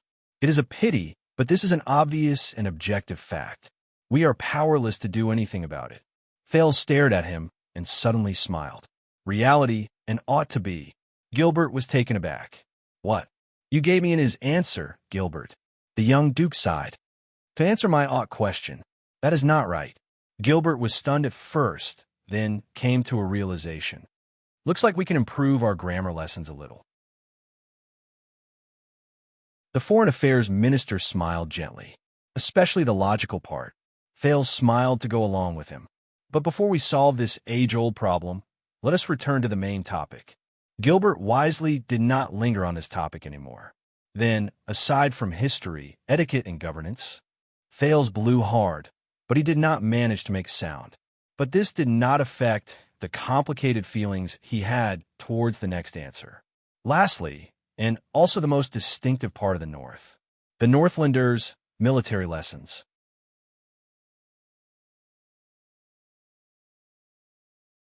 Chapter 5:21. When they talked about this topic, Gilbert's gaze became serious. You can't imagine how the Northlanders, especially the nobles who are above the rank of count, understand military lessons and how they arrange them. When he said this, Thales's expression became solemn as well. Military lessons are divided into two parts, outdoors and indoors. Thales's gaze was fixed on the air. The nobles' outdoor military lessons include personal martial arts, military leadership, and so on. They take up a huge proportion, and there are lessons almost every day. Thales spread his fingers. Getting beaten up, riding, charging, archery, hunting, patrolling the military camp, military drills. Of course, the Prince of Constellation usually does not have a part in the last few parts. Gilbert narrowed his eyes. Getting beaten up? Thales sighed and chased away the dead face in his mind. Don't mind these details. The Duke snapped out of his daze. As for the nobles' indoor military lessons, I was also shocked when I first saw them. Thales looked at the Foreign Affairs Minister and said sternly, it's grammar, arithmetic, geometry, astronomy. Gilbert's pen stopped moving. Yes, you heard it right. Thales frowned. How to read? Write? Calculate. Know the weather. Calculate distance. These are all compressed by the extensions and placed in the indoor military lessons. Gilbert was silent for a while before he started writing. I have indeed heard that the Northlanders are used to learning how to read and write during the war lessons, but even the Arun family in Constellation, this is the first time I have heard someone who has personally experienced it so closely. Interesting. Thales curled up the corners of his lips and shrugged. As for why, according to a certain dead face, if you do not know how to read and write military orders, You will not be able to calculate the number of people, understand the terrain, and understand the weather and astronomy. Thales mockingly hooked 2 of his fingers. Then what's the point of fighting a war? Thales leaned back indignantly. Who could have imagined that the seemingly clumsy Nicholas could know how long it would be until daybreak, and when would be the best time to launch a surprise attack, just by looking up at the stars? Who could have imagined that the seemingly clumsy Nicholas would be able to calculate the slope of the ground in front of him and the preparations needed for the cavalry's charge with just a cursory glance? Who could have imagined that the current direction of the wind would affect the arrows fired by the crossbows just by looking up at the sky? Everyone in the team knows that Iceberg forced him to memorize everything, but he doesn't know the logic behind it at all. This was from a veteran white blade guard who talked about the past with the newbies in Heroic Spirit Palace. So, when you're scouting in the wild, you can just ask the leader which direction is east. Don't be specific about which star is the supreme star, or why does the supreme star point to the east. Isaiah once impolitely asked that question. That day, they fought in front of Prince Soria. What? You're asking what happened next? After that, Iceberg came up with a good idea to mediate their conflict. They shook hands 50,000 times. That day, the entire White Blade Guards did nothing but stand in front of the palace gate as punishment. They watched the 2 of them shake hands again and again without any expression on their faces. They took turns counting from morning till night until they almost puked. When His Majesty found out, he simply moved the dining table out and watched them shake hands while eating. What's gratifying is that after that, they got along much better. At most, they would point at each other's noses and hurl harsh words at each other, but they never fought again. Look, this is the Brotherhood under the Oath of Blades. Oh my God, I'm so touched. Time flies. The touching story is over. Let's get down to business. Who were the bastards who dared to fight at their posts today? And Nicholas was just a beginner. He wasn't even born into nobility. As for geometry and astronomy, even though most of the time they read back and forth between ancient books and mixed in with a lot of outdated calculations and ancient legends, coupled with the natural geography around Northland. Northlanders are few in number, the weather is cold, the desert is hot, plants are sparse, the stars are full of bad people, and the sea is full of big monsters. Thales' voice became heavy. But as long as it involves practical, experiential applications on the battlefield, these things that seem simple to us will become incredibly detailed and practical. Thales' expression was solemn. Reading and writing emphasize efficiency and directness, while arithmetic emphasizes convenience and speed. As for geometry and astronomy, for example, the calculation of the distance of a charge, the measurement of the slope and firing range, the statistics of the team, the estimation of the battle-loss ratio, the direction of the stars, the prediction of the weather, the observation of the terrain. When the Duke said this, he cast Gilbert a glance with complicated emotions. And there are even foreign languages and music in military classes. Gilbert looked up. Foreign languages? Music? Thales nodded. Do you know how to say child in the Orc language? The Northlanders know that Sereno and Serina are the Orc language of the desert and glaciers respectively, because they can be used when dealing with the bastards. Gilbert shuddered again. As for music, you know that there are many types of Northland's war drums and bone flutes.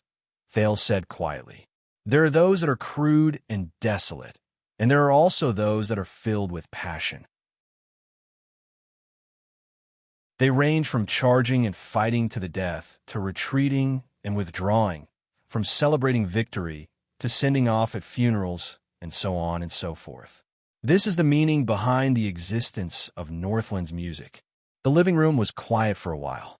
Everyone knows that Northland values soldiers and values martial arts. This time, it was Gilbert's turn to sigh. But it seems that their constant victories on the battlefield and their invincibility are not without reason. There is a historical tradition behind it.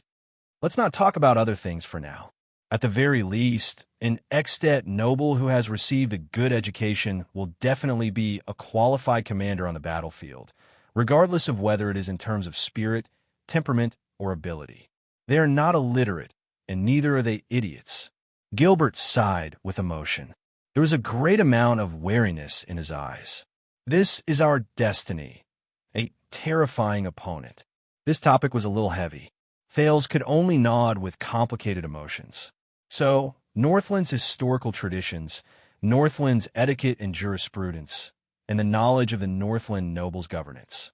Gilbert shook off his sentimentality. And their most unique military lessons. Are these what you learned in Northland? I can't say that I learned them. I just know them. Thales forced himself to smile. After all, they did not really treat me as a prince and taught me attentively. At least, they did not before the old crow. Gilbert nodded slightly. When he looked at Thales, there was a hint of pity in his eyes. The Foreign Affairs Minister flipped through many pages and took out another piece of paper that was filled with writing. Usually, the education of the nobles in Constellation inherits the empire's tradition. It extends from the empire's 7 arts and forms a system of its own. It is very different from Northland. Gilbert cast a glance at Thales. But I will consider your experience in Northland's education, Your Highness. I will make some minor adjustments. The Duke could only smile. Gilbert also smiled and explained. Usually, the knowledge required by a qualified Constellation noble is divided into 3 categories. 3 categories. Thales nodded in his heart. It's all right. Not much. The first category is the basic category. It is divided into 4 subjects: grammar, history, etiquette, ancient language, and foreign languages. Thales frowned slightly. There are 4 subjects in the first category? That's quite a lot. But grammar, history, etiquette, it's quite similar to Northland. Thales mumbled. Then, Gilbert said his next sentence with a grin. As for grammar, the first subject, it is divided into 3 subjects. Thales instantly froze. What? Gilbert still had that smile on his face as he continued to speak. Grammar, logic, and rhetoric. Thales quickly stopped him. Wait, it sounds a little familiar. The prince did not comment on the total number of subjects 3 times 4 times 3. Instead, he recalled another memory. Although it was only for a few months, Thales scratched his chin and pondered. But based on the situation in Northland, the old crow rearranged our curriculum. He rearranged my curriculum. Gilbert gestured for him to continue. Grammar is the subject that Northlanders look down on the most, Thales said tentatively. But the old crow did the exact opposite. He deliberately removed it from the indoors military lessons and emphasized that we need to learn 3 things in grammar. Gilbert smiled. Let me guess, he was referring to grammar, logic, and rhetoric? Thales nodded. Yes, but it's not that detailed. Northlanders don't like it. Usually the old crow will give us a poem or a short essay. He will ask us to study its grammar, explain the author's thoughts clearly, and summarize its logical structure. Then, he will ask us to rewrite it rhetorically. Gilbert seemed to have remembered something. He nodded with a nostalgic expression. Dragon Kiss Academy has a long history, and Dragon Kiss Land is rarely affected by the flames of war. Over the centuries, it has been a place where the Western Peninsula's people gather. Their culture is deeply influenced by the Empire, and they retain a lot of the Empire civilization. To a certain extent, they are even more so than us. He nodded in approval and gratification. Thank you, Mr. Hicks. He saved us a lot of trouble. But this time, it was Thales' turn to frown. So, the so-called tradition of the Empire has to be learned in such detail in a grammar class in Constellation. There are 3 main categories. The first category has 4 subjects, and the first subject has 3 subjects, so 3 times 4, and then 3 times no way. He thought of something, and his expression darkened. Gilbert laughed. You may not have noticed, Your Highness, but 6 years ago, what I taught you here was the component parts of the grammar class. The grammar understanding of the ancient language of the Empire and ancient poetry and the logic and rhetoric of sonnets. Thales came to a sudden realization. But since you said so, I will make changes according to my discretion during grammar class. Mr. Hicks handled it very appropriately. Gilbert lifted his glasses again, lowered his head, and marked the first row of the schedule on the paper. Then, let us set aside 6 mornings every week for grammar class. Thales' expression changed. Wait a minute. 6 days? The prince's expression turned bitter. Since we are pressed for time, can't we set it aside for history and etiquette classes? Grammar is not something that can be learned in a short period of time.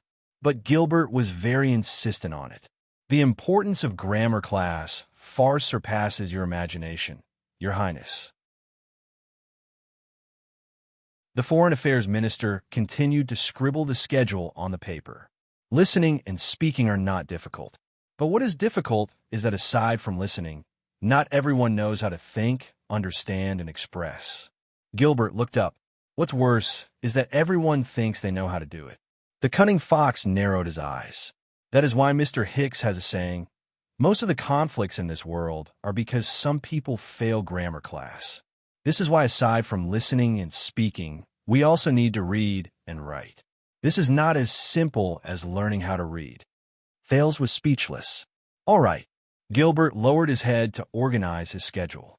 You were born noble, Your Highness, but if you cannot even fully understand the words spoken by others, if you cannot even see the logic behind the words, and if you do not even know about the rhetoric that contains reason, Gilbert snorted softly.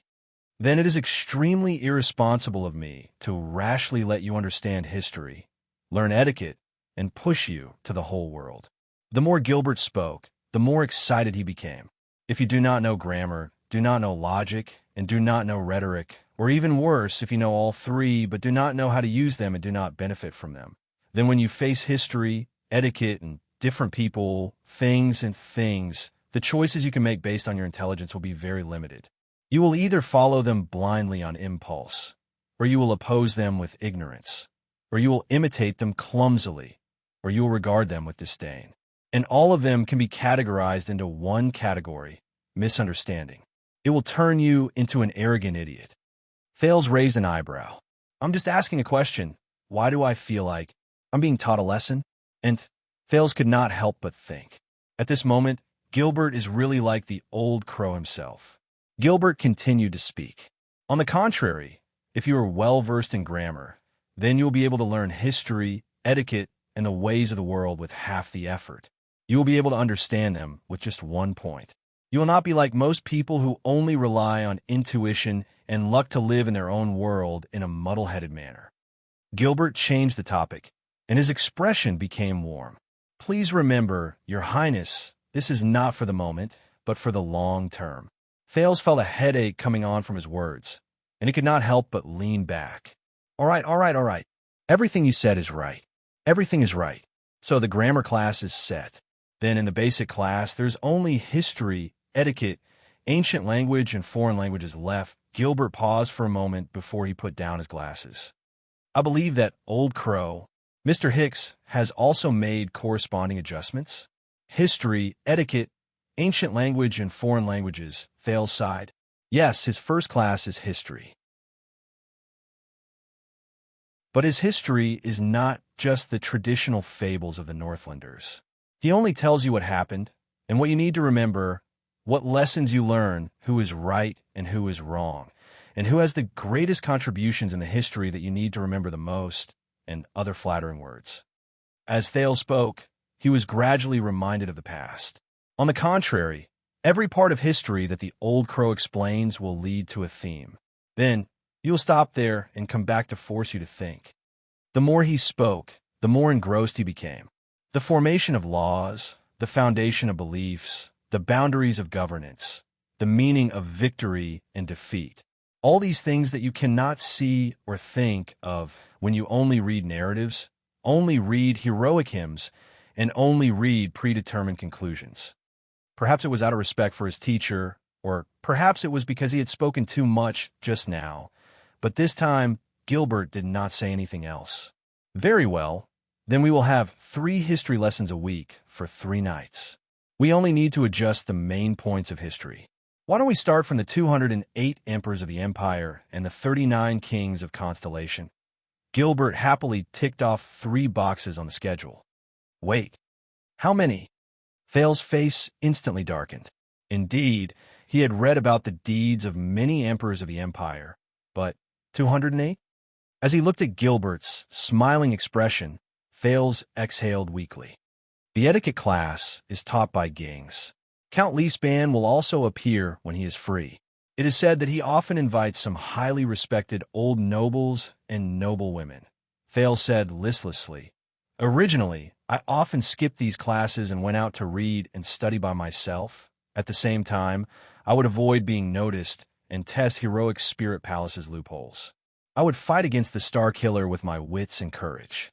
But after the old crow came, he told us that although it was boring, etiquette classes were not just about etiquette. At least, it was not just about teaching you how to greet others, nod, and bow. Thales' spirits were lifted. This includes ethics, morals, rules of nobility, and religious traditions. It is the true Northland way. From this point of view, even the etiquette classes of Northlanders are not boring anymore, because it reflects the things that Northlanders value. They tell you that as a Northland suzerain, when you want to kill, when you can be pardoned, when you have to fight, and when you need peace. So, in his eyes, etiquette is not just about etiquette. It is something that has been established and is self-evident. It is the old and new laws of Ekstedt, the rules of the nobles, the responsibilities and obligations of the suzerains, and the rights and freedom of the vassals. For example, Thales' eyes focused. Rikaru's joint ruling pledge. What it reflected was not only the cold and inflexible book of rules, but also the warm and lively actors. It's true, politics. It was like Thales' vision suddenly became blurry. Garfinkel's so-called explanation and index these so-called elements of tacit understanding that goes without saying, build a bridge between action and scene, allowing people and the environment to reflect each other and build together, such as the public etiquette that everyone must abide by. Thales shook his head desperately, throwing this memory that was too far away from this world and too profound to his brain. After returning from Western Desert, for some reason, the memories of the past 6 years that had gradually quietened down began to surge up from time to time, like a volcano that had accumulated pressure. It was like the return of a tide.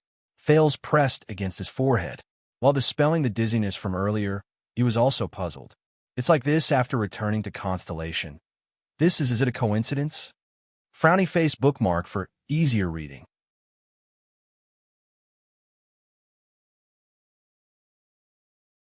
Chapter 522. Very well, I will remember. There is no harm in being flexible in etiquette lessons. We will still have 3 nights a week, but when it comes to practical use, we can do it anytime and anywhere. Mobile phones. Gilbert's words rang beside his ears, and they pulled him back to reality. Thales tried his best not to look at the schedule on Gilbert's knees. He also tried his best not to calculate how much free time he had left in a week. He sucked in a deep breath. As for the ancient language and foreign languages you mentioned, the prince nodded. Yes, the language of the ancient empire. The Northlanders despised this stuff, but the old crow insisted on putting it back in the curriculum. Thales' eyes lit up. Don't waste the ancient books in the library. That's what he said. Gilbert moved a little. He was a little nostalgic and also a little touched. Is that so, Mr. Hicks? Thales snorted and smiled. He intended to lighten the burden of this class. Of course, with your foundation and years of conscious reading, the language of the ancient empire is still quite easy for me. As for my classmate, Thales shrugged. I'm afraid she doesn't think so. When he recalled how Saroma was staring blankly at a book titled Poems of Political Satire from the Era of Kings and City-States, written in the ancient language of the ancient empire, biting her nails and looking around. Occasionally, she would cast a terrified glance at him as he flipped through the pages quickly. Thales instantly felt incredibly happy. He decided that he would never tell her the secret to fast reading. Can't understand? Then I'll skip it. At this moment, Gilbert suddenly spoke. So, Mr. Hicks, are you teaching the language of the ancient empire or the modern language of the empire? Thales was stunned and hesitated. Let me think. However, Gilbert nodded without hesitation and began to write in rustling sounds again. I understand. You will need additional guidance for both languages of the empire. 2 languages. Thales suddenly felt a sense of sorrow, as if he had shot himself in the foot. The Foreign Affairs Minister looked up. And foreign languages? The prince looked at the increasingly fewer empty spaces on the schedule. He said with a bitter expression, does the orc language count? Gilbert raised his eyebrows. With a look of understanding, he lowered his head and wrote, filling up the few remaining empty spaces. So, you still need guidance for 3 languages: Ancient CIA, Ancient Reen, and the common language of the elves. Huh. Thales lifted his head in fear. I was just joking, Your Highness. Gilbert raised his head and laughed loudly. Except for the elves themselves and linguists, no one could speak the first 2 languages. Don't worry, you only need to learn the common elven language. As he watched her cross out a few more boxes, Thales wisely swallowed the question. So, does Ida know how to speak? Very good. Then, grammar, history, etiquette, and language will be done with the basic classes in your curriculum, Gilbert said in satisfaction. Next is the second category. What? There's more? Thales felt another wave of heartache. The first category was enough to make him suffer. However, Gilbert's next sentence attracted his attention. Philosophy. At that moment, Thales was stunned again. A few seconds later, Thales could no longer care about the pressure from his studies. What? Gilbert raised his head seriously and enunciated each word clearly. Philosophy is an ancient name. It's an extremely broad subject. Today, especially in your curriculum, it includes mathematics, nature, art, and theology. What? Mathematics, nature, art, and theology? Thales asked in surprise. All of these can be placed in philosophy? Gilbert smiled faintly and retorted with the same sentence. Which of them can't be placed in philosophy? Thales waved his hand. I know what you mean. The Duke was a little puzzled, but I thought that philosophy, which has a narrow and specialized meaning, is not so specific. Isn't it supposed to answer some broad and profound ultimate questions? The Foreign Affairs Minister seemed to be joking with him as he repeated the same words. Then, what questions do you think are not part of the broad and profound ultimate questions? Thales was stunned. He then scratched his head. God, I must have gotten this from Cohen. What are we eating today? He asked in a daze. Gilbert put down his glasses, sucked in a breath, and sat up straight. First of all, the question of what are we eating can also be very profound. He looked at the prince earnestly and earnestly. Secondly, Your Highness, as long as a scribe or a civil official who graduated from an academy works hard enough and is familiar with ancient books, he or she can also become well-versed in grammar, history, etiquette, and language. As long as a conscript or a commoner knight who came from the city defense team works hard enough and practices martial arts, he or she can also be outstanding in martial arts, common command, invincible on the battlefield, and make many contributions. All of them have the chance to be conferred the title of nobility one day. Gilbert's gaze sharpened. But how do you differentiate between the fact that you are a true noble with a long history and extraordinary significance, and the fact that they are not? Thales gave him an awkward smile in return. I don't really know. After all, it's my first time as well, being a noble, after all. Fortunately, he tried his best to suppress the words that he had been ridiculed countless times, glittering golden blood into his throat. Gilbert smiled mysteriously. If you're not used to it, Your Highness, then just treat it as a nice name, philosophy. Gilbert looked outside the window, and there was a yearning look in his eyes. You must know that long before the age of the Empire, philosophy encompassed everything. It was once known as the study of all laws, and it was a compulsory course for the nobles. At that time, the knights controlled their armies on horseback and talked about philosophy when they dismounted. As a noble, it did not matter whether they learned philosophy or not. Study of all laws? Compared to the seat of all laws that Asda mentioned, Thales paid attention to it quietly. But the content it contains, mathematics, nature, art, and theology, seems to be a little. The prince struggled to find an adjective, but he failed in the end. Gilbert only looked at him from afar with a smile on his lips. He did not answer. Thales, who could not find the right words, could only exhale. You remind me of the old crow again. The Duke of Star Lake recalled the past. Arithmetic, geometry, astronomy, and geography. even though the education of the nobles in Northland included them in military lessons without thinking. The old crow separated them and explained each of the four subjects separately. And the old crow did not just talk about simple arithmetic, but Gilbert suddenly took over the conversation. Algebra. Thale's eyes lit up. Did he teach you that too? Gilbert chuckled. This is a compulsory course in Dragon Kiss Academy.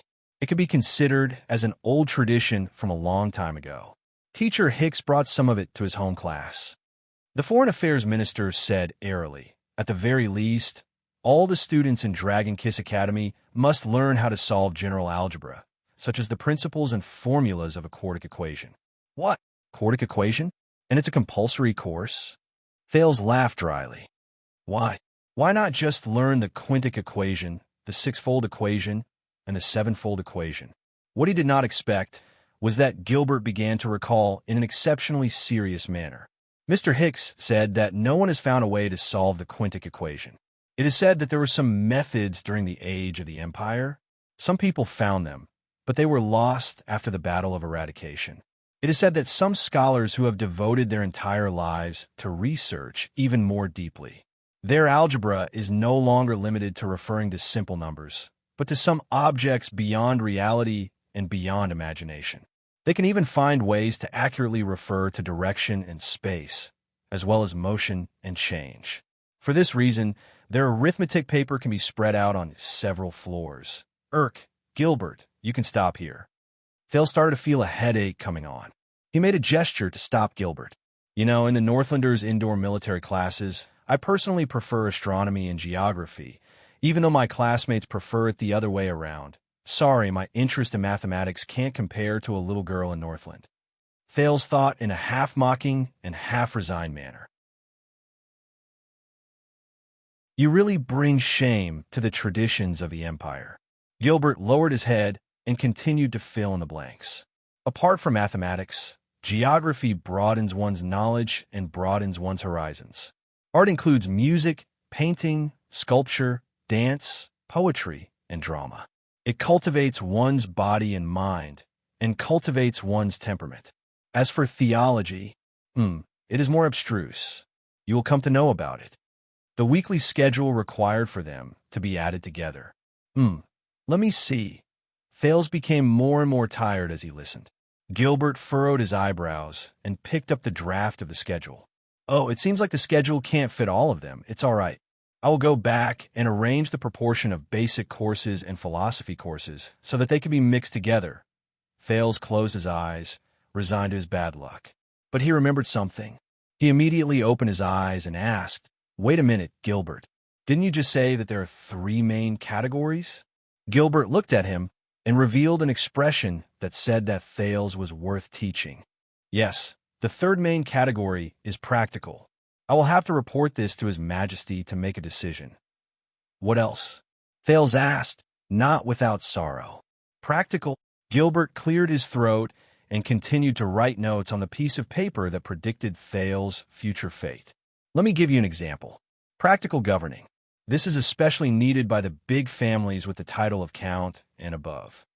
Military command and logistics, reporting and handling of government affairs, agriculture and business, finance and taxation, national politics and diplomacy, religion and relations between nobles, law, and jurisprudence. But this is not something that can be taught by a normal teacher in an academy. Usually, it needs to be combined with reality and examples. It would be best if the students can personally experience it. After Gilbert finished writing something down, he raised his head, narrowed his eyes, and smiled. You do not have to be anxious for now.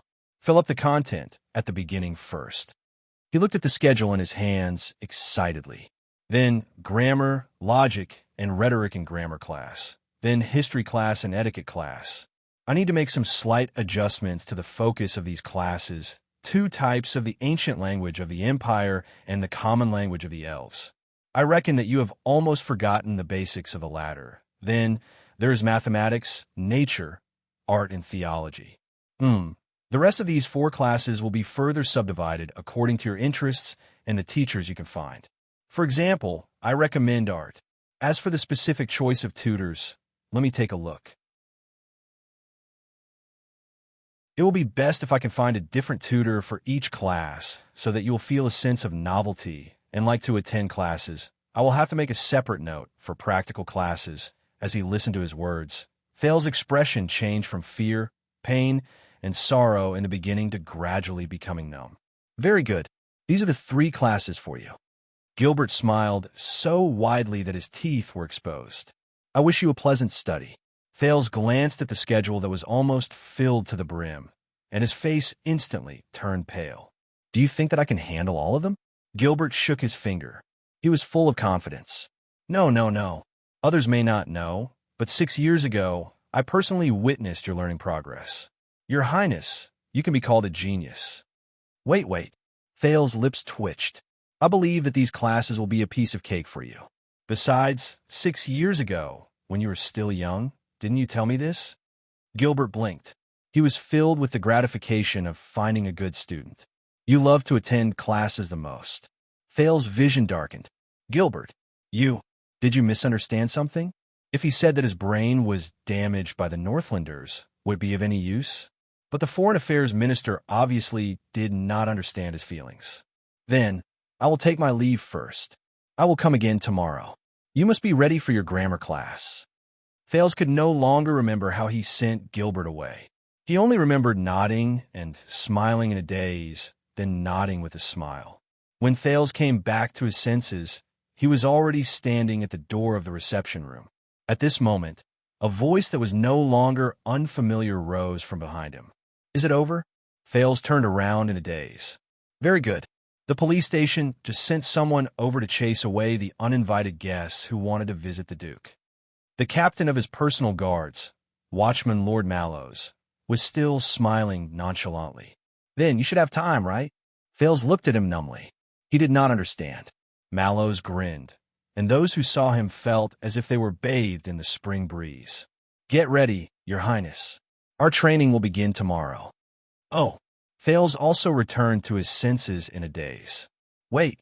F***ck. Thales snapped out of his numbness. He turned around abruptly, and his eyes widened.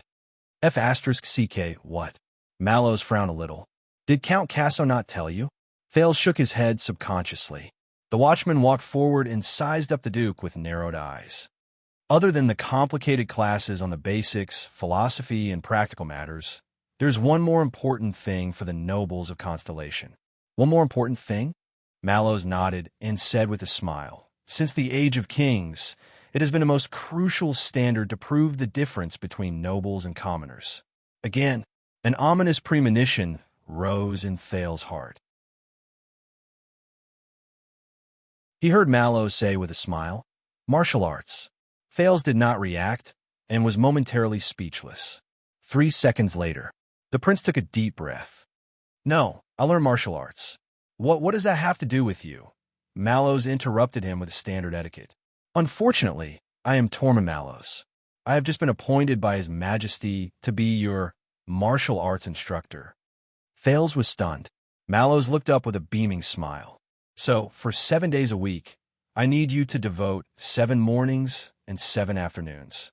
Starting tomorrow, please move to the training field in the backyard punctually at 6 in the morning and 5 in the afternoon. Follow me and train well. He said the last few words with great delight. Thales stared at him blankly, unable to say a word. Mallows patted his shoulder and flashed a friendly smile. Don't be hasty, Your Highness. We still have a long way to go. Thales sucked in a breath and walked forward numbly, completely ignoring the amused gazes behind him. But Mallows stopped him. Your Highness, you may train moderately, but swords are blind. His smile was gentle and magnanimous, but in Thales' eyes, it looked extremely evil. If you bump into anything, please bear with me. Mallows bowed appropriately, smiled, and turned to leave. The prince was left alone in the morning light. At this moment, Thales felt complicated. His mind was gloomy. After a long while, he walked out of the guest hall with a haggard face. He was ready to enjoy his life as a parasite for the last time. The prince suddenly understood. So, when I was in Northland, it was just this world's 9 years of compulsory education. Thales exhaled in pain. Now, I'm finally 14 years old. I should, Thales thought in despair. High school. Watching the Duke walk past with a numb expression, Doyle shook his head in the distance. Unfortunately, this child came when Mallows was being threatened by a fat noble and was in a bad mood. But Doyle sized up Thales' despondent look. Oh, our second prince, the Duke of Star Lake, can't take it anymore? His eyes darted around, and he scratched his chin. After all, the female officials in the palace, they're still waiting to give him a lesson on gender. Royal bloodline, royal bloodline.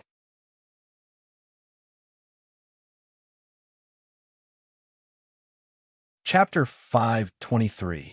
In Eternal Star City, the excitement caused by the prince's return had subsided, or perhaps it was just being suppressed, waiting for the next outbreak.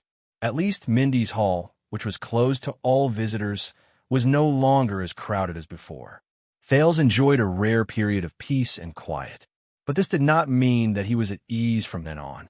From his second day onwards, before Prince Thales could properly enjoy the power that came with the great identity of Master of Mindy's Hall, the Royal Teaching Group, led by Gilbert, Royal Fresh Meat Packaging Company, the Duke's indignant words, entered Mindy's Hall in an orderly manner. First of all, the instructor for grammar classes, which included the language of the ancient empire and the common language of the elves, was the renowned Grand Scholar Bonner from Wang Liwen Law School. To be able to hire him, one could not help but say that he was a good and cheap teacher. On one hand, Grand Scholar Bonner's bald head, which was so smooth that it could reflect light, save a lot of lamp oil in Mindy's Hall and conserved resources. On the other hand, his soft, deep, and intermittent voice, "I'm dying of illness," the mean DD, who could never speak loudly again, forced the entire Mindy's Hall to maintain absolute silence during class hours, benefiting the environment. Third, his profound knowledge and wide range of fields almost compressed the prince's 5 subjects: grammar, logic, rhetoric, the language of the ancient empire, and the language of the elves, into one, allowing Thales to understand the answers to the following questions. How much would the language, which even has a completely different word order from the common language, such as the troublesome language of the ancient empire and the damned common language of the elves, bring about changes to? Grammar? How would it affect the principles and expressions of logic? What kind of challenges would it bring to rhetoric? How would they affect the current language and way of speaking? How would they change people's habits of thinking? In the end, how would they cruelly and mercilessly nibble away at Prince Thales' precious sleep time? Your Highness, why you can't recite at all? To then sleep a little later.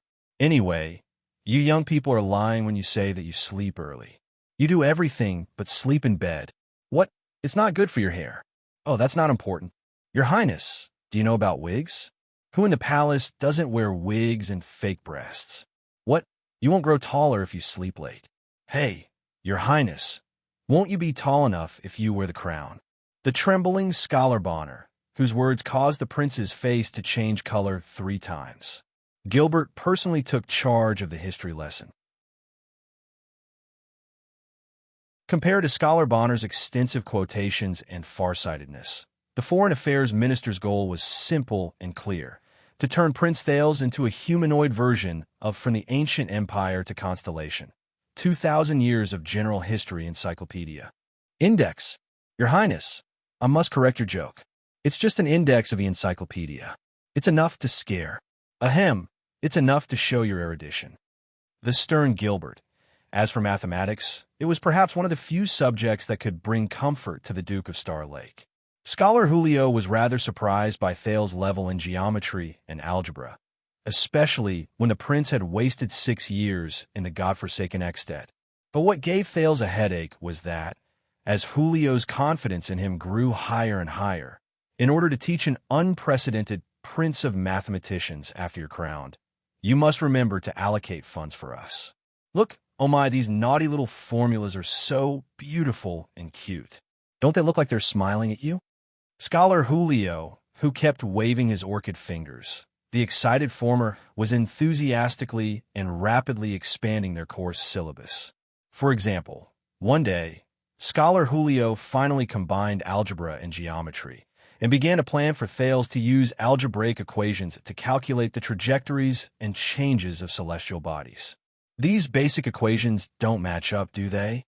The movement of the highest star is too strange.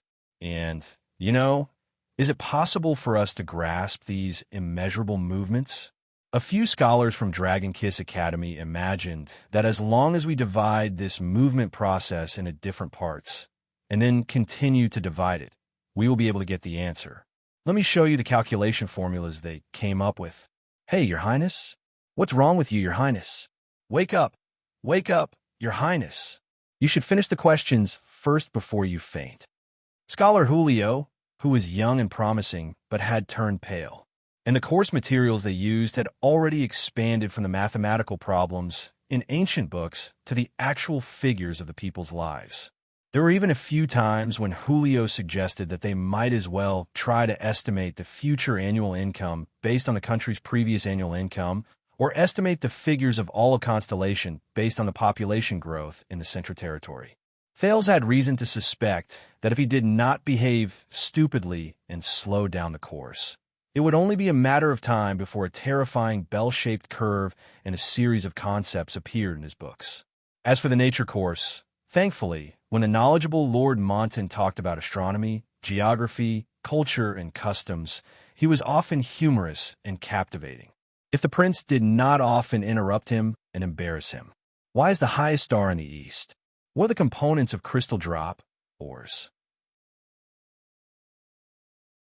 If we kill all the whales one day, we won't have any more eternal oil to use, right? Are werewolves and vampires really cursed monsters? Are they related to wolves and bats? Dragon-kissed land is a basin, so isn't its climate a little strange? Are the fog and whirlpools over the twin mist seas really formed naturally? There were so many witnesses to the legend of the sea monsters in the Devil's Sea. Has no one ever doubted it? Why can the beliefs of sunset and bright moon coexist with their temples and churches? Man-eating flowers are like great dragons. How do they deal with their energy consumption? Is the capital of triumph and the homeland of the empire really under the eye of the sea of eradication? How do the Blood Clansmen in Grand Banquet Hill rule? There must be different terrains and climates in the Great Desert, right? Is the desert city Caligari real? Why didn't the mighty force that created the Great Crack and sink form a whirlpool and suck in the two continents? Where did the plague in the three kingdoms of the Mystery Sea start? Why is the interval between the two eruptions of Sanra volcano so short? Is it because of the direction of the ocean current that the speed to reach the eastern peninsula from different ports is different? The Prince's 100,000 Whys. As for the art class, after seeing and listening to the paintings meticulously prepared by the Duke of Star Lake in a lute performance, the prestigious Master Urin gently told Thales, actually, you don't have to be a creative artist to learn art. You can also be an art appreciator. I think the Duke is very suitable to be an art appreciator who will leave his name in history. Very, very suitable.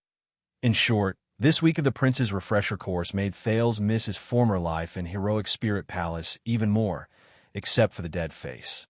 Why? Why didn't I kidnap little rascal and bring him to class in the first place?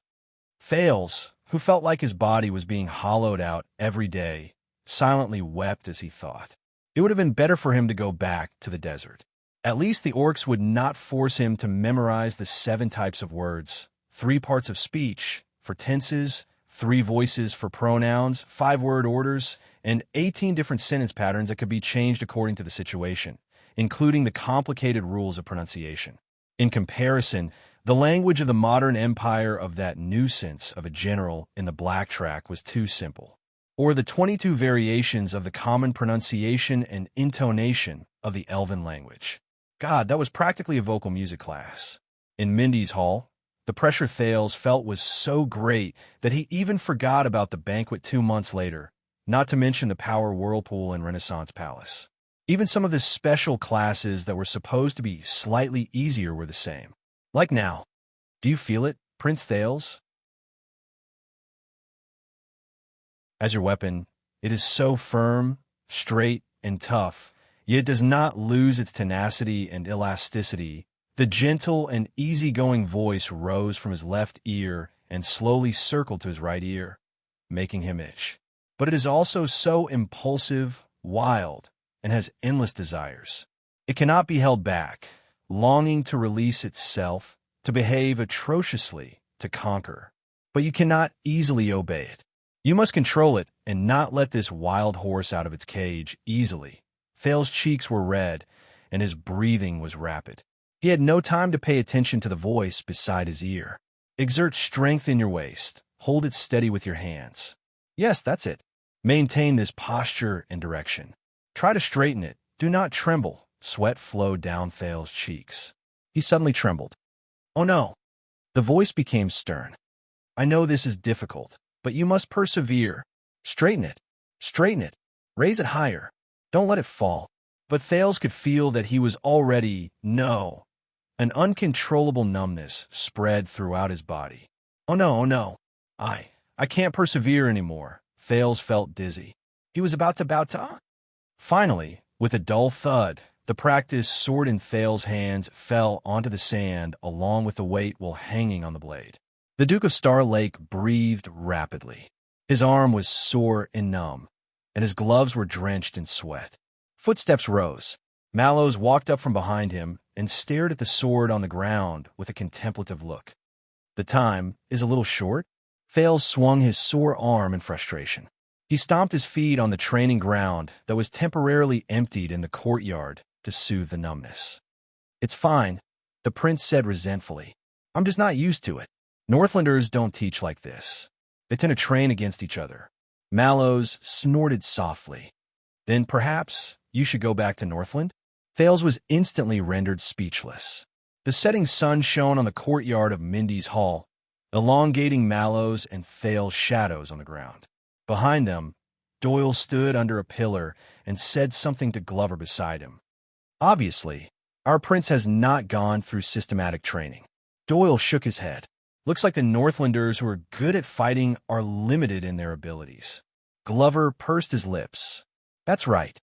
At that moment, Thales was listlessly attending the martial arts lesson personally taught by Lord Mallows. Obviously, after an entire day of torturing his brain, the Duke was not very interested in his personal guard captain's lesson of standing and stance. But Mallows seemed to be enjoying it. Sword forms and sword stances are important parts of ancient knight training. The watchman still had that polite smile on his face. He was not troubled by the prince's failure and attitude at all, especially the 17 knight swords. This is a classical and orthodox knight technique. It has been passed down in the palace since the Empire. After Constellation was founded, it went through the careful research of countless masters, and it became what it is today.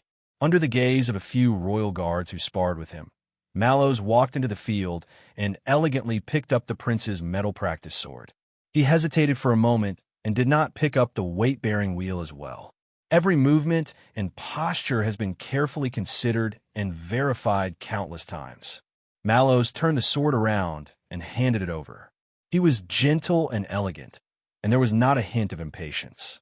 And you need to pay full attention to it, carry it through to the end, and execute it to the extreme.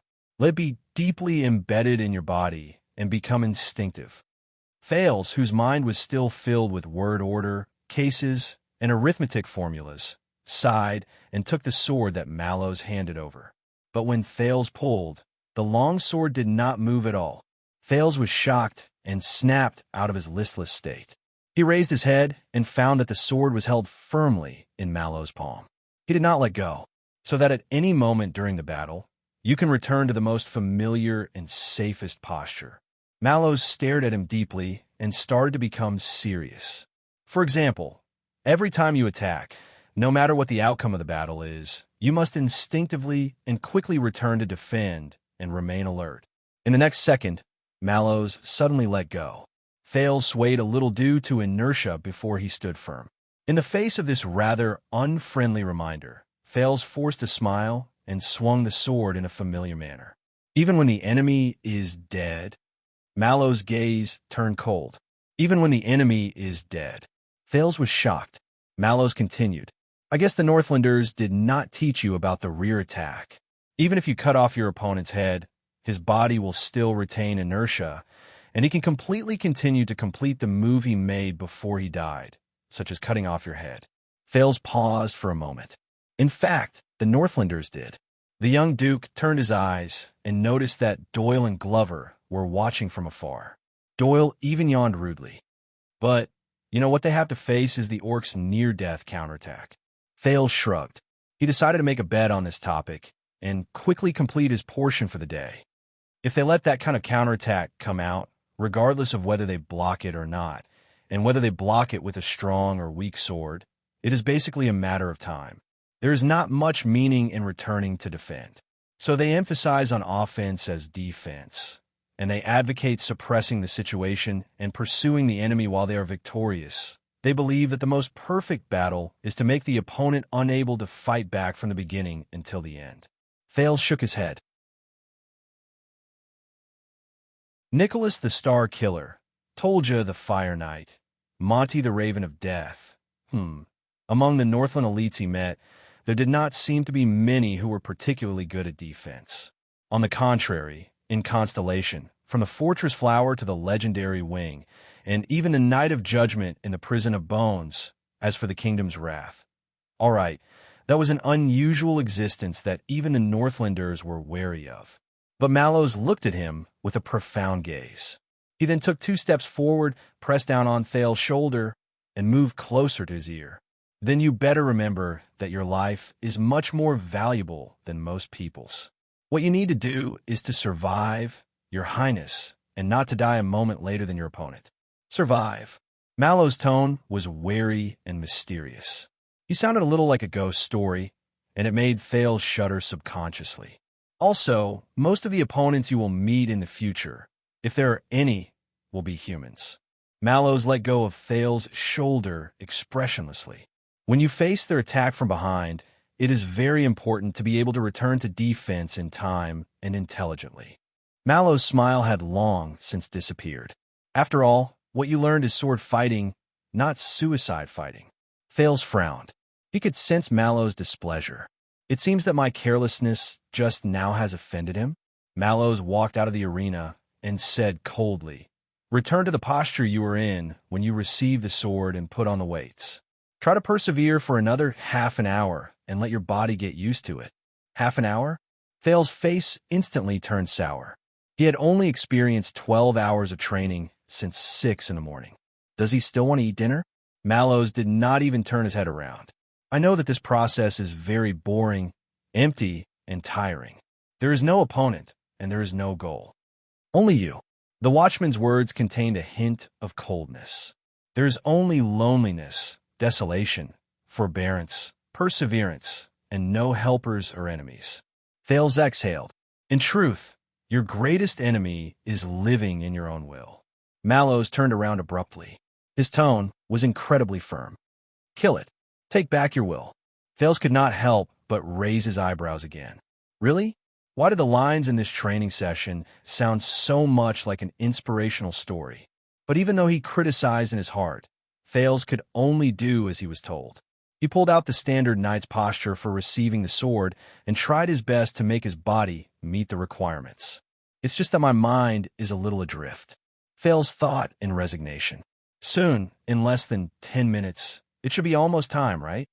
After Thales, who was drenched in sweat and looking forward to it, the tip of his sword began to tremble.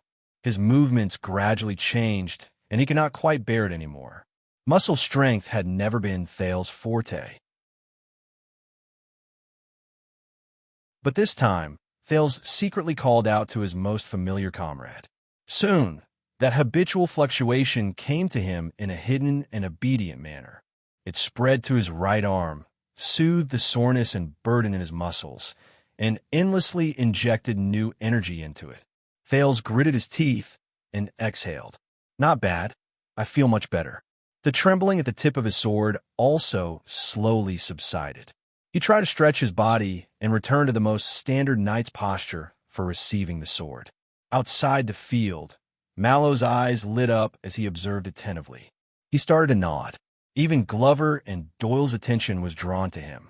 Wow, I underestimated him just now. Doyle scratched his head. The Northlanders do have some skills. Even though he did not use Hell's senses, he had more or less enhanced his hearing, and he delivered these words in Athal's ears faithfully. The prince's lips curled up. Not bad. Mallows walked into the field with great interest. Not bad, Your Highness. In fact, it far exceeded my expectations. Thales could not help but straighten the line from his arm to the tip of his sword. Then, Mallows nodded in understanding and smiled mysteriously. It's really not bad. The watchman's gaze swept past Thales' steady arm and standard posture. In his most gentle and elegant tone, he gasped in admiration. Where's the power of eradication? At that moment, Thales, who had been focusing all his attention on maintaining his sword posture, was shocked. What did he say? The tip of his sword trembled slightly.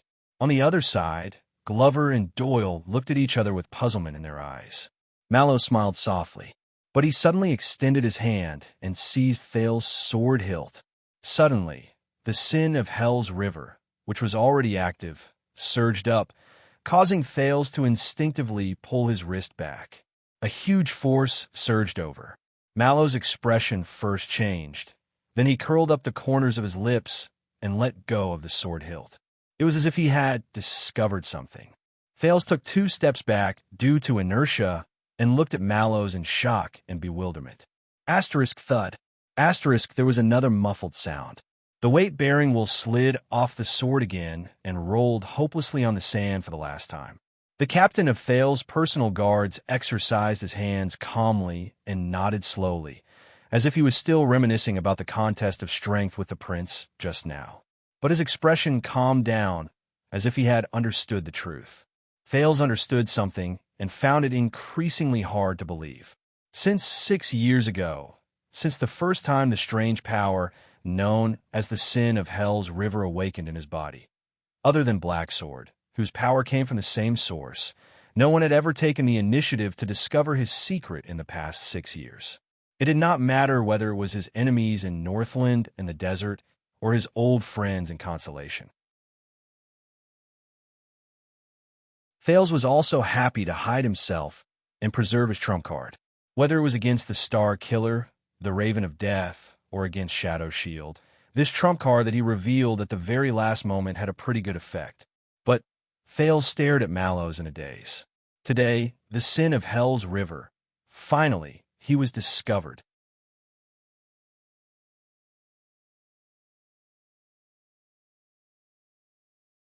Chapter 524. Wait, Thales thought of something. 6 years later, one of his old friends in Constellation did discover his power of eradication. It was in the Prison of Bones. But the dark purple mask flashed before Thales' eyes. He subconsciously tightened his grip on the hilt of his sword. Impossible. I told you, you're the only one who knows about the process of night training. Mallows' smiling words brought Thales back to reality. If you cheated, it's not hard to see. The watchman pointed at Thales' arm with the pleasure of catching his prey. Doyle blinked in surprise under the other pillar, and, out of habit, he poked the person beside him. Really? The protector opened his mouth repeatedly. How old is that child? Doyle did not expect anyone to answer. But unexpectedly, this time, Glover's deep voice could be heard. Don't worry about it. According to the records, 14 years old, the Vanguard, nicknamed Zombie, narrowed his eyes. 128 days. Doyle was shocked. Damn, he's almost catching up to the youngest awakening record. Wait. But Doyle immediately noticed something. He looked at Glover strangely. How do you remember it so clearly? Glover ignored him. He just tightened his grip on his arm. His eyes were fixed on the field. While Thales tried hard to adjust his breathing and thought about what was going on at this moment, the consequences, and how he should deal with it, Mallows spoke again. The briefing about you did not mention this, so Mallows rubbed his hands and said in a nonchalant tone, when did you awaken your power of eradication? Thales was shocked again. The sin of Hell's River. It seemed unimportant, but in fact this power accompanied him through the birch tree forest, overcame the ugly-faced woman's conspiracy, survived the disaster in Dragon Cloud City, helped him escape into the desert, and brought him safely back to Constellation. It's related to the secrets, the things I experienced, be it what Black Sword told me, or what Ricky said, it's a little too much. No, I can't reveal too much. At least, I can't tell you everything. Their conversation lasted only a few seconds, and Thales did not have time to hesitate. When I was in Northland, the young Duke of Star Lake quickly thought of an excuse and organized his words while he cleared his throat. Heroic Spirit Palace is full of danger. I have to hide myself and key my trump card. The more he spoke, the more fluent he became. A timely look of worry and vigilance appeared on his face. As for you, Lord Mallows, where did you get your brief? Mallows did not answer immediately, but stared at him for a while. The man's gaze made Thales extremely uncomfortable. A few seconds later, Mallows put on a strange smile, but he changed the subject to another question. What power of eradication do you have, Your Highness? It was an equally fatal problem. Thales furrowed his eyebrows at just the right time.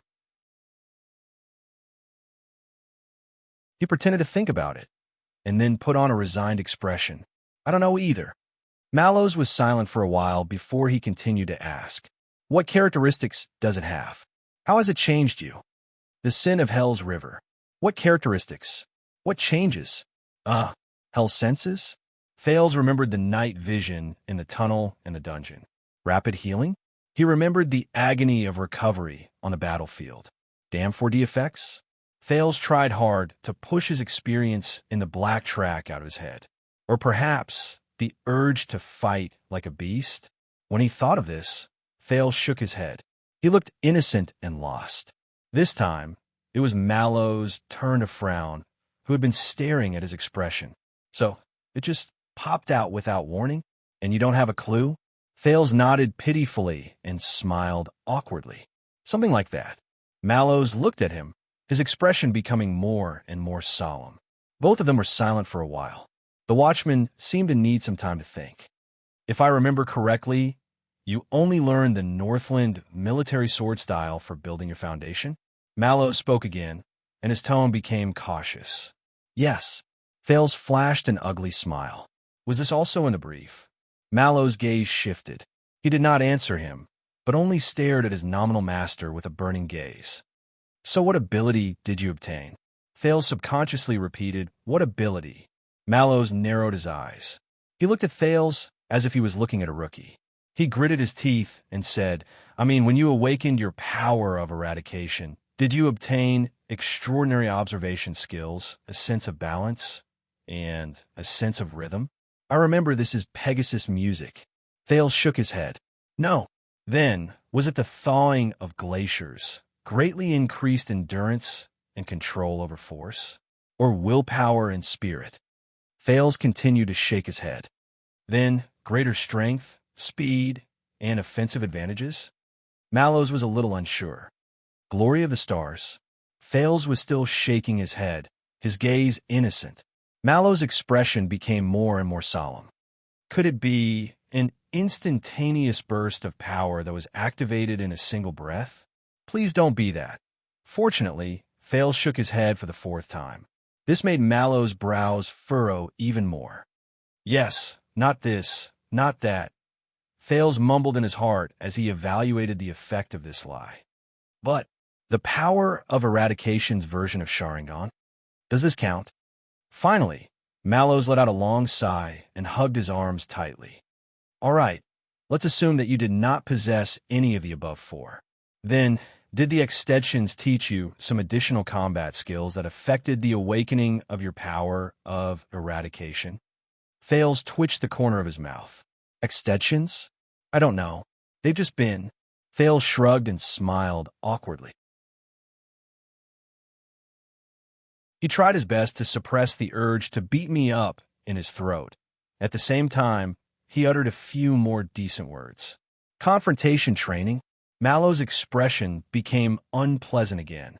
He stared at Thales as if he was staring at a cunning fox that he could not catch no matter what. Finally, the watchman raised his head. Very impressive. Indeed, to be able to awaken your power of eradication at your age. Mallows spoke words of praise, but his tone did not sound like he was praising him at all. But in truth, awakening your power of eradication too early is not a good thing. Shortcuts often make people lazy and careless. The watchman smiled faintly, especially when you still know nothing about it. As he stared at the man's elegant and calm smile, Thales suddenly felt a little panicked. The prince tried his best to calm himself down. At least it saved me many times, especially during this journey back to the kingdom. This shouldn't be a bad thing. Once again, Mallows gave him a smile that made people uneasy. Rest for a while, Your Highness. Hydrate yourself and relax your muscles. The previous stage of training has come to an end. Thales relaxed and secretly exhaled.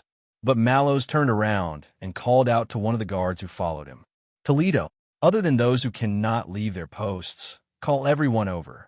Thales' ears twitched while he sat down to drink water. The soldier, named Toledo, frowned a little. Everyone?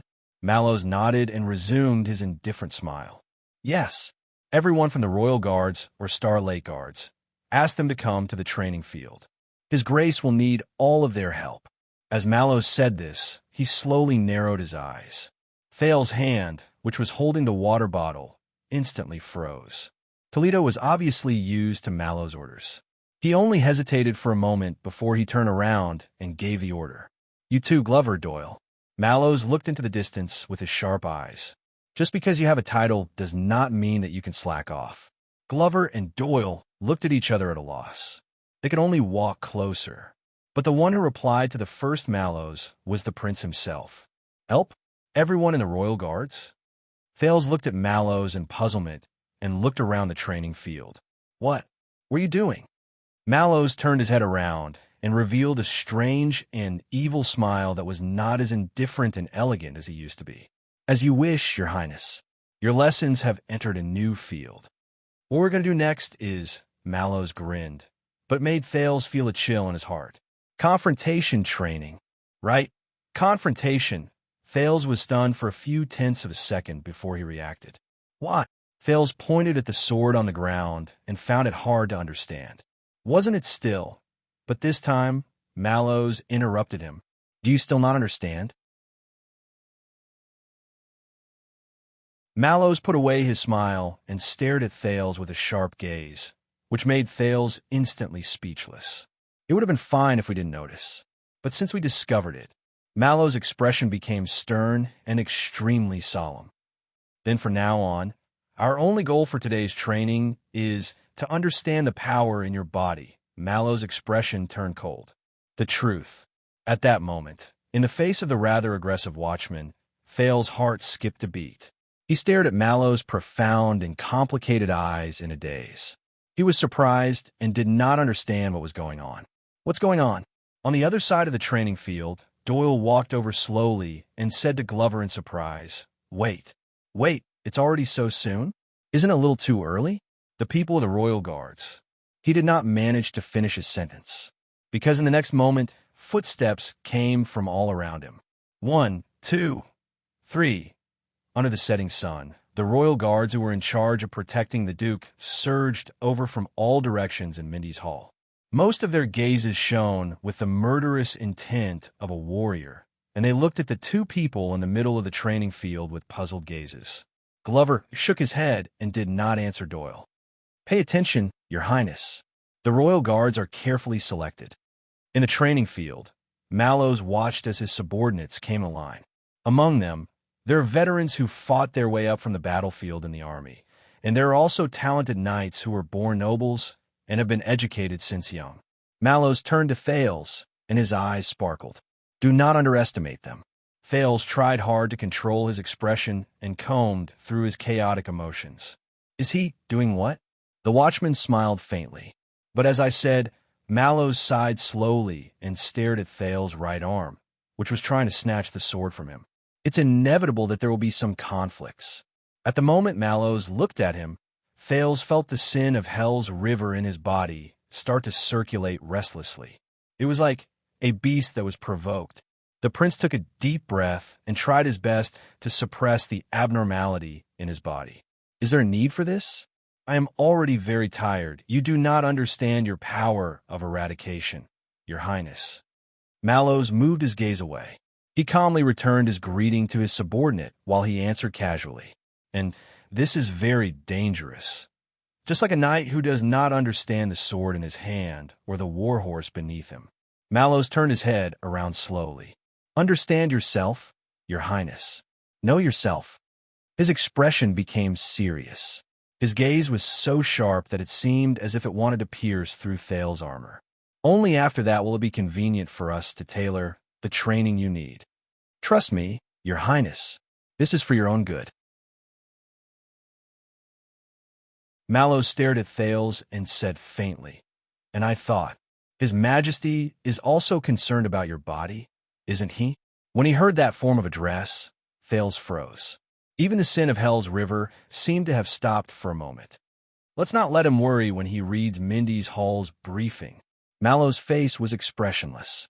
Isn't it better to understand your strength here and report the good news to him? Under Mallow's scrutinizing and skeptical gaze, Thales was speechless for a long time. The royal guards were indistinct. They were already standing around him. They were quiet, solemn, and uniform.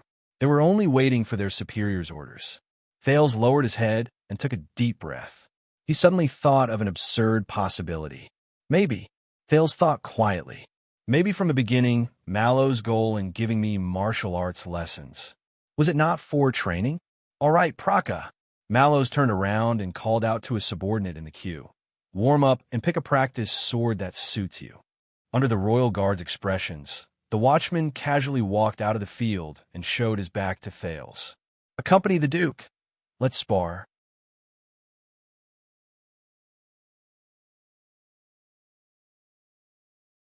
Chapter 5:25.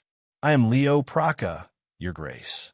One of the royal guards who walked out of the line looked to be in his 40s. He had a beard on his chin, and he looked rather comical. He bowed respectfully to Thales. In your guards, I am a lowly and ordinary logistics officer. It is my honor to serve you as your sparring partner. Thales did not answer immediately. He continued to stare at Mallows doubtfully. Praka was not bothered. He carefully picked a practice sword of moderate size from the sword rack and tested it on his gloves. He then poked the sand to make sure that it was a blunt sword without a sharpened edge. As expected of the prince, to be able to understand the power of eradication, he made such a big fuss. Doyle looked at his fellow guards who stood around him. They were either puzzled or solemn. He cast an envious and jealous gaze at the dazed prince. When I awakened to my power of eradication, the old knight I served knew nothing about it. That day, he exercised me until I was exhausted, and I lay on the ground moaning. It was not until a year later that he realized that his attendant's martial arts skills had improved greatly, and he could fight on par with him. Beside him, Glover did not say a word. He only paid attention to the field. Doyle was used to the other man's indifference. He only sighed quietly. But fortunately, at least Mallows knows that the prince is still inexperienced. He only chose people from the logistics division to fight. Praka's skills are average. Glover stared at Praka, who had completed a simple warm-up in the field. He frowned slightly. Thales took a deep breath. He turned to Mallows, who looked relaxed, and tried to ignore the gazes of the Starlight guards. What should I do? Mallows smiled as usual. Attack, Your Highness. Use your full strength, especially the power of eradication that you do not understand, regardless of whether it is activated on its own or in response to the situation. That way, we will have a chance to understand its type and general situation. Let us see your strength as well, so that we can arrange to protect you in the future. Use my full strength? Thales exhaled. He felt very reluctant. Could he refuse? But the royal guards watching the battle had different gazes. All of them were focused on him. A long time ago, Blacksword had told him that it was best not to use the sin of Hell's River again. They could not bear the price of death every time. When he was in Bladefang's camp, Ricky told him to increase the sin of Hell's River, and he looked forward to him reaching a height to push open that door. Who is right and who is wrong? What was the secret behind the sin of Hell's River? Most importantly, would the kingdom's secret intelligence department or even that person in Renaissance Palace be interested in this secret? How does it compare to Mana and Calamity? Thales could not help but gulp when he recalled how Zacriel chased after him. No. Thales made up his mind. The Duke of Star Lake raised his head and looked straight at his opponent. They cannot know. Your Highness, there is no need to be restrained. Praka had long since stood in the training field. The tip of his sword was pointed at the ground, and he was as respectful as ever. Don't mind me either. It's my job. Thales nodded expressionlessly. He couldn't know. Under the watchful eyes of the crowd, the prince picked up a shield from the weapons rack and fastened it to his left arm with a leather belt. He could not. Thales slowly walked to the center of the field. He glanced at Mallows one last time. The latter was still calm, but his eyes were bright and full of life. Please attack first. Praka nodded slightly. The young man's expression turned solemn. The guards around him also became solemn. All their gazes were focused on the prince alone. This was what many people were more concerned about, aside from his dazzling appearance and eloquence. In the next second, Thales charged forward, and with the stance he was most familiar with, he delivered his first slash at Praka. Praka was neither hurried nor slow. He only took a step back, turned the tip of his sword, and deftly parried Thales' attack. But the teenager did not stop. He swung the shield in his left hand along with the momentum. It crashed into Praka violently. It's obvious that this is the style of a Northlander. Doyle snorted softly while he watched the fight. There was slight disdain in his voice. He's even more extreme than the attack and defense faction. He doesn't care about his own life. However, Glover unexpectedly spoke. No. The burly vanguard observed Thales' movements with full attention. This is the ancient Northland military sword style. The current extet is no longer like this. Doyle, who was interrupted, instantly froze. He smiled awkwardly and reluctantly. TSK, you make it sound logical. Northland military sword style. Doyle curled his lips and stared at the two people in the field indignantly. Can't I tell? In the field, Thales' shield crashed into Praka and let out a dull thud. But the teenager's expression changed. He did not crash into the shield. In the next second, Praka blocked Thales' shield with one hand and spun to Thales' side. Asterisk slap. Asterisk Thales' left leg trembled. The prince swung his sword to counterattack, but the wind from the sword whistled through the air, and Praka had already retreated to avoid it. The royal guards whispered among themselves. Thales gritted his teeth and turned around. He staggered a little with his left leg. Even though Mindy's Hall's practice sword had not been sharpened, its balance, center of gravity, material, and weight did not lose to a real sword. Even though it was just a graze, Praka's strike on his left leg still caused him to feel a burning pain. Thales stared at Praka, who nodded politely in shock and indignation. No, the sword flashed. Whoosh. The prince fell to the ground. The victor has been decided. Glover and a few guards nearby turned their heads in puzzlement.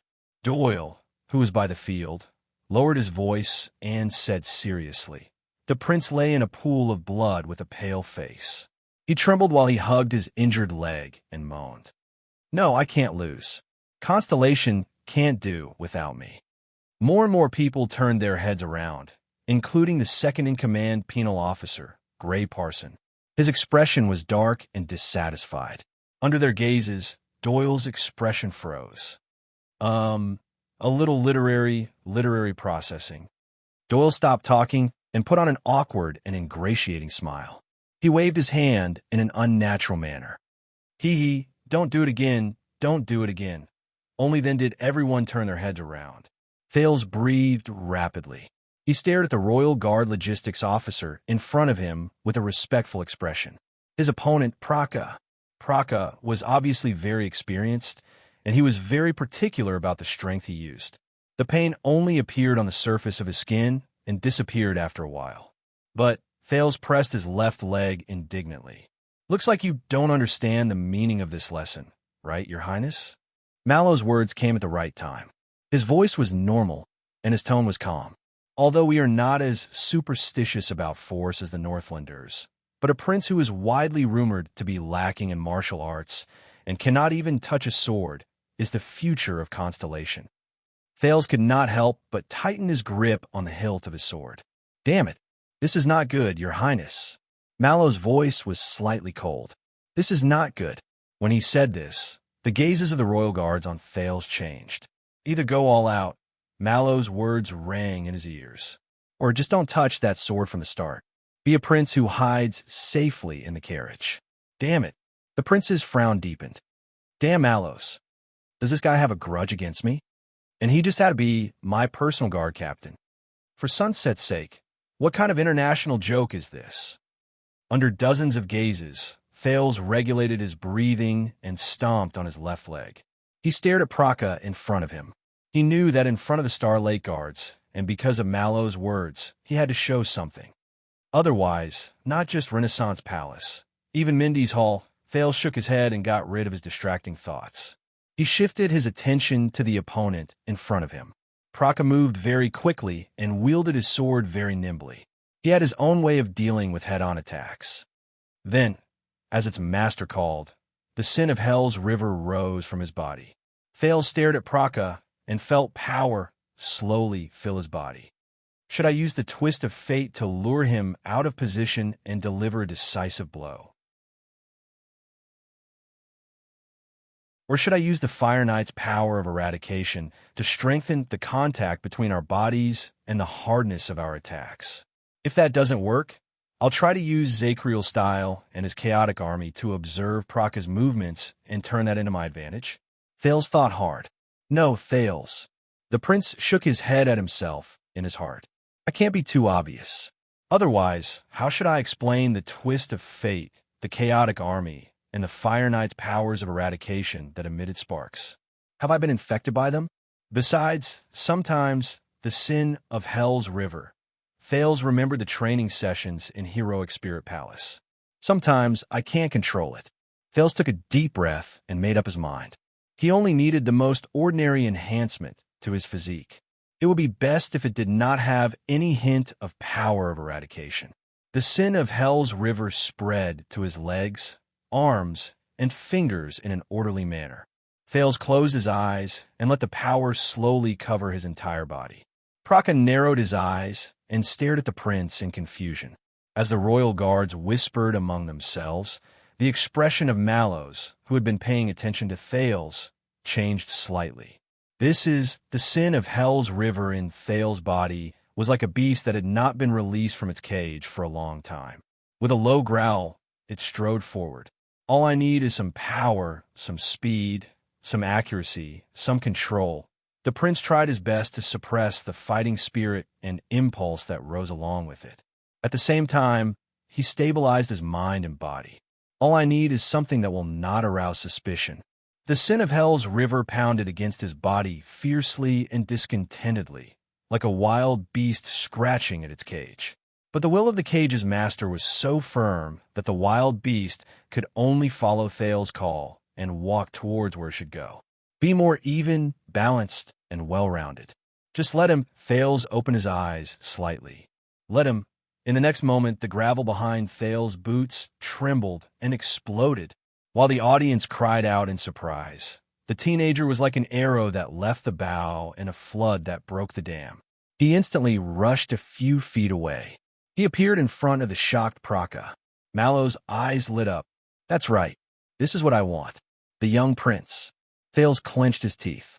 The sin of Hell's River was extremely excited in his body and roared madly. His footsteps, shoulders, arms, and the tip of his sword. The 4 points on his body connected into a line and gathered the most surging force. In the end, it turned into a flash of sword light. It went straight for the vital parts of his opponent's chest and abdomen. At that moment, it was as if time had slowed down. I dashed. Doyle raised his hand to block the flying gravel. He opened his mouth in shock, but he could only shout out a lonely syllable in this breathtaking and instantaneous sword strike.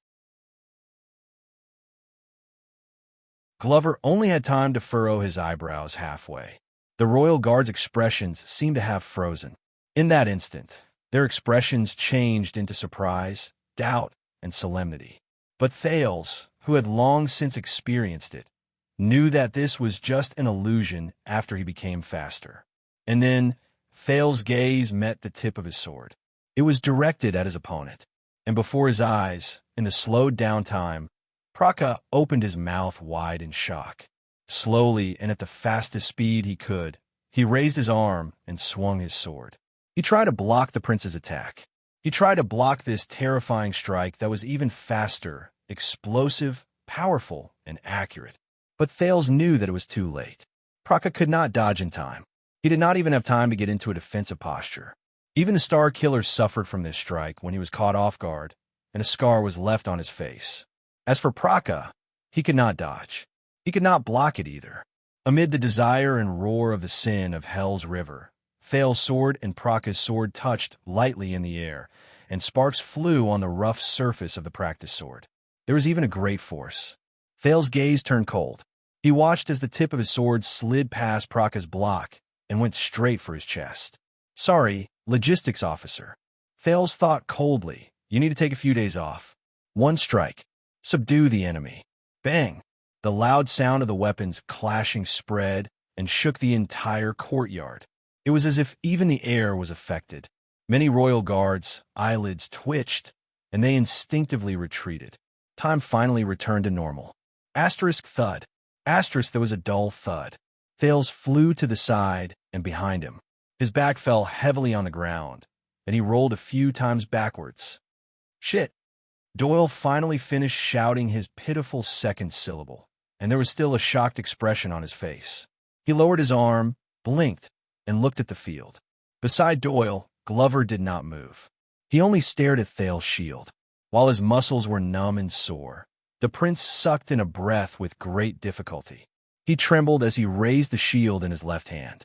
At some point in time, the surface of a shield had already cracked. There was a dent the size of the tip of a sword as the center, and the area around it was full of cracks. At this moment, Thales' mind was blank. How he looked up in a daze. Praka stood before him unscathed. He pulled back his long sword with ease and smooth movements. In the air, the prince's weapon, the practice sword that had once launched a terrifying attack, spun a few times in the air. In the end, it fell weakly. It stabbed into the sand beside his feet at a slanted angle. He did not move. Silence returned. Wow. The royal guards burst into an uproar, and a loud commotion broke out. I am very sorry, Your Highness. Praka put away his sword and tried his best to suppress his panic. He quickly went over to help Thales and apologized anxiously. I made a mistake. Are you hurt anywhere? At that moment, logistics officer Leo Praka. A calm and indifferent voice rang out, but for no reason, it carried a bit of a threatening chill. Praka was about to help Thales up, but he froze on the spot. The watchman of the royal guards. Mallow's voice rose clearly in the crowd. As a royal guard, even if I have to work for a long time, even if I am just a sparring partner, Mallows still had his arms crossed over his chest as he sized up Praka from the corner of his eyes. Your skills. Mallows did not even spare a glance at Thales, who lay on the ground in a pathetic state while panting in a daze. He only stared coldly at Praka, who looked ashamed. You have also regressed too much. His words were stern, and his tone was cold. The royal guards quieted down. Praka was stunned for a moment, and he looked ashamed. He looked at the prince anxiously, then at his commanding officer. He wanted to say something, but he did not. He did not know what to do. Thales still lay on the ground and breathed in a daze. How? The sin of Hell's River. I was already, how could I still? He sensed his left arm gradually recovering from its numbness. He also sensed the quiet gazes directed at him from all around him, and he had mixed feelings in his heart. The entire training field fell silent. The royal guards exchanged glances, and they occasionally discussed in low voices. Doyle tugged at Glover's sleeve, but the latter seemed to be deep in thought and did not react. As for you, respected Prince Thales, Mallow spoke again. The royal guards quieted down, and Praka, who wanted to help the prince up, also stopped in his tracks. The watchman slowly turned around and looked at Thales, who was on the ground, with an indifferent expression. After seeing your performance, I believe that you already know what the power of eradication is. Mallows chuckled, and there was contempt in his eyes. But fighting? It is far more than just the power of eradication. In the next second, The watchman did not even look at the noble prince. He just turned around. "All right, everyone, the performance is over." Mallows took a step forward and said lightly, "Dismissed." As they stared at Mallow's back, the royal guards looked at each other. A few seconds later, the dozens of people dispersed. "Did you see what the prince's power of eradication is?" Doyle stole a glance at Thales, who was panting in a daze with a gloomy expression on his face. He pitied the poor prince for a second before he turned around and said, "I can't see it. I think it's a little too weak, no." Glover frowned. "It's not weak. Hey, zombie, how many times has it been? Can't you just agree with me, for once?" At this moment, an exceptionally different, weak, and hoarse voice rose. "Wait a minute." The scattered royal guards fell silent at the same time and turned around one after another. At the center of the training field, the disheveled teenager pushed himself up with his hands on the sand. He staggered but resolutely climbed up. Mallows stopped in his tracks. "He just hit my—" The teenager lowered his head and raised his left arm with a trembling hand. He tried his best to breathe, to relieve the tightness in his chest. "Shield." Doyle's eyes slowly widened. Glover's gaze became sharper. As his sparring partner, Praka stood in the field. He was shocked and did not know how to respond. "It's not a vital part." Thales sucked in a deep breath. He endured the stiffness and pain in his muscles after he suffered a heavy blow. He touched the binding straps behind his shield. In his body, the sin of Hell's River, which had been defeated, surged out of silence again. With a fierce unwillingness, like a beast licking its wound, it climbed up step by step and let out muffled, explosive sounds. Thales pulled out his right hand with trembling hands and loosened the binding straps. He let the shattered arm shield fall to the ground. The teenager gulped down a mouthful of saliva that tasted like blood. He held the practice sword by his feet with trembling hands. The sin of Hell's River surged into his arm. In the next moment, Thales stabilized his breathing, gritted his teeth, and drew his long sword. The teenager stared at Mallow's back. "I didn't lose." The royal guards burst into an uproar again. They cast the prince a puzzled look and disgust among themselves. Many people also quietly looked at their commander. They waited for his reaction. 1 second, 2 seconds. Mallows remained silent. He did not turn around. He only turned his neck slowly, turned his head, and cast a sideways glance at Thales. The watchman's lips curled up. He formed a cold and mysterious smile.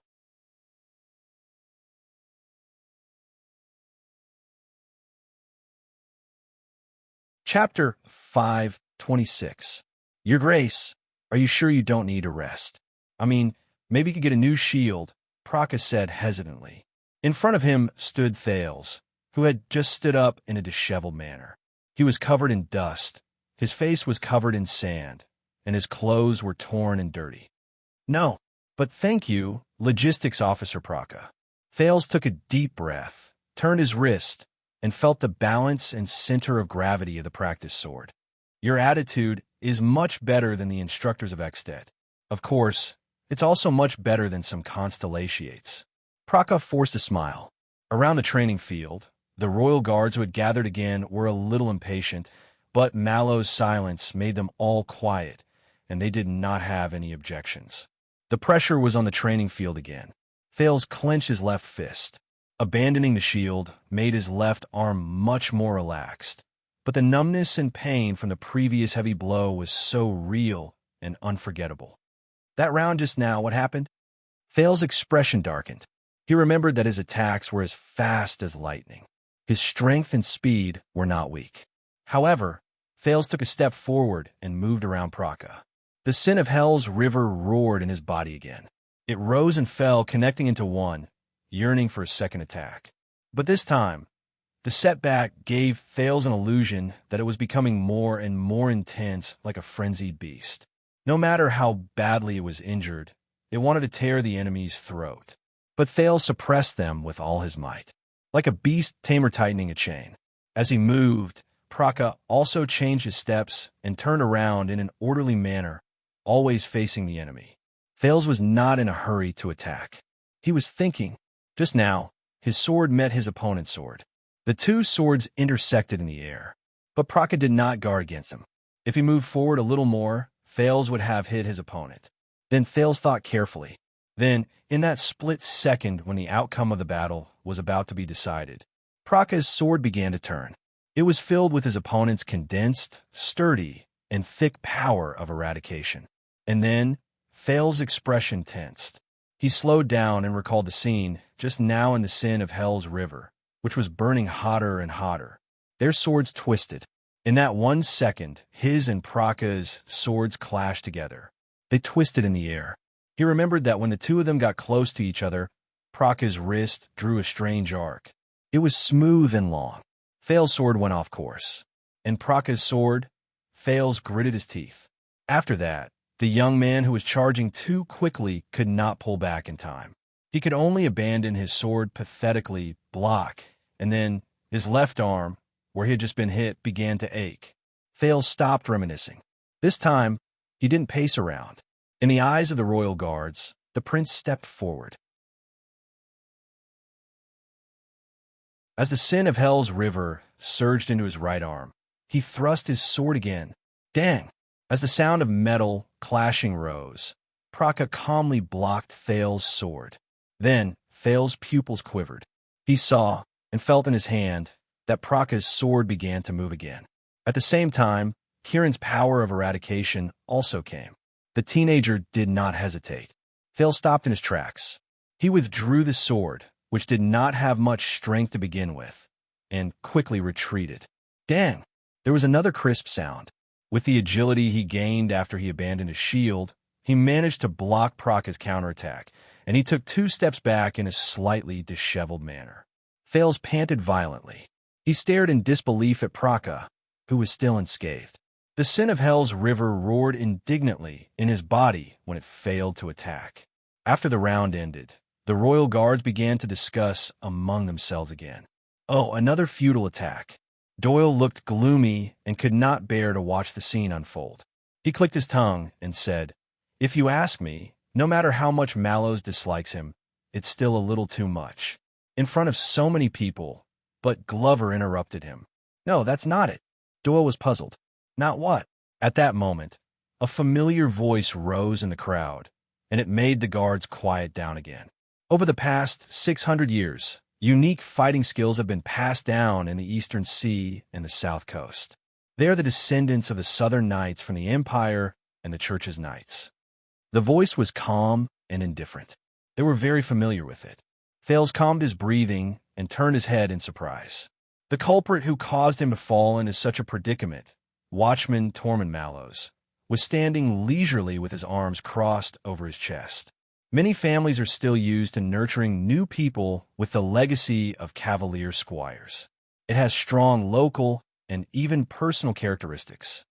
Compared to the other martial arts in Constellation, this style is more classical and elegant. The sword styles are unique, and the techniques are exquisite and meticulous. Praka pursed his lips and turned to the commanding officer as well. Mallows said nonchalantly, "So, in the kingdom, the people who are represented by the Southeastern Knights are also known as the martial arts faction." Martial arts faction? Questions filled Thales' mind. Mallows paused for a moment and sighed slowly. Of course, due to many reasons, the once famous martial arts faction, it had gradually declined and was not as good as before. Perhaps it would eventually disappear and return to nothingness. It was just like the countless factions that flashed through the long river of history. Mallows looked up. Why are you daydreaming?" Mallows reminded the two of them in a nonchalant manner, as though he was just talking in his sleep. "Continue fighting." Thales took a deep breath. As he pondered over Mallows' words, he looked at his opponent again.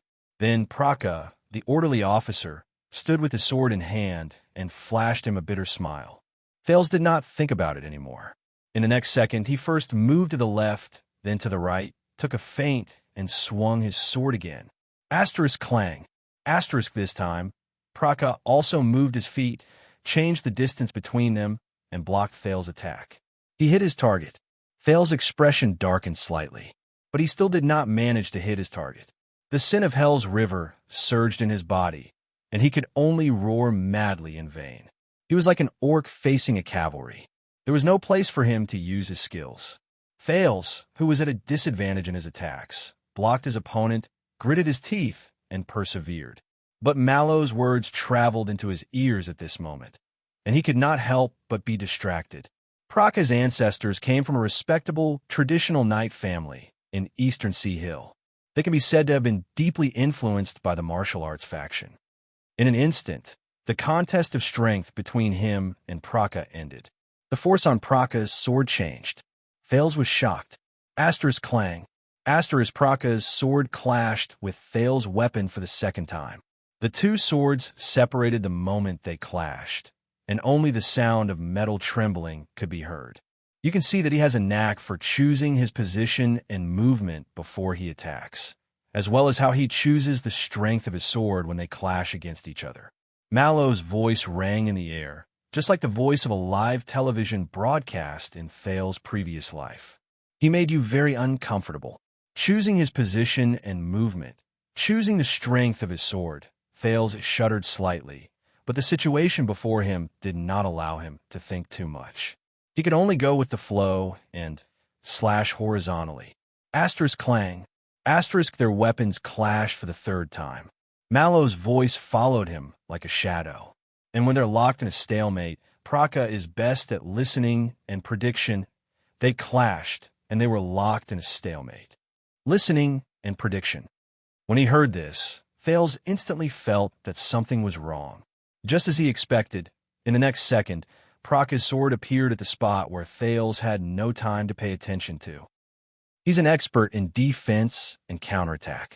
At that moment, Thales' hair stood on end, and he activated all the sin of Hell's River in his body without caring about anything else. Asterisk clang. Asterisk he parried Praka's sword that went straight for his neck by a hair's breadth. His right shoulder landed on the ground, and he rolled away in an incredibly pathetic manner. Outside the field, Mallow smiled faintly. Just like this. After this round of exchange, the royal guard started discussing among themselves again. Thales wiped away the sweat that had appeared on his forehead without him noticing.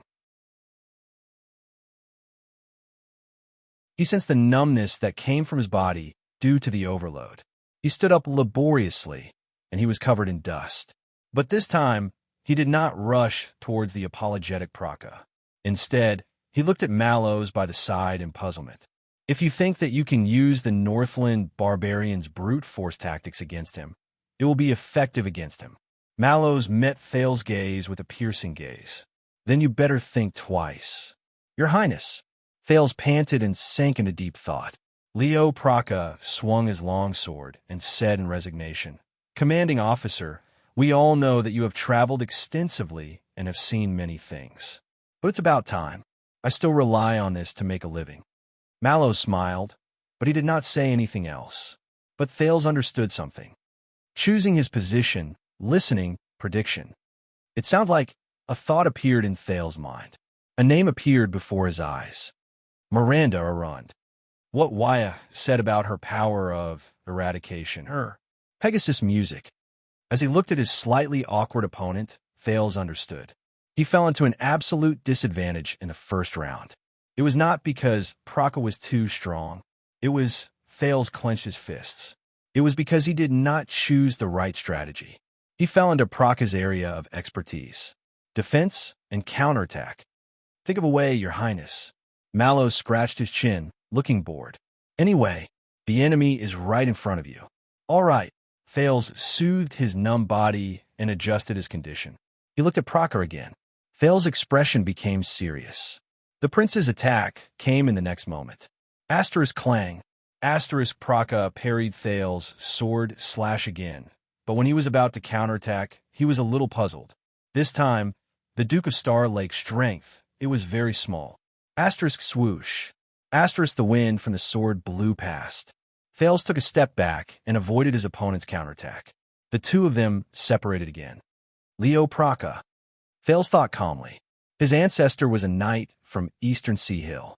He was skilled in martial arts, and he specialized in defense and counterattack. His brain started to work, thinking about his opponent's advantages and his own strategy.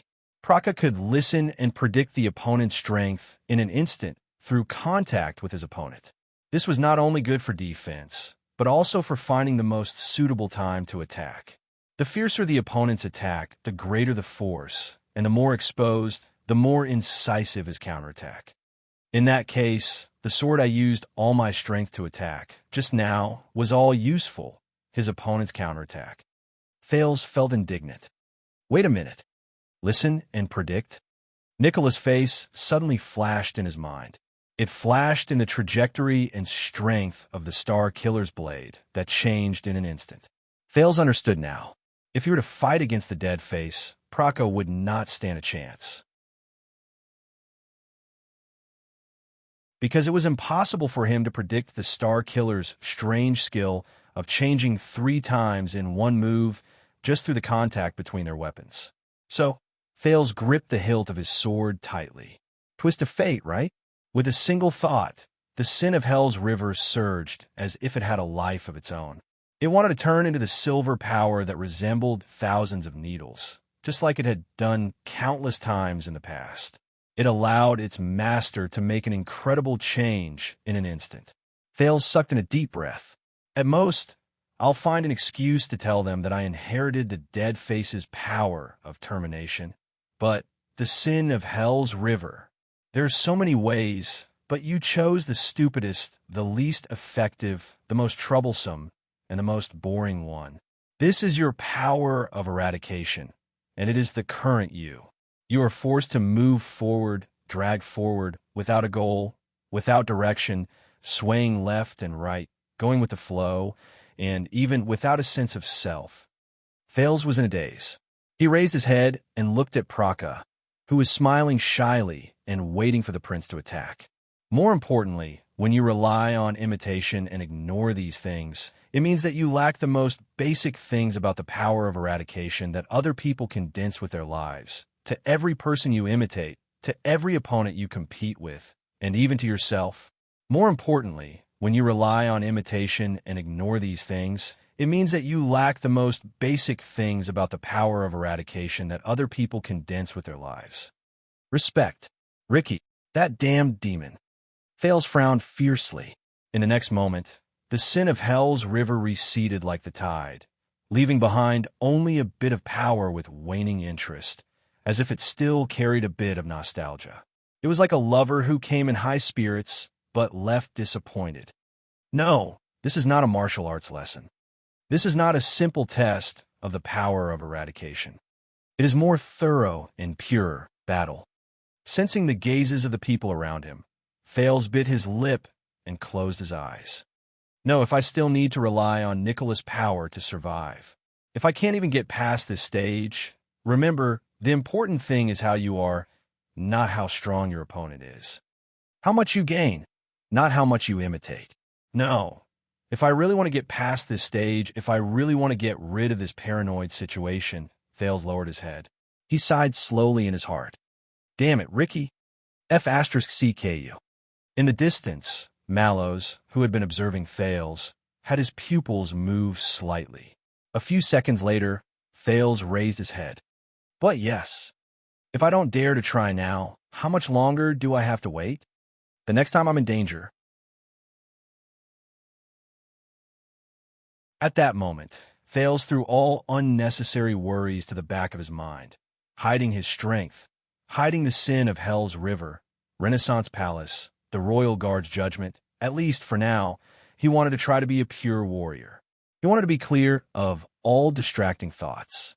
The advantage of the sin of Hell's river's endless transformations is not that you can disguise yourself as all your opponents, but it allows you to calmly and fearlessly face all your opponents. The sin of Hell's river burned again, but it was much more docile than before. He did not know whether it was because it had used up too much energy or because it had failed too many times. It was as if that crazy beast had turned into a calm hound, licking its wounds in the corner. It only glanced at him coldly from time to time.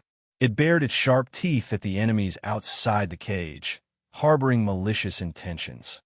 This is the real, The omnipotent power of eradication.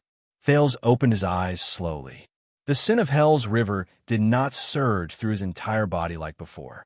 Instead, it focused on his eyes and ears, filling his senses.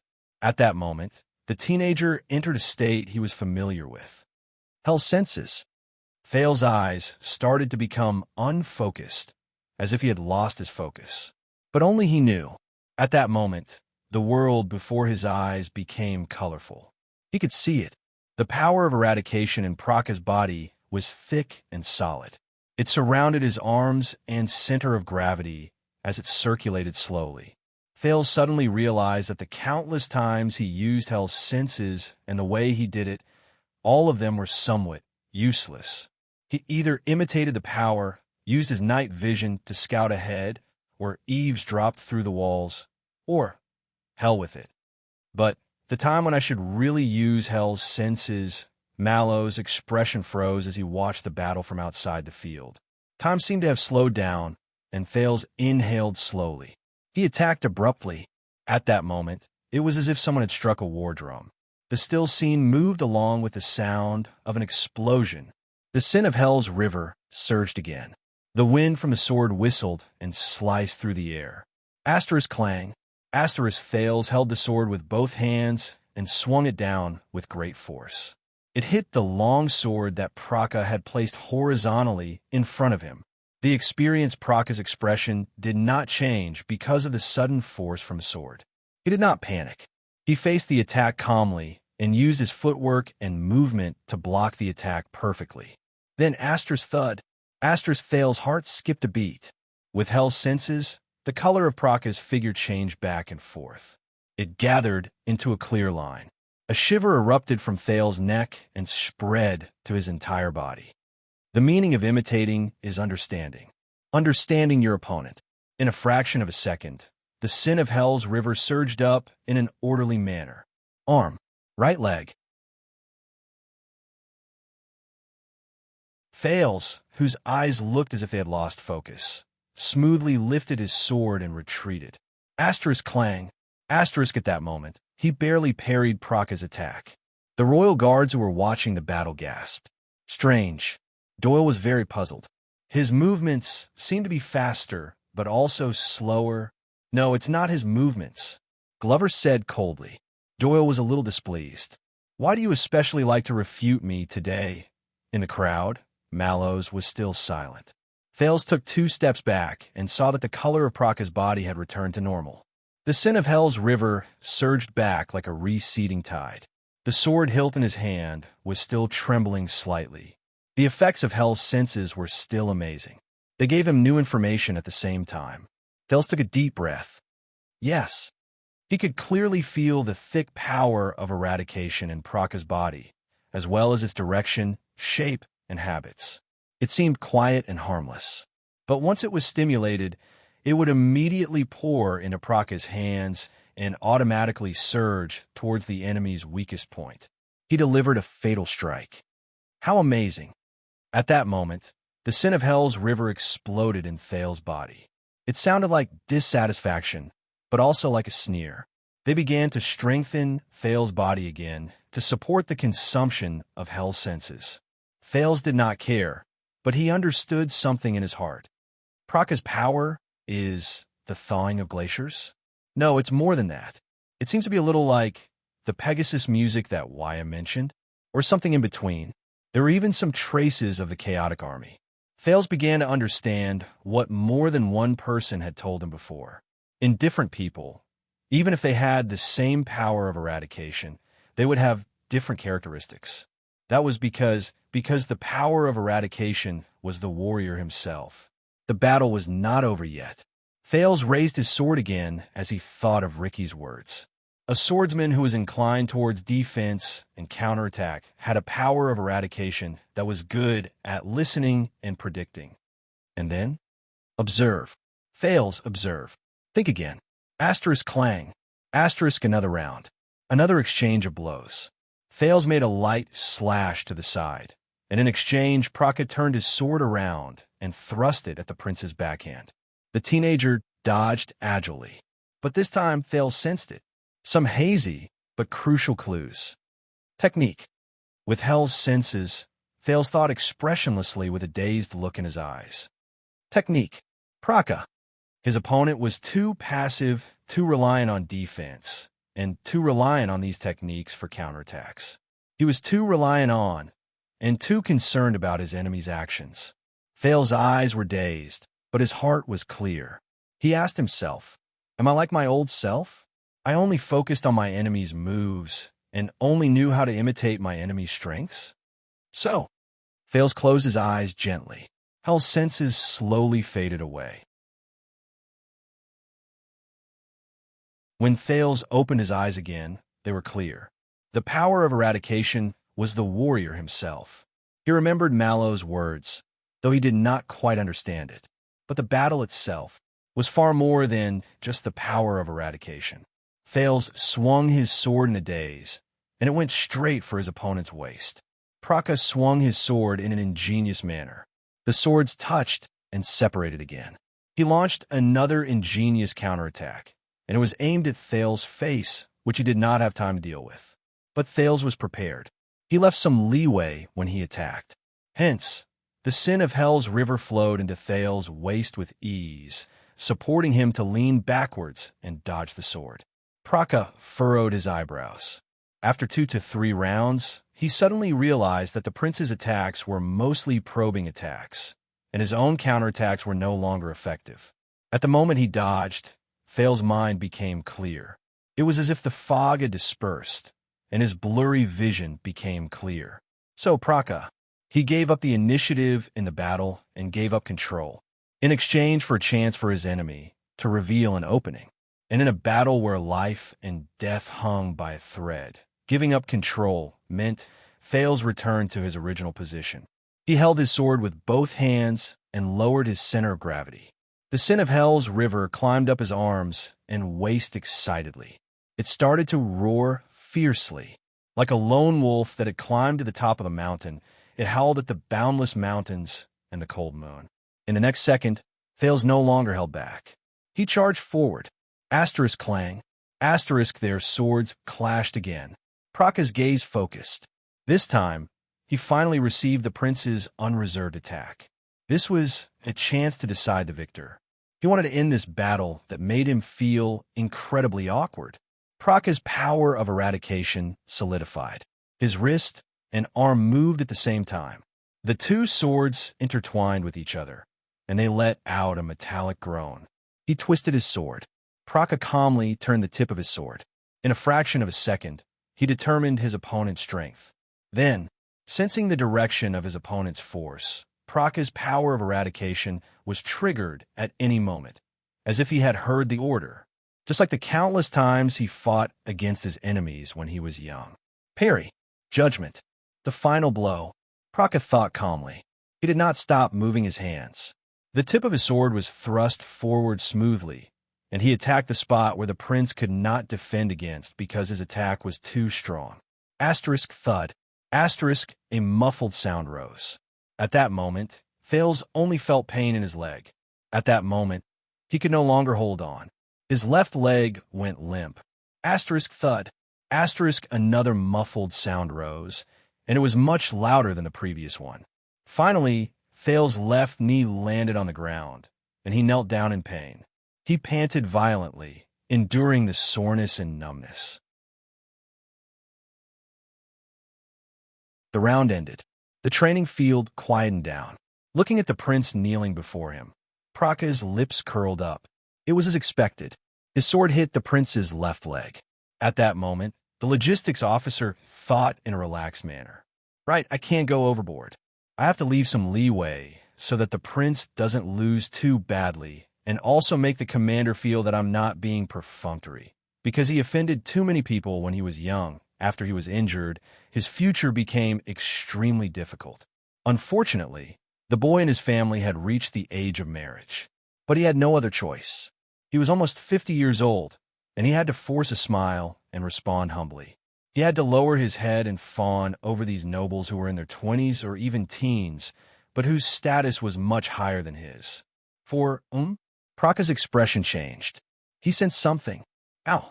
The logistics officer took a deep breath. He lowered his head slowly. When he saw what was before him clearly, Praka's pupils suddenly trembled. At some point in time, Thales's sword had moved from bottom to top. He blocked it firmly, Praka's chest, and the hilt of the sword was in Thales's hand, who was kneeling on one knee. But he did not use any force. Praka was stunned. The victor had been decided. Wow! At that moment, like waves crashing against the shore, the royal guard's cries of surprise instantly rose and invaded this part of the world. Doyle looked at this scene in surprise. He wanted to say something, but he did not know what was going on. He could only open and close his mouth repeatedly. Glover's eyebrows slowly relaxed.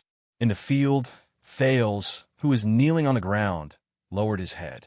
He was still panting violently, and his arms were trembling. Shock, excitement, curiosity, doubt, confusion, and countless other emotions rose in everyone's hearts. Among the many pairs of eyes, Mallow's gaze was the sharpest and the most complicated. He stared at Thales's sword without moving. It was as if the deepest secret was hidden there. Thales trembled. No one knew that at that moment, he was trying his best to suppress the inexplicably excited and raging sin of Hell's River in his body. He was suppressing the thought of continuing to thrust his sword. Praka calmed his emotions and put away his incredulous expression. With a complicated expression, he stared at the prince who was trembling under him. He attacked intentionally, but predicted my counterattack and sacrificed his left leg. In exchange, Praka looked at the long sword in his chest with a gloomy expression. A few seconds later, the logistics officer sighed. You won, Your Grace. You were full of tricks, and your response was appropriate. Praka flashed a bitter smile. He threw down the practiced sword and admitted defeat. I was not his opponent. The discussions among the royal guards became even louder. Old Praka went easy on him, right? Against that child, Doyle whispered to the person beside him in puzzlement. He casually defeated him just a moment ago, and in the next moment, he casually defeated him again. Even a knight would not dare to write such a thing. Shut up. Glover finally seemed to be unable to hold it in any longer. He said coldly, Do you think that fighting is like doing arithmetic and comparing who is stronger or weaker? That you only need to know how to add and subtract? Doyle was rendered speechless, and he cast Glover a resentful gaze. There were many more conversations like this, but Mallows only looked at the two people in the field without saying a word. Thales panted a few more times, and he managed to stabilize his body. He put away his long sword shakily and stood up. Praka bowed resentfully, turned around, and prepared to leave the field. But Thales called out to him, No, Logistics Officer Leo Praka. The prince looked a little disheveled. His sweaty face had a smile on it. I know. You went easy on me. Thales also threw down his long sword and extended his right hand gently. You have taught me a lot. Thank you. Praka was stunned for a second, and then he smiled in a reserved manner. He hesitated for a while, but in the end, he still held the prince's hand gently. Thales nodded. I'm honored to have you in my guards. The logistics officer was expressionless, but he took 2 steps back, pressed his hand on his left chest, and bowed. But compared to the first bow, he was much more respectful. I knew I went easy on him. Doyle showed an envious expression by the side of the field. TSK, TSK, TSK, this veteran. That flatterer really knows how to behave. Glover glanced at him and did not say anything. The guards were still discussing among themselves, but the way they looked at the prince gradually changed. Thales picked up his water skin and started to drink to replenish himself. But as he drank, he raised his head and looked at Mallows. He threw him an unfriendly gaze. Mallows also looked back at him faintly. The emotions in his eyes were unclear. Praka? Mallows did not turn his head. There was a questioning tone in his voice. Please forgive me, commanding officer. Praka's tone was a little tired and resigned. I'm old, and the Duke. The logistics officer glanced at Thales with a complicated gaze. Not bad. Mallows was silent for a few seconds, but his expression was no longer as calm and indifferent as before. Enough. A few seconds later, Mallow's slightly gloomy voice rose, and he silenced the royal guard's increasingly loud discussions. The watchman walked forward and looked at the disheveled prince, who looked like an oil painting made of sweat, dust, and wounds. He was cleaning up his mess. "Are you ready to fight against your next opponent?" "What?" Thales paused in the act of drinking water. The Duke of Star Lake put down his water skin and asked in surprise, "Again? Isn't one fight enough?" The 20 or so royal guards around them looked at each other a loss. Mallow smiled faintly. "We have not completed our assessment, and it's still early. The martial arts lesson just... Did you fight for 2 minutes?" Thales' words came to a halt. "How many minutes was it?" Mallow's smile grew brighter, but in Thales' eyes, it was incredibly detestable. "Of course, we can understand that you might have had a hard time. After all, everyone's endurance is different, so you could choose to give up, Your Highness." Mallow's voice became deep, and his eyes shone with an unfathomable light. "As your humble servant, I do not dare, nor do I have the right to stop you from giving up. That is your right." Mallow shrugged. "Then, we can be considered to have understood you." "A prince for 2 minutes?" Thales was stunned again. What prince?" Mallow smiled and did not answer. A few seconds later, Thales sucked in a deep breath and exhaled slowly. "If you want to offend me, Tormund Mallows," the Duke of Star Lake said with a hint of anger in his voice, "you did it. But I am honored, Your Highness." Mallows was not bothered at all. "It means that I have done my duty." "Then, have you decided to rest?" "I believe that everyone, including His Majesty, will understand." He glanced at the royal guards around him with a mocking expression. "After all, you experienced the exciting, difficult, adversity, survival in adversity, and turning the tables in your martial arts class for 2 whole minutes. It's a world-class, epic duel." At that moment, Thales, who had been staring at Mallows with a hostile gaze, twitched a little. 2 minutes. 2 minutes of what duel?" Thales' expression was stiff. Mallows smiled as usual. At that moment, the training field was silent. The royal guards were silent. They did not speak a word. Everyone stared at Thales and Mallows in fear. They did not even dare to breathe loudly. A few seconds later, come. Thales suppressed his displeasure and closed his eyes. Mallows raised his eyebrows. Thales opened his eyes swiftly, and his tone was hostile. "Why are you daydreaming? Come." He clenched his teeth and urged. It's just getting beaten up. I'm already used to it." Thales roared in his heart while crying. Mallows showed a happy smile again. He did not turn around. Instead, he shouted a name. "John." "Yes, it's you, John Commodore." The royal guard spread out and made way for a short and strong man in the crowd. The man was stunned. He blinked in bafflement. It was clear that he was not prepared for this. His colleagues around him looked at him sympathetically. It was as if Commodore had just won the lottery to clean the toilet. "Listen, John, you might as well be bolder and more intense in your actions." The watchman continued to speak. Thales was stunned. Bolder and more intense? What does that mean? Commodore, who was assigned to him, also looked confused. Mallows looked at Thales again, and his expression became stern. "It's different from Procca's test. This time, we're going to find out what's so interesting about Your Highness." A cold glint suddenly flashed in his eyes. Power of eradication.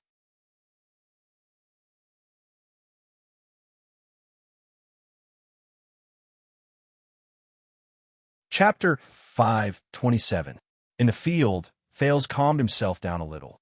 He felt the sin of Hell's river, which had become more active, flow through his body again. Ever since his adventure in the desert ended, he noticed that the sin of Hell's river had become more solid and abundant. Compared to the previous 10 seconds man, it could now last longer.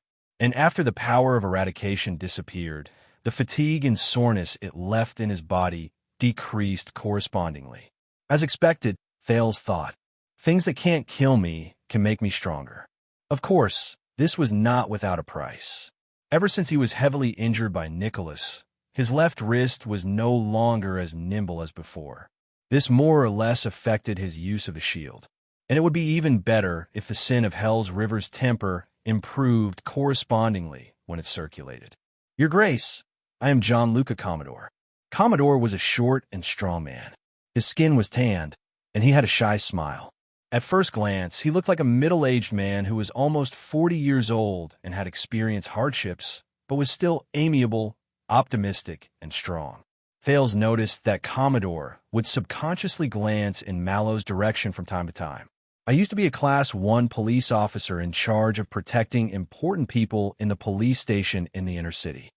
When he faced the Duke of Star Lake, Commodore smiled brilliantly, so much so that it was a little obsequious. I was fortunate enough to pass the test and enter the Royal Guards. Now, I'm one of the newly appointed protectors in your personal guards. Police officer. Thales sucked in a deep breath. All right, I'm quite familiar with this. Be it the arrogant green-skinned men in Western District who are in cahoots with Blood Bottle Gang. Or are they some idiots who, once they lose their jobs, will unfortunately have to go back to inherit their titles and properties? But before he could think deeply, the battle in the field had already begun. Asterisk clang. Asterisk, a muffled sound rose, and Thales' arm shield clashed with Commodore's blade. Commodore was not as humble as Praka. His attack was fierce and proactive, and it was a stark contrast to the obsequious smile on his face. Thales moved his feet and swung his longsword. He exchanged a few attacks with Commodore in the air. As the metals clashed, the Duke of Star Lake noticed through his hell senses that Commodore's sword style was standard.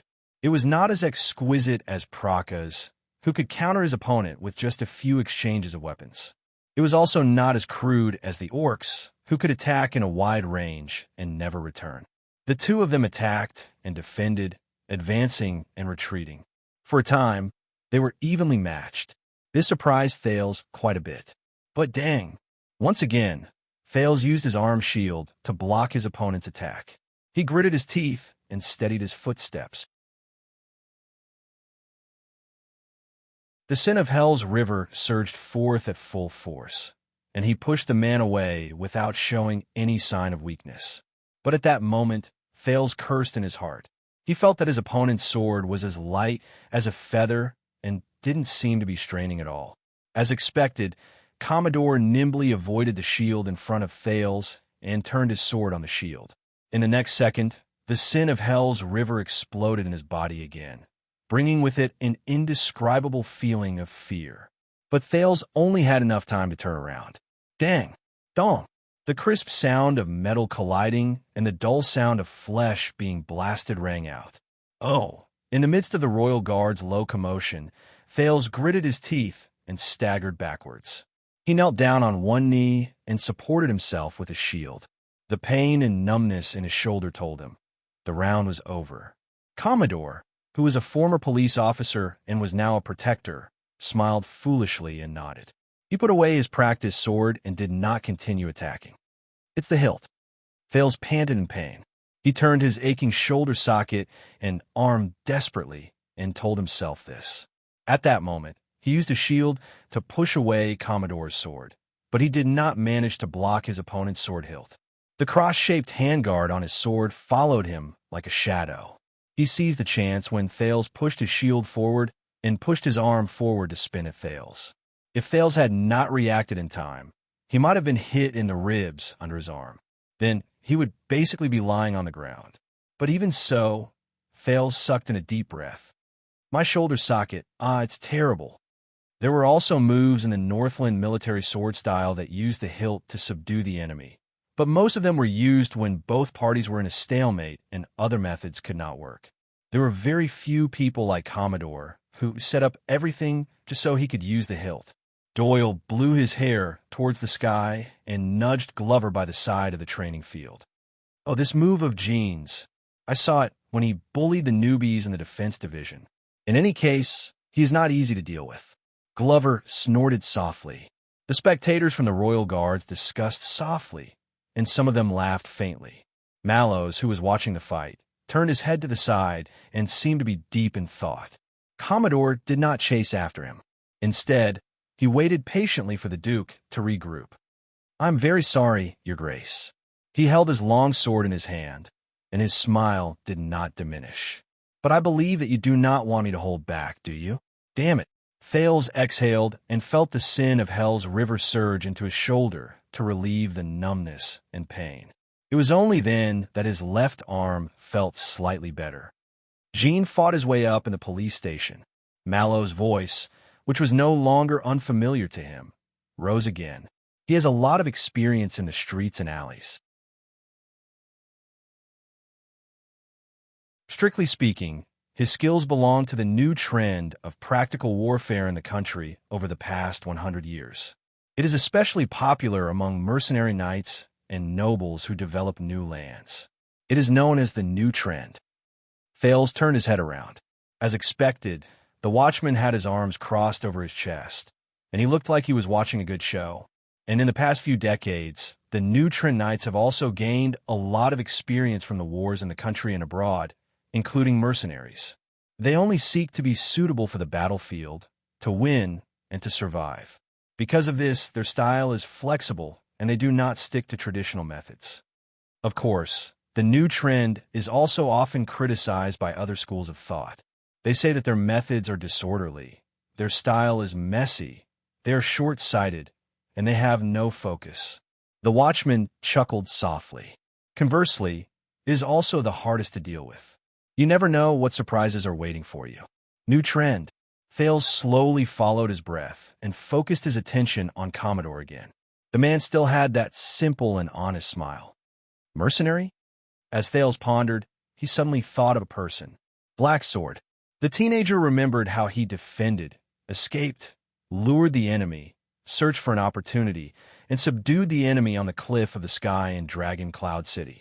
He remembered how he used all sorts of methods to fight against the air mystic and not being at a disadvantage. He also remembered how he carried him. Thales had been trying to find a better transitive verb in the Sea of Blood and Shield district while he charged toward the multi-headed monster, Kalika. As he thought about it, the sin of Hell's river surged again, as if it was dissatisfied with the humiliation it suffered in this round. Commanding officer, you praise me too much. I'm just a... Commodore responded to Mallows with a chuckle. But before he could finish speaking, Thales' attack arrived before him again. Asterisk clang. Asterisk Thales gritted his teeth and attacked with his sword, but it was blocked by Commodore in a practiced manner. Commodore then pressed forward and thrust his sword forward. The teenager knew that Commodore had all sorts of methods up his sleeves. He swung his sword to parry the attack and retreated agilely to prevent himself from being hit again. But in the next moment, his hell's senses suddenly shuddered, and an ominous feeling surged into him again. As expected, Thales felt a jolt in his leg. He lost his balance. Damn it! The sin of Hell's river roared. Without thinking, Thales used all his strength to turn around and roll out of the battlefield in a pathetic manner. Asterisk thud. Asterisk Commodore's knee landed heavily on the sand, and it let out a frightening thud. After this round, the Royal Guards let out a low commotion again, but at least the teenager managed to avoid it. Thales crawled up in shock and looked at Commodore, who had a slightly surprised look in his eyes. Trip me? Thales really wanted to ask whether Commodore had learned how to wrestle, or whether he knew a former watchman who also liked to trip him in close-quarters combat. But Thales took a deep breath and straightened his body. After this round, he understood something.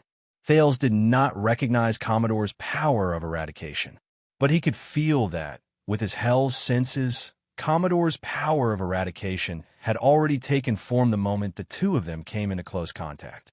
It gathered in a certain part of his body and was ready to be unleashed. For example, his wrist and sword hilt, his waist, and his footsteps. Coupled with his little tricks, he could instantly unleash his power of eradication and catch his opponent off guard. And it's not just his power of eradication. Thales panted and stared at the opponent in front of him.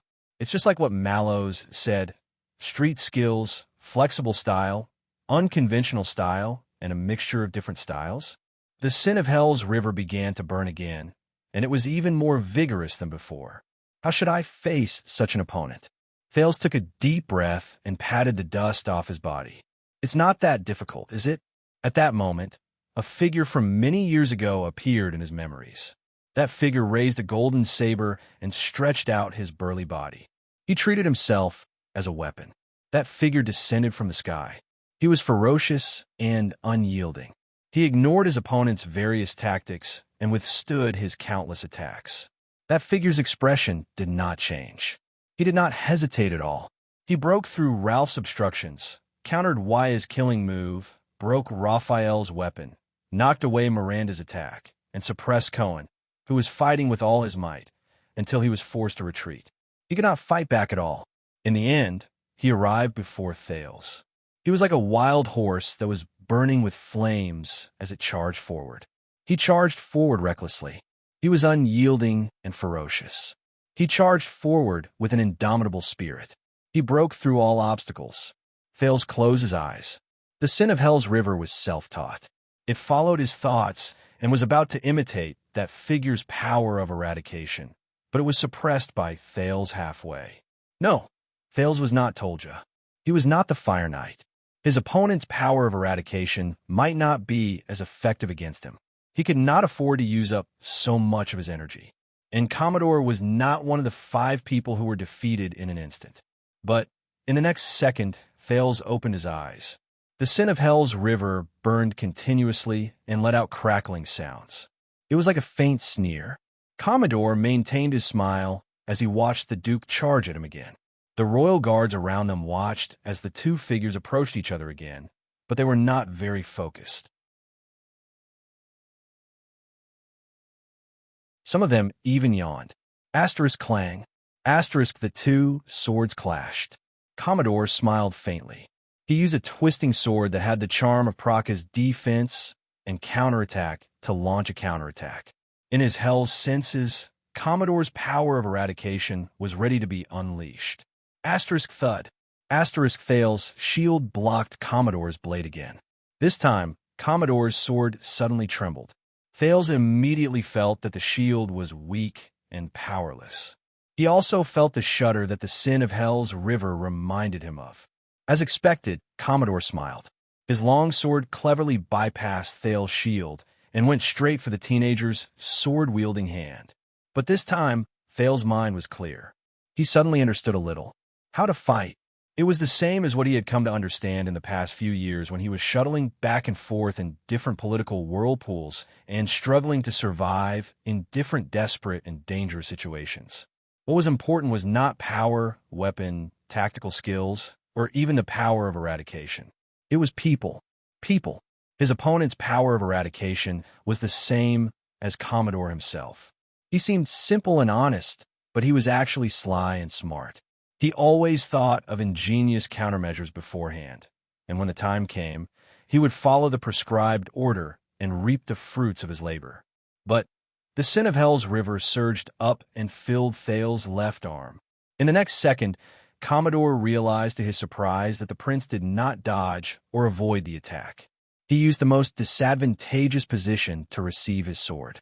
Thales' face was filled with pain. He could not withstand it, and his long sword fell from his hand.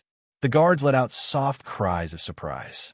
Some of the people who had some expectations for the prince shook their heads. All right, this is the same as admitting defeat. Commodore thought in pity. He moved his body to avoid the Duke who had lost his weapon. He still had a lot of close-quarters combat skills, but he could not show them. But forget it. I was going to lose anyway. But Commodore's thoughts stopped at this moment, because in that second he saw to his surprise that Thales' shield, which was still attached to a few straps, smoothly slid down. It revealed his left arm, which was already clenched into a fist, and the Duke's gaze. Commodore stared blankly at Thales' face, which showed that he was enduring the pain with great difficulty. Asterisk thud. Asterisk another dull sound rose. The teenager's left fist struck Commodore's right rib violently. The strength was astonishing. At that moment, Mallows, who was watching the fight, furrowed his eyebrows. Commodore felt half of his body go numb. He could not feel his right arm. Just as he thought that things were not going well, the Duke's face, which was gritting his teeth, grew larger in his field of vision. Asterisk thud. Asterisk Commodore felt pain in his forehead. He saw stars and lost his balance. Asterisk thud. Asterisk, both of them fell to the ground. Two dull sounds were heard. Thales's shield and Commodore's longsword fell to the ground. A few seconds later, everyone snapped out of their daze. Commodore was already lying on the ground. The former police officer was shocked and angry. He struggled to get up, but he realized that at some point of time, Thales was already sitting on top of him. Your Grace? The teenager pressed his left hand against Commodore's neck. His right arm, which had his longsword knocked out, was dragged by his side. It was trembling slightly. The crowd, who had already relaxed, let out stifled cries of surprise again. Mallows was deep in thought by the side of the field. He would occasionally turn his head to say something to a guard beside him. You did very well, Protector John Commodore. Thales panted as he looked at Commodore, who looked ashamed and angry. He revealed a weak smile. But you relaxed in the end, and I had the opportunity to take advantage of it. The exhausted teenager stood up while trembling. He looked at Commodore, who was too ashamed to show his face. A small hint. Don't do this, especially when you are facing orcs. Commodore crawled up in a submissive manner. He did not even dare to look at Mallows. He apologized incoherently and left in a hurry. It was only then that Thales exhaled. The sin of Hell's River was still surging in his blood vessels. Its momentum was like a flood behind a dam. It was waiting to pour down at any moment. But at least Thales stopped attacking. The teenager staggered backwards and turned around. He panted as he picked up the water skin to quell the surging sin of Hell's River. Even though John went easy on me, how should I put this? Doyle narrowed his eyes and looked at Commodore's back, who was too ashamed to face the crowd. In a real battle, John will lose his throat, but our prince will also lose his right hand. Doyle shook his head in resignation. This desperate move, and the method he used against Praka. As expected, our prince came back from the north. However, no. Glover spoke coldly, and his answer was simple. In a real battle, the prince will lose some saliva. Doyle was stunned. What? Saliva? Glover stared at him with a burning gaze. Then, John will be crippled by all of us who will charge at him together. While the crowd discussed among themselves, the two of them were silent for a while. What you said is... Doyle blinked before he nodded awkwardly and continued the conversation. Is it really that real? Glover ignored him and turned his head around. But I still can't tell. Doyle stared at Thales and asked in puzzlement, does he really have the power of eradication? But if he doesn't, how did he do it? Under the crowd's gazes, Thales took a deep breath and put down the water skin. He sensed the emptiness and excitement in his limbs after the sin of Hell's River faded away. He ignored the crowd's discussions and sizing them up. He looked at Mallows, who did not say a word. Is it enough? Have you confirmed my power of eradication? Thales said in annoyance. My dear leader of the personal guards? Everyone's eyes were focused on Mallows. The watchman discussed with the guards beside him before he looked at Thales. I think I have some clues, Your Highness. He narrowed his eyes. But I can't confirm it yet. Thales exhaled. Some clues. Can't confirm it? That means, as expected, Mallows nodded and raised his voice to give an order. Mike, you go. As soon as he said this, the guards exchanged surprised and bewildered gazes. Soon, a man in his 30s walked out from the guards. His face was smooth, his eyebrows were gentle, his clothes were neat, and he was meticulously groomed. Thales sighed again and lamented about how time passed so slowly. Are they going to take turns fighting me? Oh no, he's no longer calling the people from the defense division and the logistics division. Doyle's expression changed, and he pointed at Mallows at Glover. This is not a good sign. The man in his 30s came to the center and bowed respectfully. Mike Johnvold, Your Highness. Knight Johnvold, who was known as Mike, might be gentle and elegant, but his accent had a roughness that Thales was familiar with. I officially joined the Royal Guards 9 years ago. Thales nodded in resignation and returned the greeting. Johnvold's words were concise and cautious. By the way, I am left-handed. Johnvold untied the sword he wore on the opposite side of his body and picked up a practice sword from the weapon rack. My attacks will be more violent and unexpected. Be careful. Thales flashed a weak smile and began to dress again. Wait, Johnbold, this family name. Doyle scratched his head by the side. I seem to remember something. Glover, who was beside him, silently replied, Black Johnbold. Black what? Doyle looked puzzled. Glover did not even look at him. He only said quietly, the executioner family during the Red King's era was once among the 7 Jade Star's attendants. There were more than 3 titled counts who died in their hands. Until the virtuous king was crowned, and during the rebellion trial, they were convicted one by one. They were held accountable for their crimes, and their titles and fiefdoms were taken away. Doyle looked as if he had just come to a realization. Glover was expressionless. But you should know better than I do. Doyle frowned again. Why? Glover slowly turned to Doyle. Because of Black Johnbold and White Doyle. Doyle was slightly stunned. The Red King had 2 attendants, and the widow cried day and night. Glover said coldly, 200 years ago, your family was as famous as them. Danny Doyle blinked. Wow. After a while, Doyle turned his head around in embarrassment and numbness. Is that so? You even know this? While they were still chatting, Thales had already gone up against Johnbold's sword. Just like Commodore, Johnbold did not hold back at all. He took the initiative to attack. But this time, Thales' expression changed the moment his opponent delivered his first attack.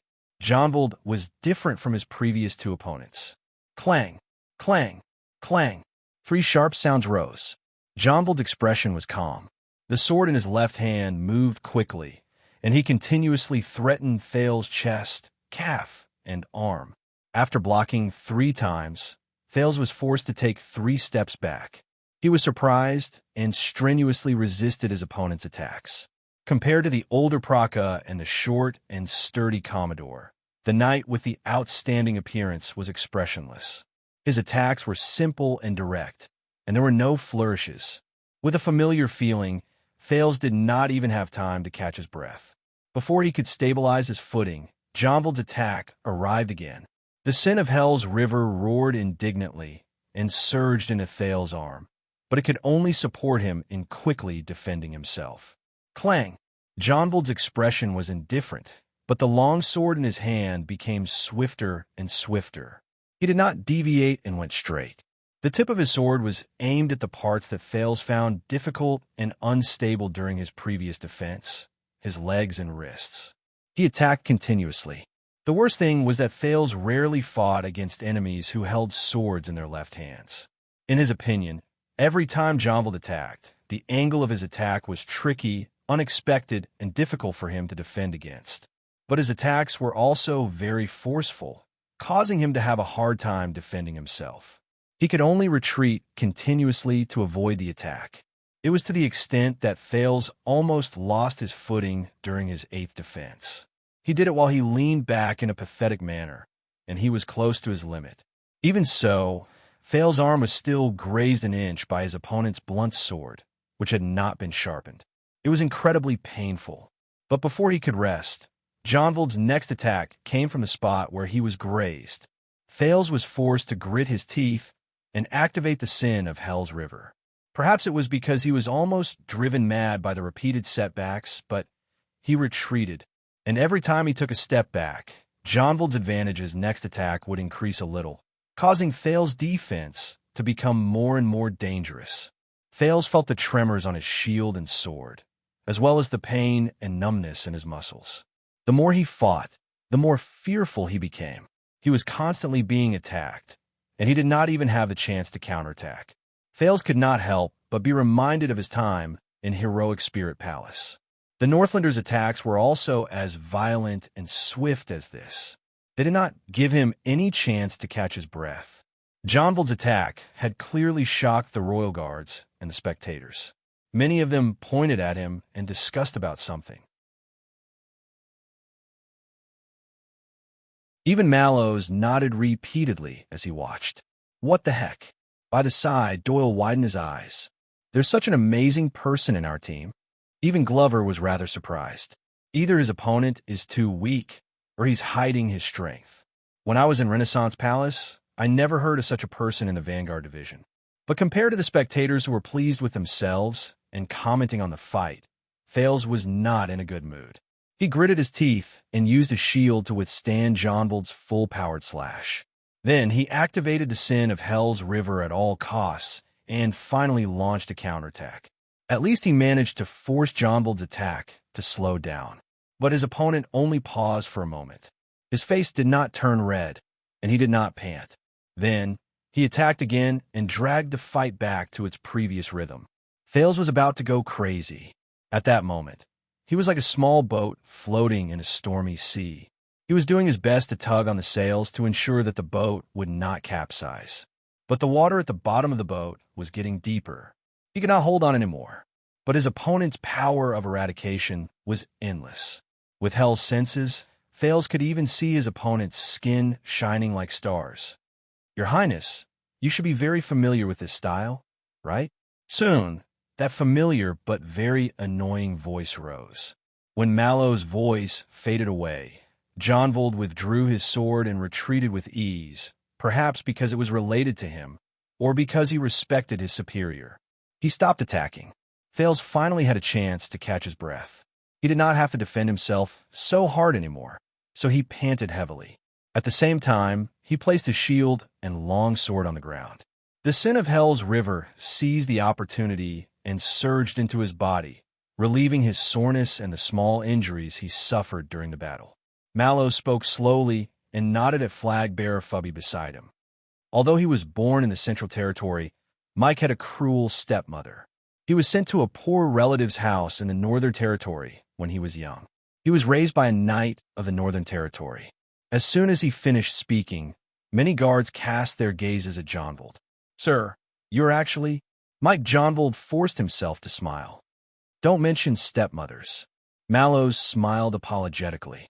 He then looked at Thales and said with a serious expression, "That's right.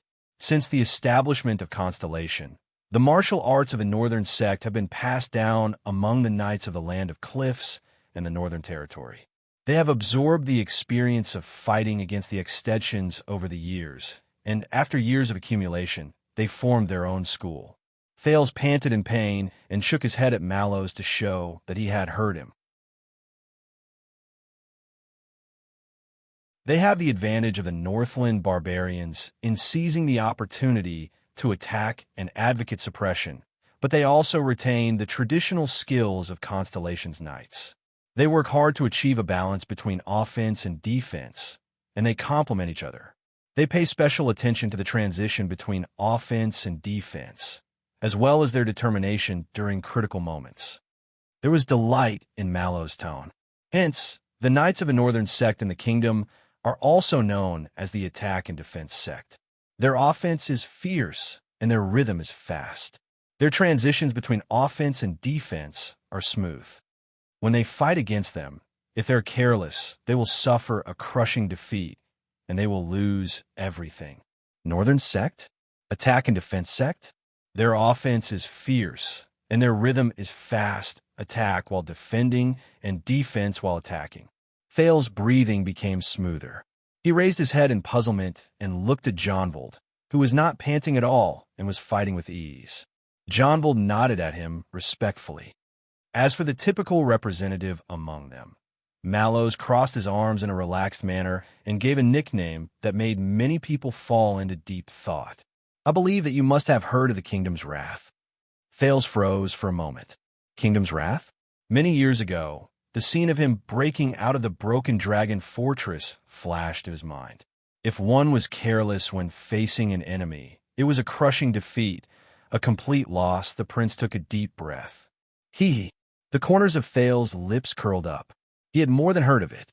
But wait a minute. Thales stared at Jonvold and narrowed his eyes. No, not just the Kingdom's Wrath. He was not the only one. Several different figures appeared in front of him.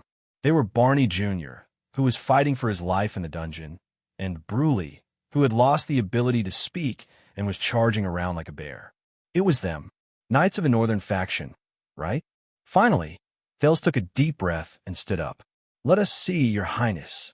Mallows smiled faintly. Over the past 6 years, When you faced extension-style martial arts, Mallow's eyes shone brightly, and it shot straight at Thale's sweaty face. How'd he deal with it? Stealing fragrance that you're tuning in to the Romance Rendezvous YouTube channel. We're so grateful for your support, and don't forget to subscribe to join us on this incredible journey through captivating stories. Your generosity through donations truly makes a world of difference, as it's the primary source of revenue that allows me to expand and enhance this channel for you. Thank you from the bottom of my heart for being a part of this adventure.